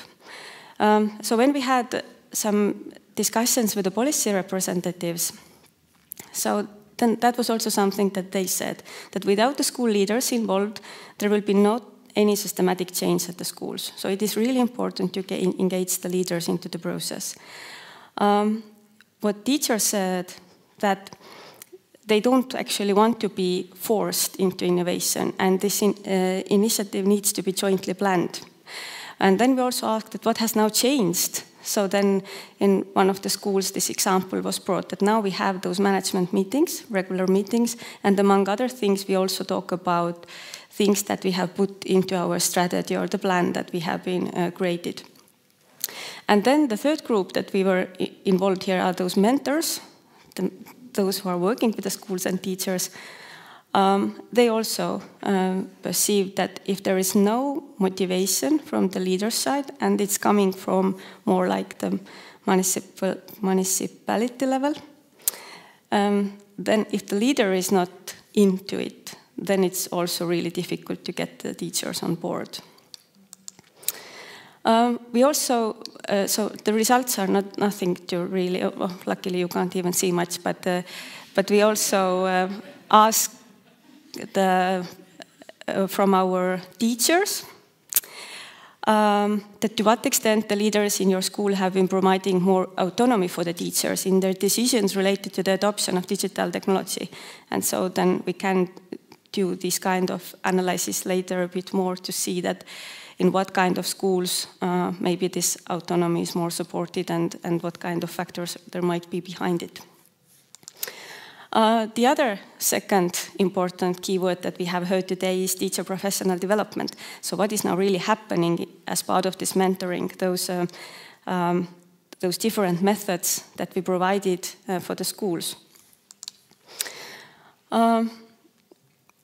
The policy view was that there is really the need to develop and evaluate teacher digital competence, but it shouldn't be that, okay, we need to now map the digital competence of the teachers and we need to do all these kind of trainings, but it has to be meaningful for the teachers, that why are we doing it? And especially I would say the first insight that we can see that we have so many different educational contexts that it's not always meaningful for the teachers to be evaluated, those digital competences, and this is something that probably should be a little bit better planned. And the second one is really my favorite. So one of the teachers said that they, the management, They forced me into this program, and I was really angry.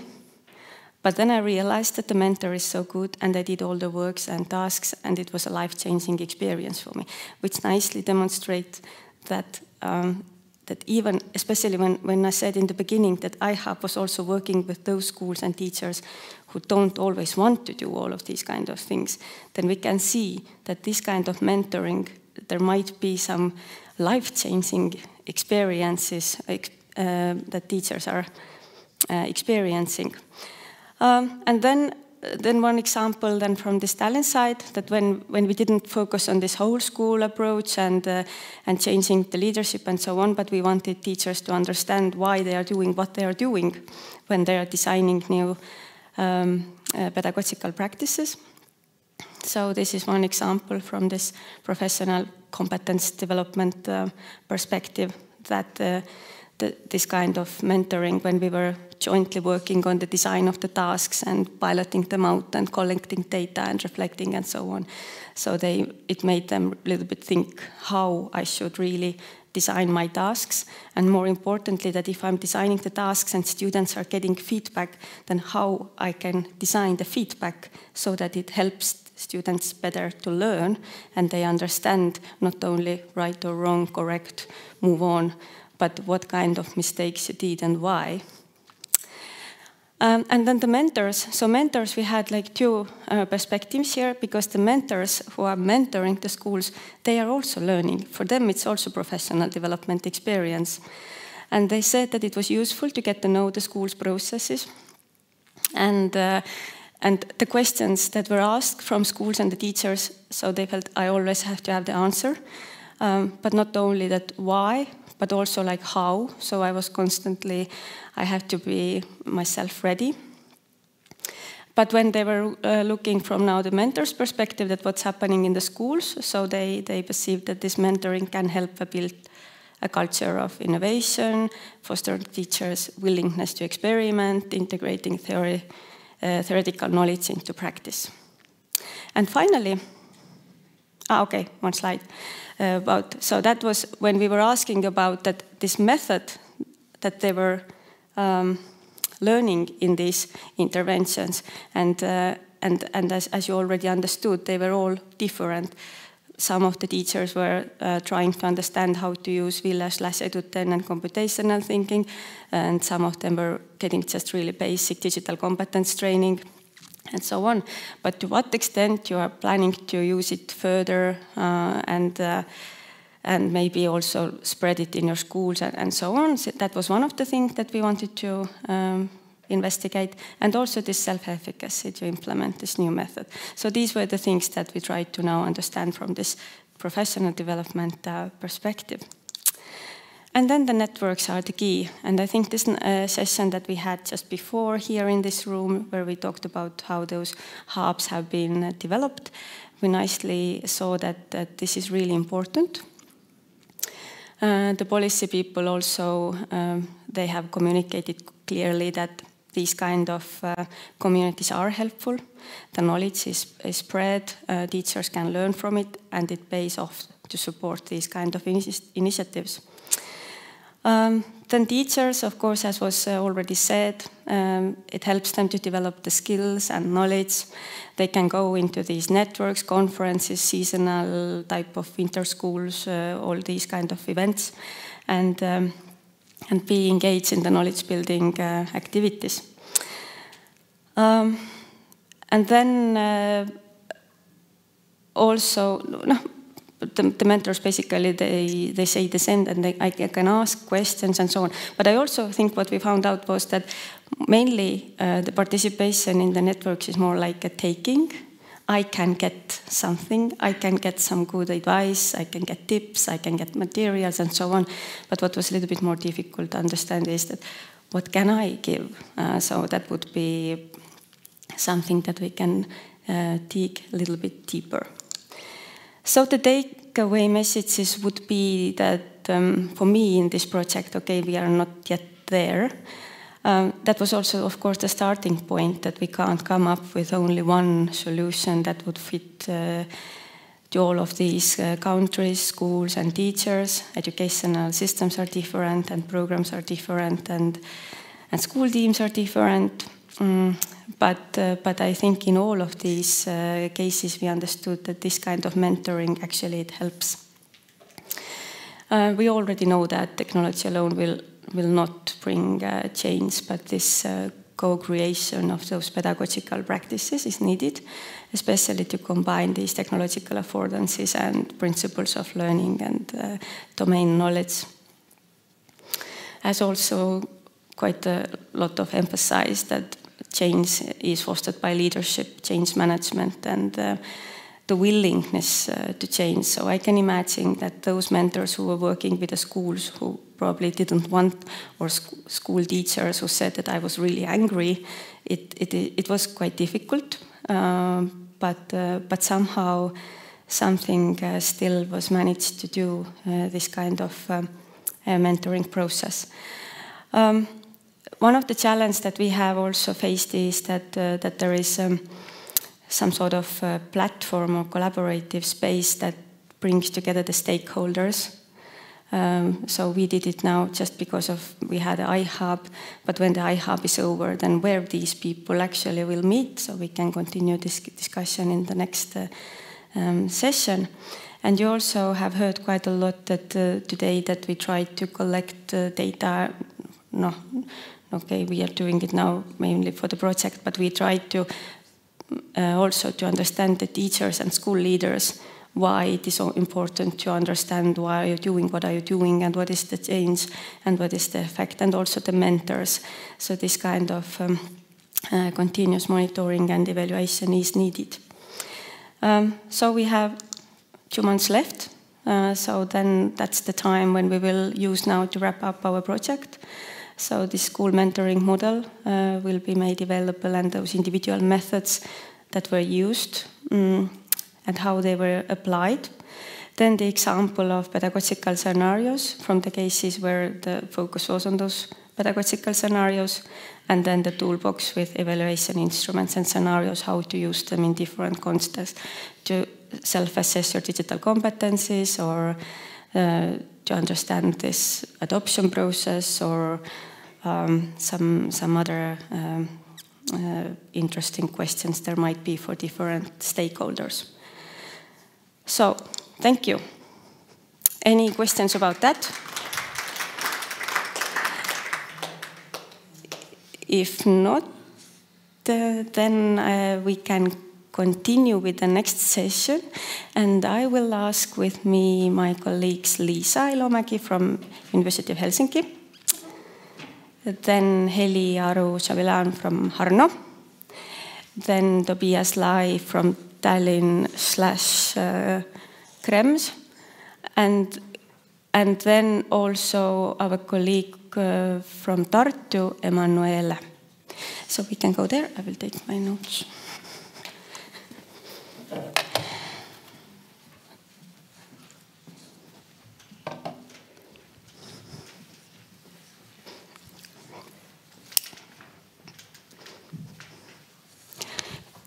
Linda, seal workshopsis ei olnud küsimusi praegu? Okay.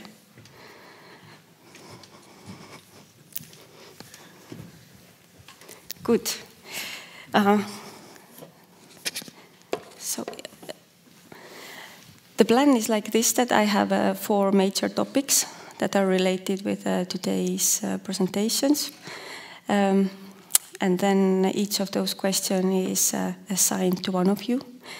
But of course, everyone else is welcome to jump in, and also the audience. Do we have someone who is monitoring if audience also wants to join? So my first question is to you, Liisa.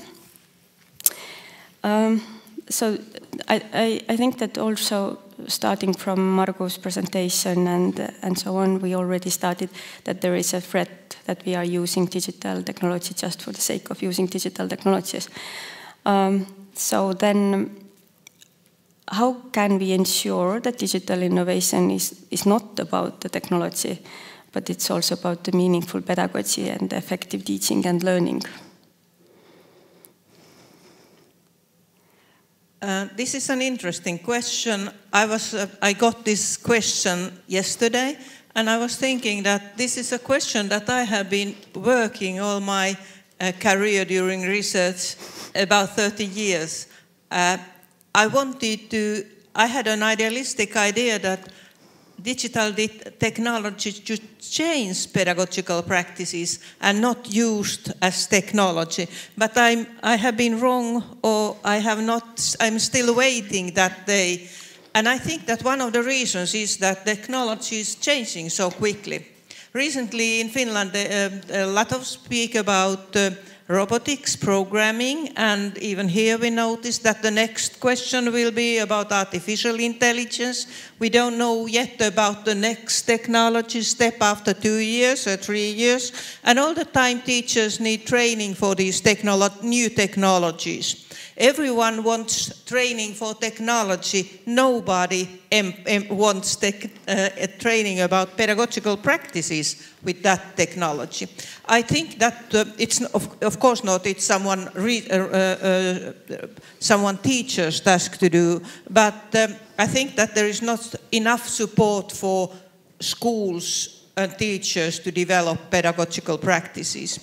I think that in Finland, and I can assume that also in other countries, the resources go to technology, not to such kind of pedagogical support. We also know that in schools, for instance, those who are responsible for supporting teachers with technology, they have hands full of taking care of the breaking computers and networks which doesn't work, and so they have a lot of such kind of practical work. They don't have time for any pedagogical advising.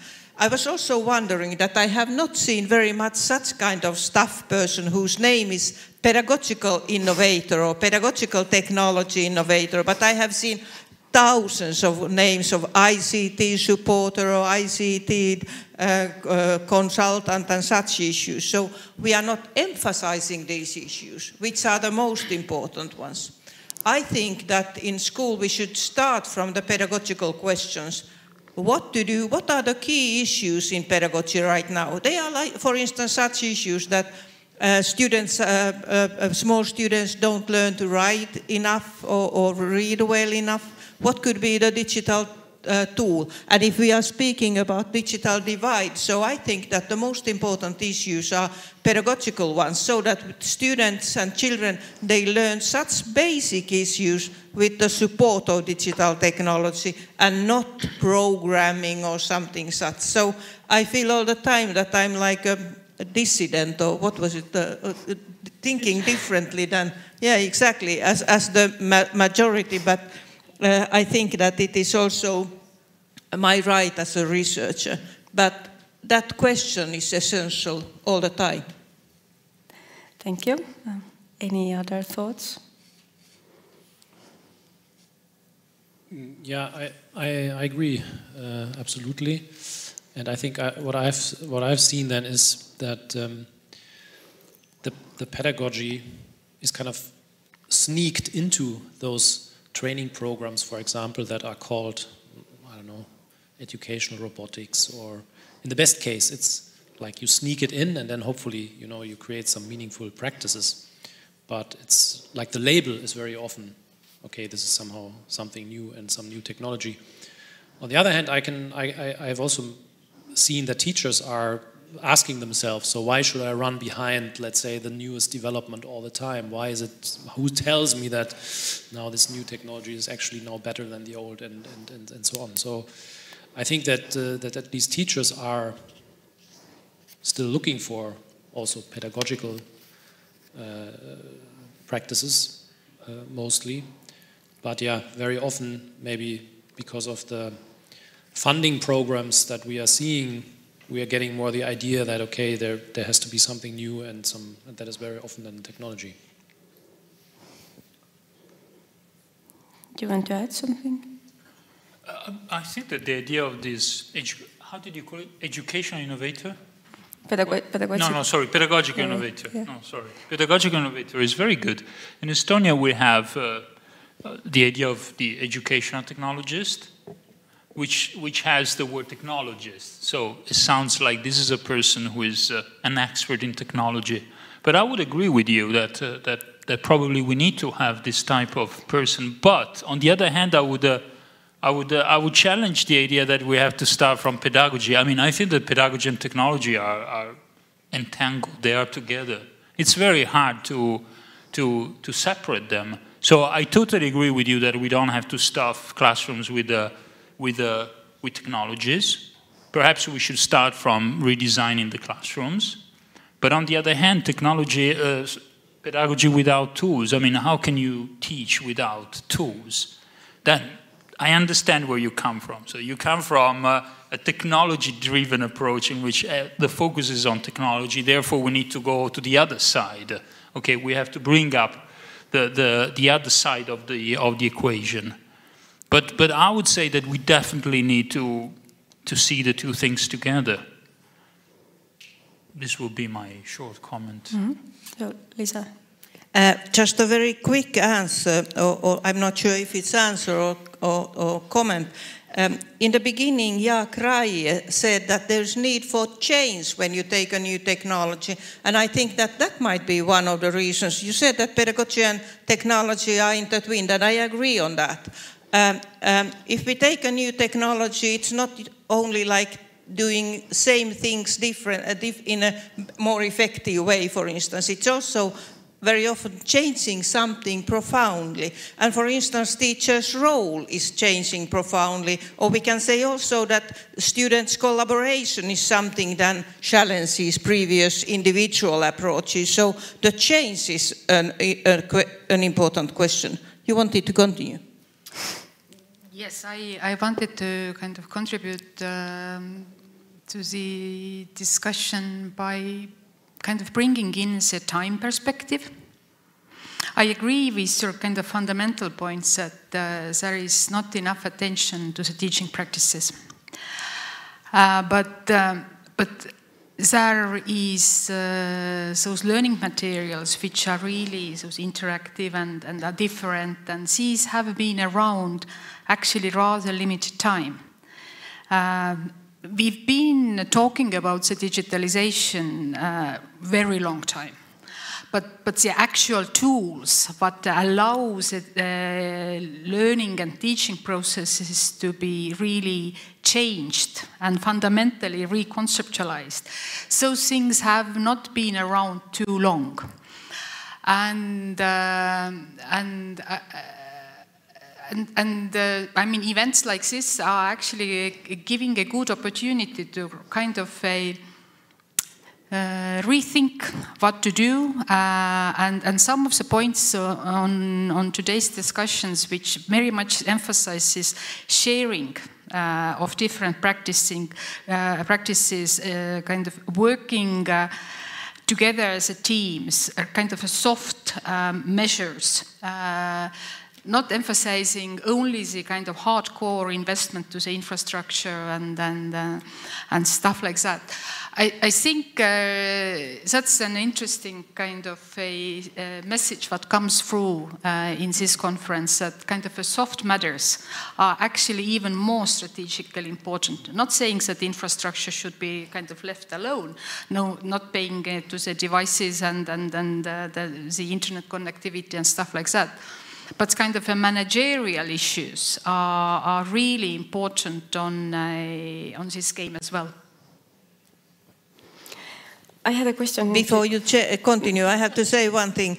There are always good teachers who start from pedagogy, and sometimes they are trained, sometimes not. But anyway, there are also teachers who don't want to continue using technology because it emphasizes technology. So they are very good teachers who avoid using the technology-based technology. Yeah, I didn't want to move on, but I had a question to you, Emanuele. So you are the leader of this educational technology program in Tartu. Yes. Still, yes. Yes. So how would you say, what is the balance between pedagogy and technology there? It's a one-year program. Yeah, it's 1 year. We are pedagogy-oriented, I would say. So much so that some of the students complained that there's too much pedagogy. They would like to have more technology. But those are, I mean, this is also explained by their own background, that some students are more ICT people. So they would like to know more about how to design apps, how to, I don't know, design, use tools for collecting data, for mining, I don't know, all different platforms. But in general, they are actually teachers, and they are, I wouldn't say pedagogy oriented, but they understand that the two things go hand in hand. We might need to change the title of the program.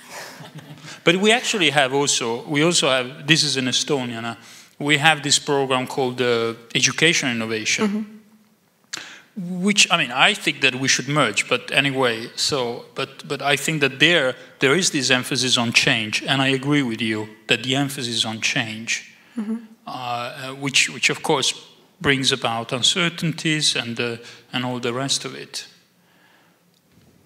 Good. Heli, also that from Harno in this koolituskeskus training center side, how would you say, where is the focus in the teacher in service training? Is it more like tool-oriented or? No, it's my colleagues always answer to these questions that it's on a using technology in a pedagogically meaningful way. That's where the emphasis is on. Yeah. Okay. So from the audience, do you have some questions, comments about this first topic?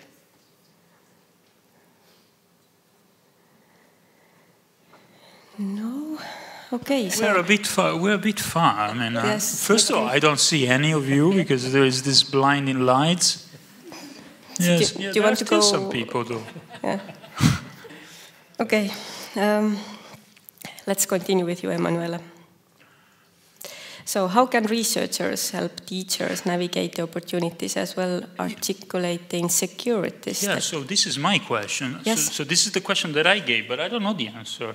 Oh. So I actually thought that you have to answer. No, sorry, Tobias. Sorry, you're from, I don't know. You have to answer. I mean, do you think that this makes sense? Because actually, let me tell something about the background, why of this. First of all, you have the terms opportunities and insecurities, which is a way to say uncertainty.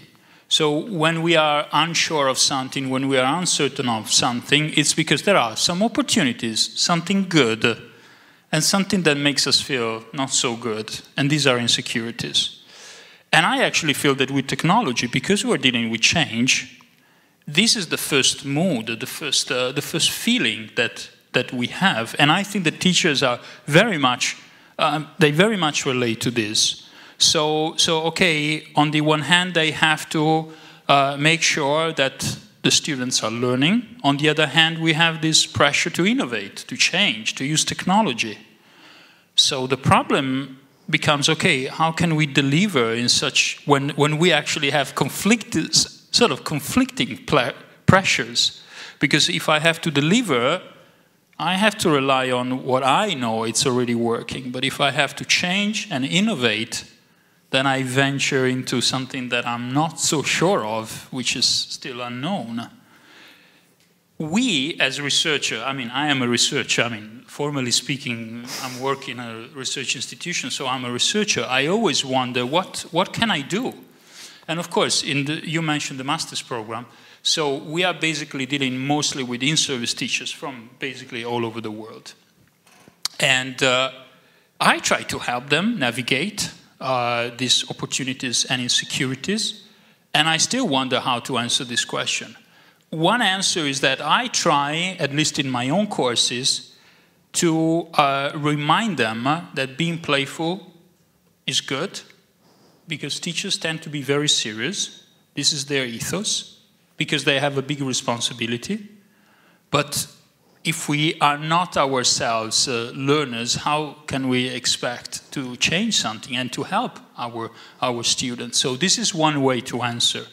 But I'm also, curious to know about your answer.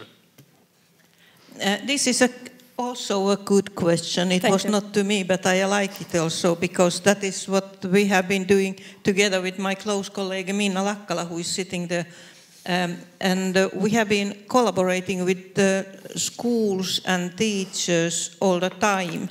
And I think that for a researcher who is doing work in pedagogical issues, it is extremely important to have a very close connection to schools and teachers. One important issue is that there are not teachers as a group. There are different types of teachers, and there are teachers who would never benefit of collaboration with researchers because the language or something is so different. But then there are such teachers like many of those who are here, who are kind of key teachers or who are willing to continue and who are really benefiting from such kind of research collaboration. But I think that I was very quickly thinking one of the best experiences as a researcher with practice is that we had collaboration with one town. And when we created some materials to them, the key persons also reflected with us what we had done, and they continued following our suggestions. So I was almost afraid that now they are following our suggestions, is it good or bad? But anyway, such a kind of fruitful collaboration, but then they are not teachers, they were the key persons. So I would say that maybe not only teachers, but some kind of organization like researchers and Harno certainly would be a good joint, and such who already are doing such work. But going to a teacher who is very unwilling to anything, and then you say that I'm a researcher, hey, I came to help you. No. Maybe a quick comment. So, yeah, teaching and research are two different professions, and therefore it needs boundary crossers. Yeah, so people who can, let's say, at least understand both languages. And these key teachers are maybe then the boundary crossers from the teacher's profession side. And you need also, of course, researchers who, at least from time to time, do some teacher training and understand, you know, what is what kind of worries and issues that the teachers have nowadays. So I think this boundary crossing concept for me somehow resonates with this question.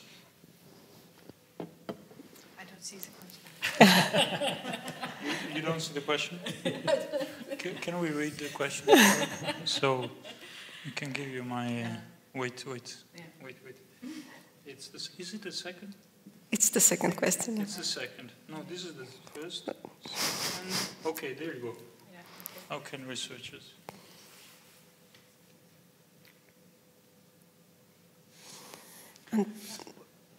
Well, I think you haven't touched this topic of a new research and the research results what should be shared and made understandable in a simple language to a larger society and also to the teachers. So, I mean, universities are in a business of doing research, publishing articles, and you are actually in the forefront of this, forefront of this huge amount of information. And what actually came out very well in our policy discussion, we had a nice conversation also with the audience members. I mean, teachers don't want to spend their own time, their very valuable time, for looking all kind of different answers. They actually want to have things which are relevant, available to them. So I think as government, universities can also make their kind of work results either in a form of recommendations or suggestions or however communicated in such a way that it actually gets across the audience. So I wouldn't underestimate that point. Which is a point about communication, more or less. Yeah. Yes. Are you happy now with the question? And, yeah, I'm actually I'm very happy. I'm very happy, especially with with all the answers, with all the answers. And as you said, Tobias, we speak different languages, and teachers' time, we know that it's very valuable. And there are also teachers who are willing to collaborate with us. Without teachers, our research would not be practical. It would be just theoretical, just ornamental, like the peacock's tail. Nothing that has really a practical impact because there are no teachers. We don't get their point of view. About communication, I think that the problem is also, how money is distributed, because I'm supposed to write a certain type of papers, published in certain types of journal. And also for me, time is a valuable resource. I was also wondering, now I'm not criticizing this event, okay, which is fantastic apart from the lights, but I was wondering if this is something valuable for getting in touch with the teachers who wants to know more, who want then to pass some lessons on to their colleagues, or if there are also other formats. There is technology. We also can use technology. So this is another open question, and this is more our uncertainty, how we can establish profitable relationships with the teachers. Incidentally, Margus Pedersen this morning was also mentioning action research. We're not actually forcing our in-service teachers who are our students to use action research, but I would say that there are certain methodologies that can be used, especially with those teachers who have the time and who decide to join forces. I was going to say that probably the iHub4Schools project is a good example of how to organize that. Yeah, and of course, probably you have also not been successful in addressing all teachers, but if there are some key teachers who can then carry the message further, then that's already a good result. Yeah, I think so. There is one kind of structural problem with this kind of collaboration, and it is that, at least in Finland, as far as I understand, nowhere else either, there are no such kind of easy possibilities for such kind of teacher research organization, researcher collaboration. For instance, iHub is a project which was focusing where we were researchers, and all researchers then invited some schools. But there are some like exceptions. It's not possible for an ordinary school to write somewhere or send somewhere a message that we would like to have collaboration. So always those who are kind of selected to some research collaboration, there is some reason why they are there. But there's, for an ordinary school, it is not kind of easy practice. And the second issue is that I know that many researchers don't want to have too much collaboration because if a researcher is ambitious, then he or she needs research articles in highly appreciated journals, in some, not some in local something or national languages. No. You have to have good research articles if you want to get better positions and such. And that has been discussed also in Finland, that researchers in Finland don't publish articles in Finnish. I have published one research article year 2000 in Finnish, but the others are in English. I have one example. We are working together with one school in Tallinn. We have Tartu University and Tallinn University researchers. And the school got like the whole school level of all the students, those Chromebooks.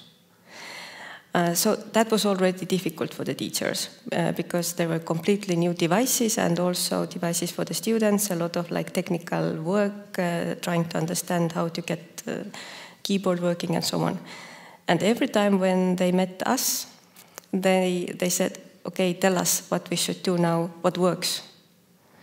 And then we were standing there, researchers, and like, what can I say for a music teacher in a 6th grade, what you should do with a Chromebook, and it works. Absolutely. But I had the feeling that this is exactly what is expected from the researchers. Tell us, what is working then? Which is the other side of the coin. We are like wizards. Okay, tell me about VR. I was actually asked this question. As if I have Google just like you. So any questions, comments from the audience? Every time I'm asking it, and then you are raising your hand, and I'm like, you are mixing up. There is a question. Yes.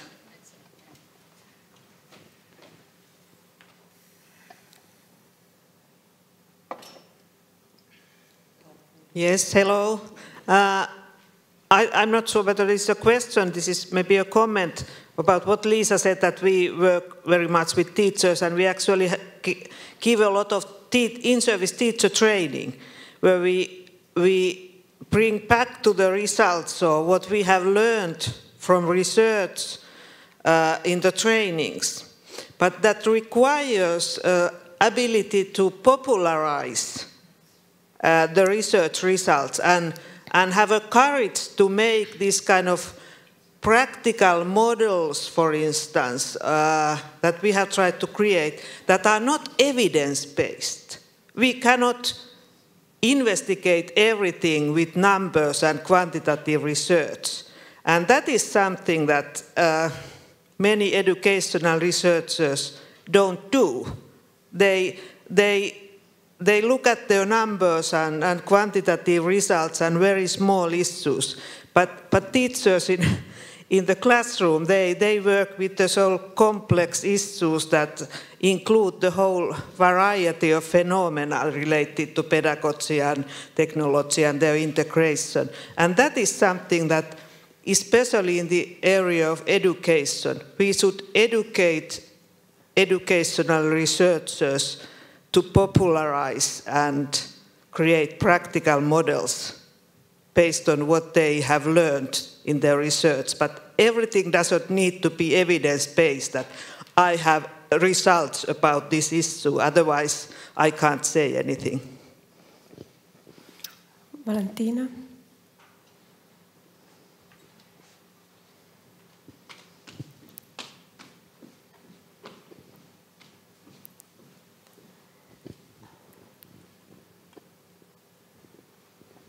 Yes, I would like also maybe to make one comment that from my practice with the schools, and I totally agree that for us like researchers, we need to publish, and especially in Lithuania, we have big pressure to publish only on Web of Science, Clarivate Analytic journals, and so on.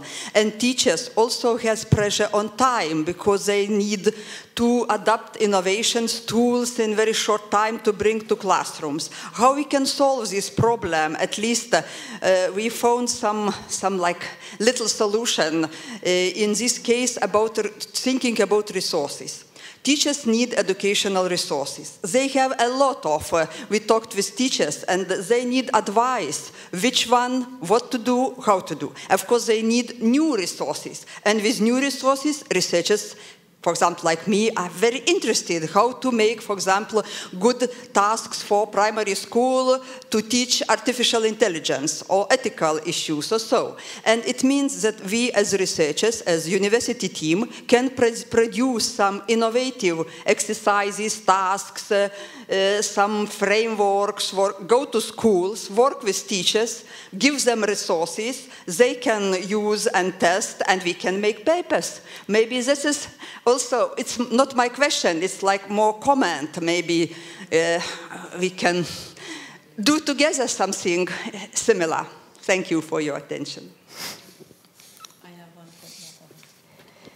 One problem with involving teachers and schools into research projects, at least in Finland, is that many cities have very hard and bureaucratic processes to get schools involved.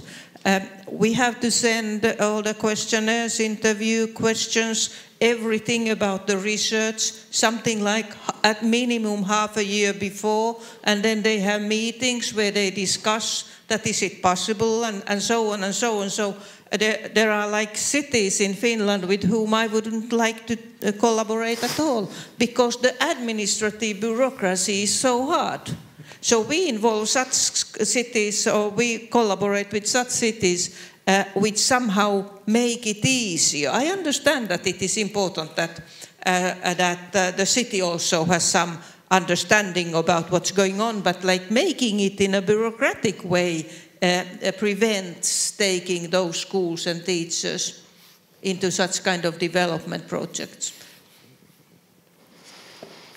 Good, you brought it up, so now okay, question. Microphone lady. It is here. May we go? Take this one. Technology. We'll break the wall. Thank you. Innovation. So I have a question for Emmanuel. I think it's about scale. And so as teachers, time is important. And perhaps teachers can incrementally innovate with new technologies. But how can researchers help? I think it's in the big questions. So should we have exam systems? As an individual teacher, I can't really change that scenario. But as a researcher, I think you can sort of do the fundamental research to say, actually, exam systems don't make an impact, or do make an impact, or whatever else. And I think new technologies can help decide whether we need to. We've heard it today. Do we test the process of learning rather than the outcomes? I think the big steps versus little ones. And then I think the other way researchers can help is if you take an example of Ethan Mollick at Pennsylvania. He publishes and shares lots of information about the use of AI tools at the moment. And so if you follow him, that is a trusted source of advice. And I think researchers can be trusted sources of advice to teachers. So we can listen to what you have to say and then use that in our teaching practice. Does that make sense? Yes. It's very simple, yes. Yes.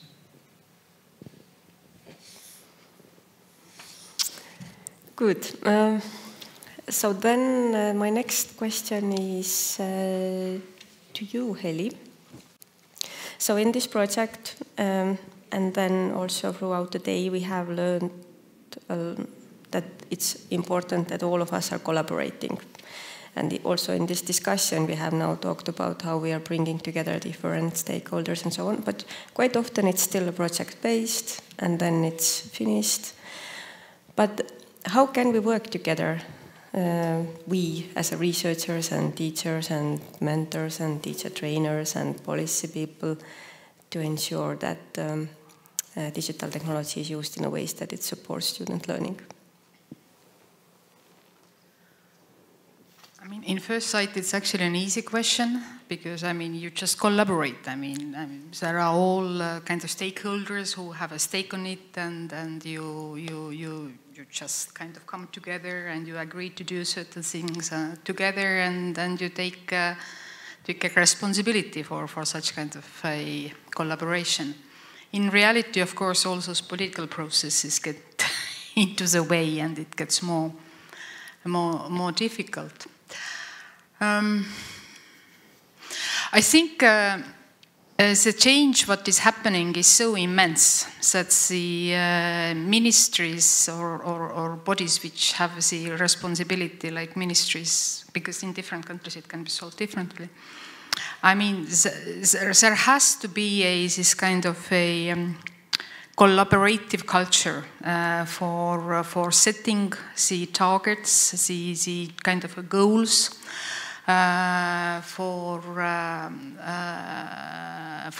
for this area. And there has to be an openness to listen what are the partners saying, because that's very important. Things change very quickly in this sector. What I've seen is that, for example, we used to work very much with providing individual teachers training. And in Estonia, we've done it massively over the last 15 to 20 years. It's about 20% of teachers who go through training. But then again, on a ground level, we feel that the change is not happening. And what I've seen through this project work is that there is now a clear tendency that we actually need to think about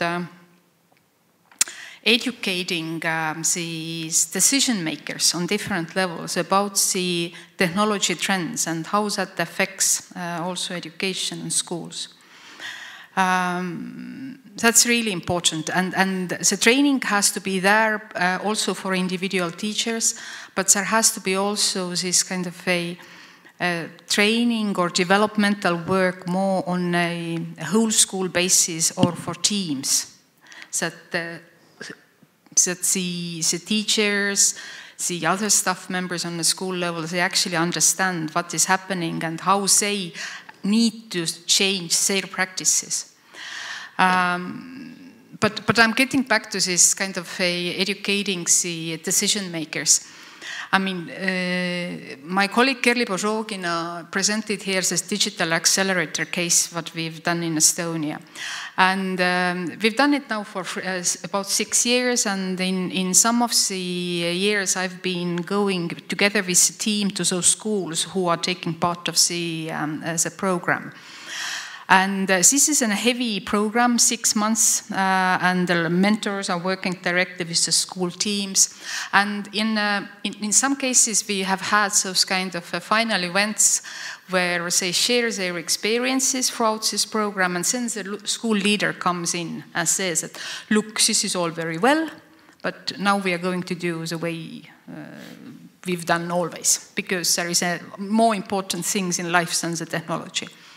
So, I mean, if there are no steering mechanisms in a system that actually makes school leader accountable, really, but that they really need to, in a sensible way, to bring this technology topic on a school level and do it in such a way that it's really meaningful for them, I think we are not going to actually achieve much of the change.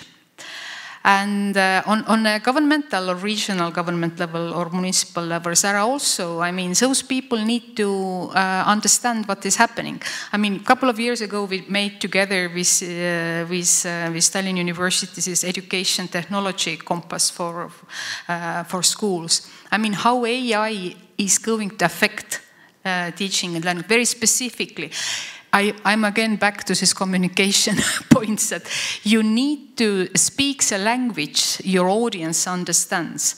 And obviously there have to be also funding mechanisms which are supporting such changes, because, for example, these mentoring schemes we've heard about today, I mean, this is a lot of work. I mean, we kind of collected data. I mean, in some cases it's about per school, it can be like 30 to 40 hours work for mentoring. I mean, somebody has to do it. There has to be funding available for it. And it takes a careful planning and also allocating the resources for such kind of purposes. Mm-hmm. I want to talk about the funding issues.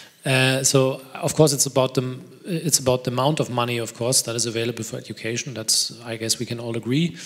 But I think it's also how the programs are designed. And if we want that these people are working together, teachers, leaders, educators, researchers, policymakers, then the funding programs also have to be designed in a way that they will actually lead to this cooperation. I mean, having lived in Estonia for 10 years, and now my short experience in Austria is that of course the world is much better in Estonia around education, because what I perceive in in Austria, and I guess it's also probably similar in other countries, is on the ministry side, there are people who are fighting for their budgets, and there's someone responsible for teacher training, and they want to, raise the budgets for teacher training, and they don't care about, that how to involve now leaders, researchers, and so on. Yeah? And then there's another who are fighting for the budgets for researchers. Yeah. So and then of course this collaboration will not happen. Yeah. So I think the policy makers actually have quite a big impact. And as you say, there are probably good examples here in Estonia where such programs have been designed in a way that it's possible to have this collaboration. But okay, there could probably be still more about that even. Lisa? I continue about the policymakers' role. I think that very important is that there is some kind of digital acceptance of what is going to happen and what are the visions. For instance, what are the national visions for using digital technology in education, and are there some strategic points of view that have to be taken? At least in Finland, it is very important that there is such kind of like curricula which supports the use of digital technology. There was a time that in Finland they thought that everything is okay already and nothing happened on national level.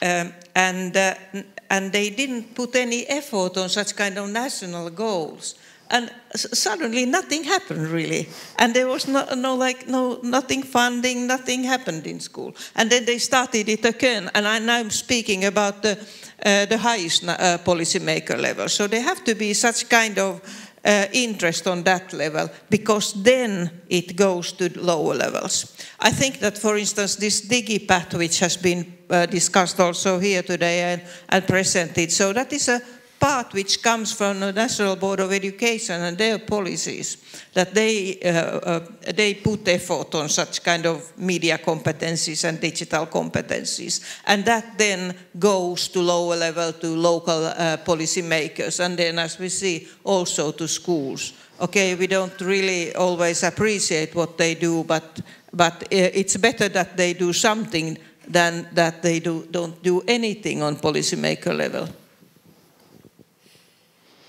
you want to add something?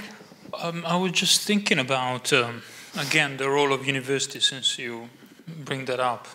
And sometimes I feel that we could well be like centers. I wouldn't say culture centers, because this sounds like we're organizing performances, art galleries and stuff like that, exhibitions. But I really think that, I mean, we could well be, and to some extent, in my case, I can say that we're doing this, that we are basically like a place that where policymakers, school leaders, we also had school leaders as students, could come and discuss visions, understand a little bit more about technology, not necessarily one type of technology.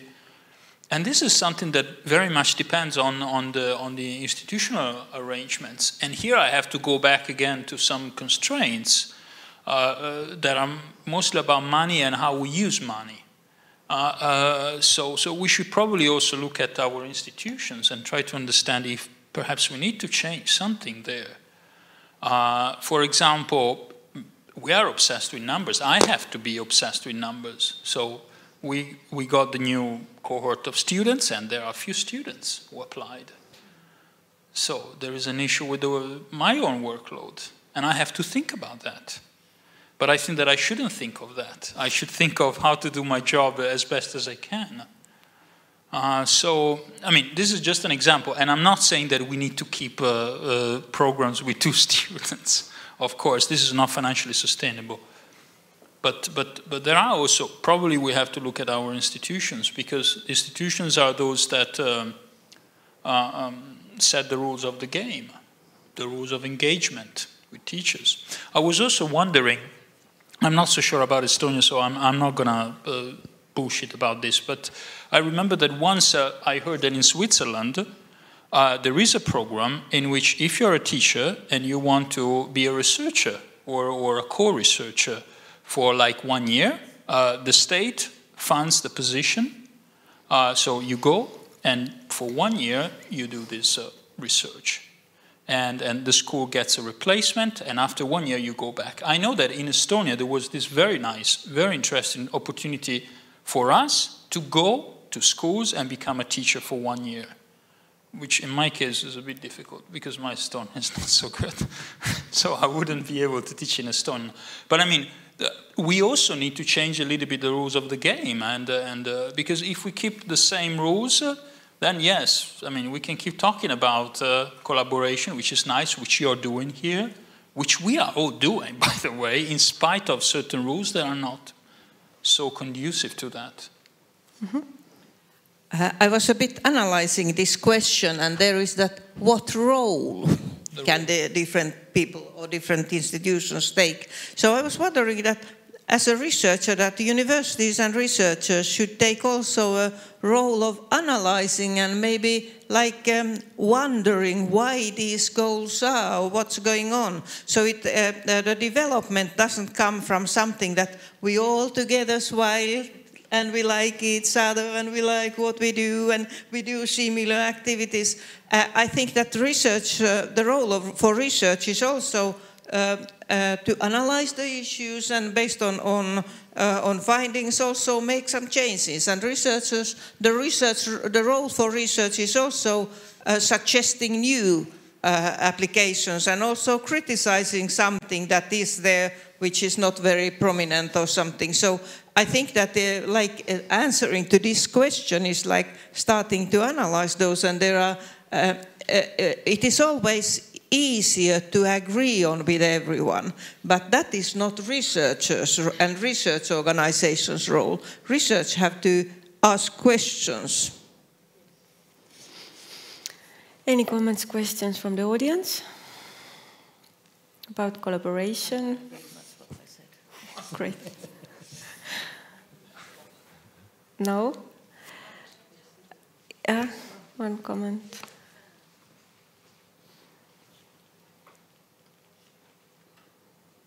I wanted to comment that there is a possibility for teachers to get this national grant to study something for 11 months, if I'm not mistaken. Yeah, I didn't dare to say it because I wasn't so sure. Yes. Yeah, this is very good. And also, if teachers are studying, they have some advantages. Like they can take at least one working day off per month, which is something very, very useful. But this, when the researcher is going to school or a teacher is going to do, that doesn't necessarily lead to fruitful collaboration, and it's better than nothing, I think. Okay, so we have a last question. It's for you, Tobias. So it's more focused on our evaluation, or what kind of questions we could ask or we should ask to understand the effect of digital innovation on student learning or teacher practice. There is a question on what are some key metrics, but now I was thinking that probably I would ask how we could answer those questions. So I guess policymakers would like to have very often some definite answers, and to say, okay, now just tell me what works and what doesn't work, something like that.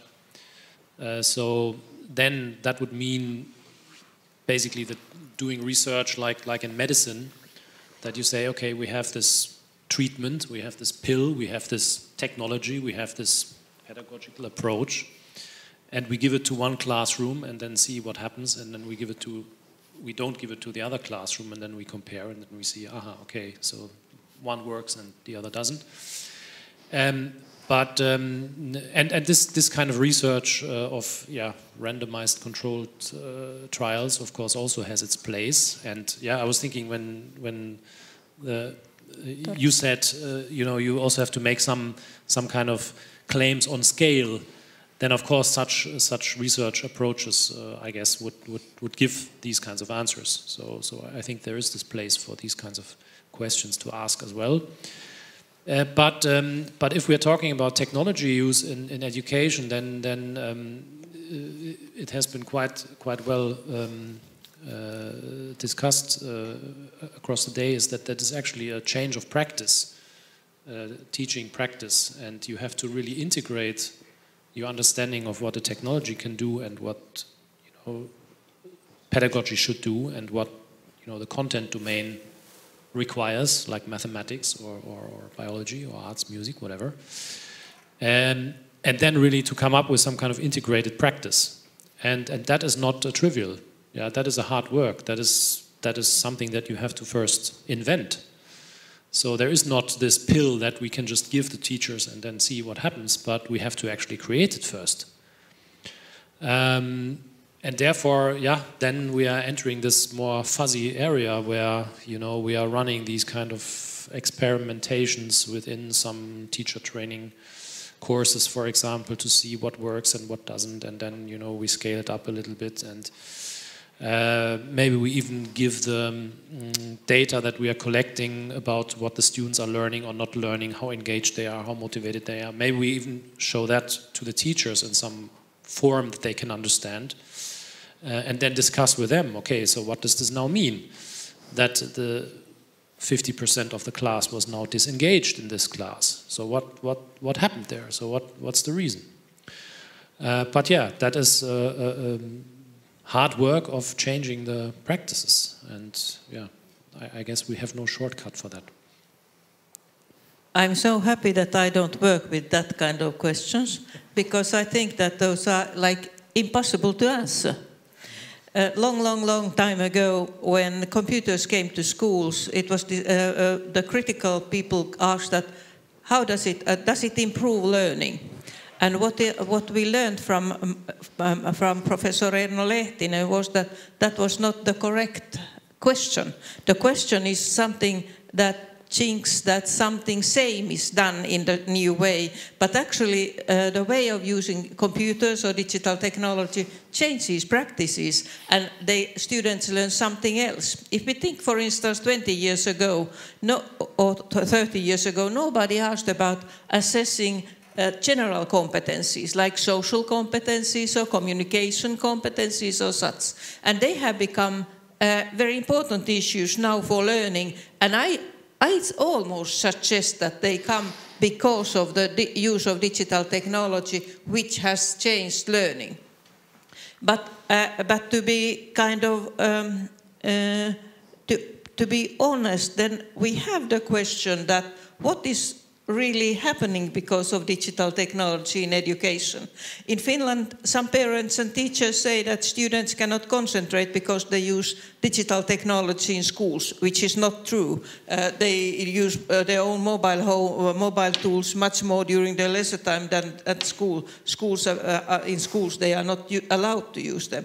But there's like a kind of strong pressure that digital technology doesn't improve learning, especially because Finland has gone downwards in PISA results, and it is because schools use digital technology. Nothing to say about, for instance, the change of students or something else. So it's always the digital technology. But Tobias, if you are working with this, so I would like to have a clear answer. Yeah, actually it is so that I mean, this is what we often observe, is that first time we introduce something, then actually the results go down.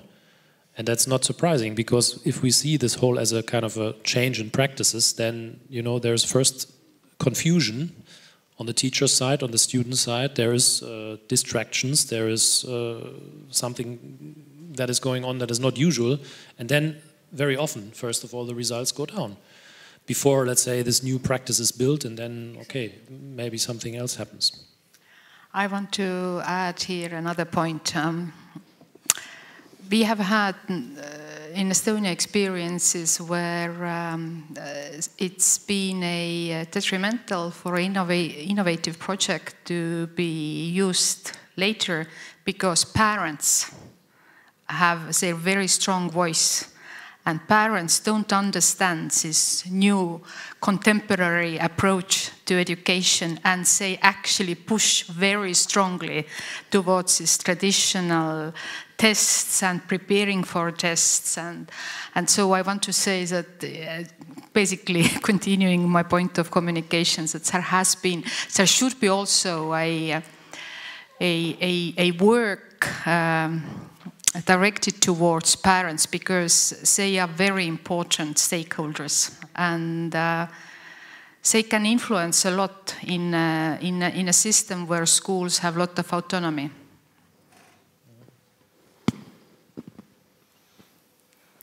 You want to? No? I should do it.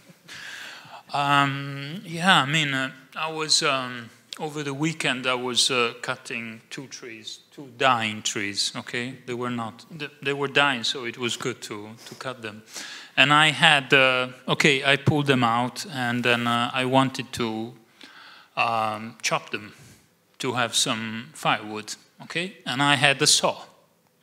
And it was very, very time-consuming to saw all these 2 trees. It was really time-consuming. And I wished I could have an electric saw, which I had, but now it's broken. So obviously, in that case, my productivity would skyrocket with the electric saw, literally. Can we actually apply this to education? I don't think so. And I think that Doris' presentation was quite telling in this respect. So, because we have so many variables. So the problem of metrics, what kind of metrics then?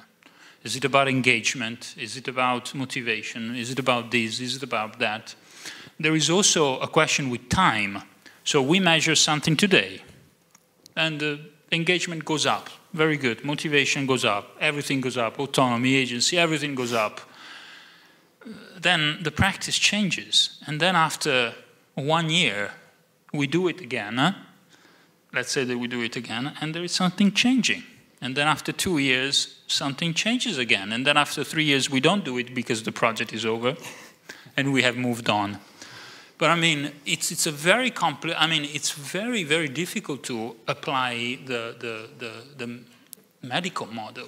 Because in that case, we have a pill for something specific. Whereas in education, we have people growing, people, flourishing, people having issues.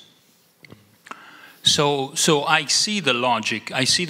Okay, control group, blah, blah, blah, perfect. It works certainly with the saw.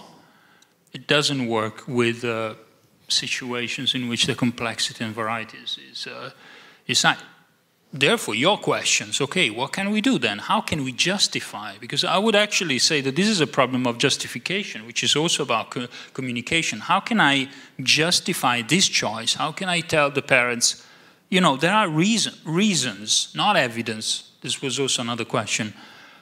What are the reasons?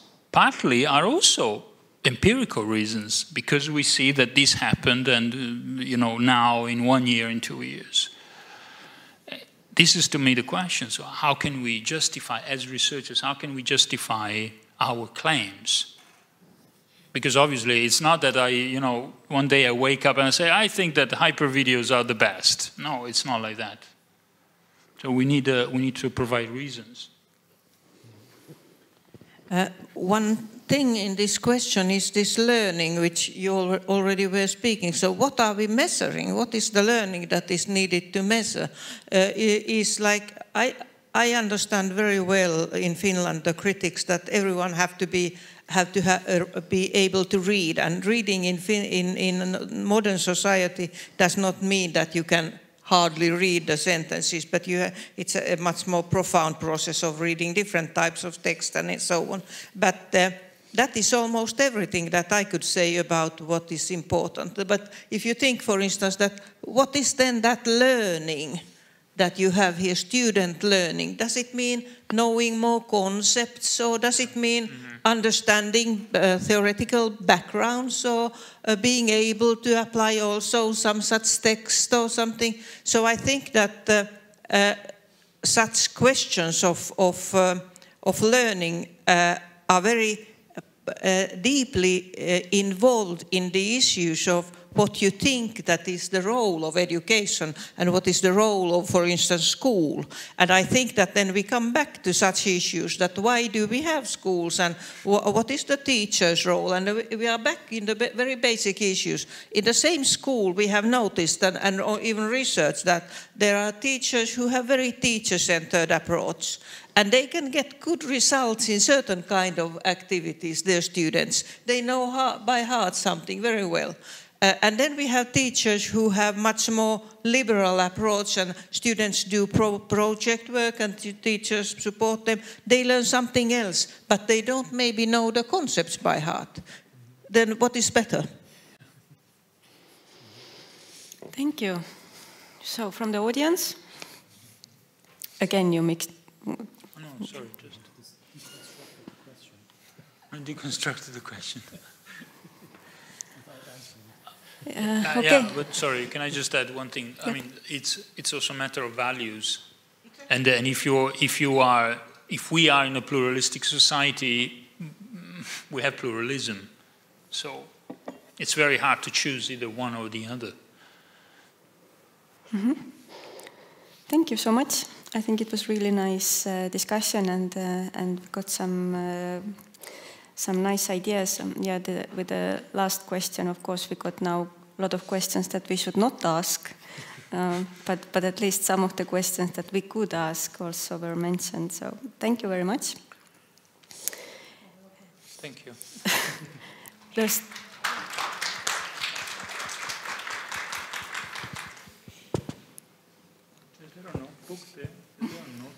I don't know. Collecting notebooks.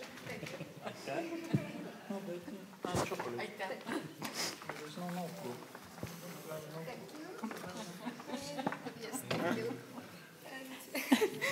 It was nice. Chocolate you have to eat. Yes, but for my teeth is fine. Kas me tuleme ära siit või? Tuleme ära. Yeah.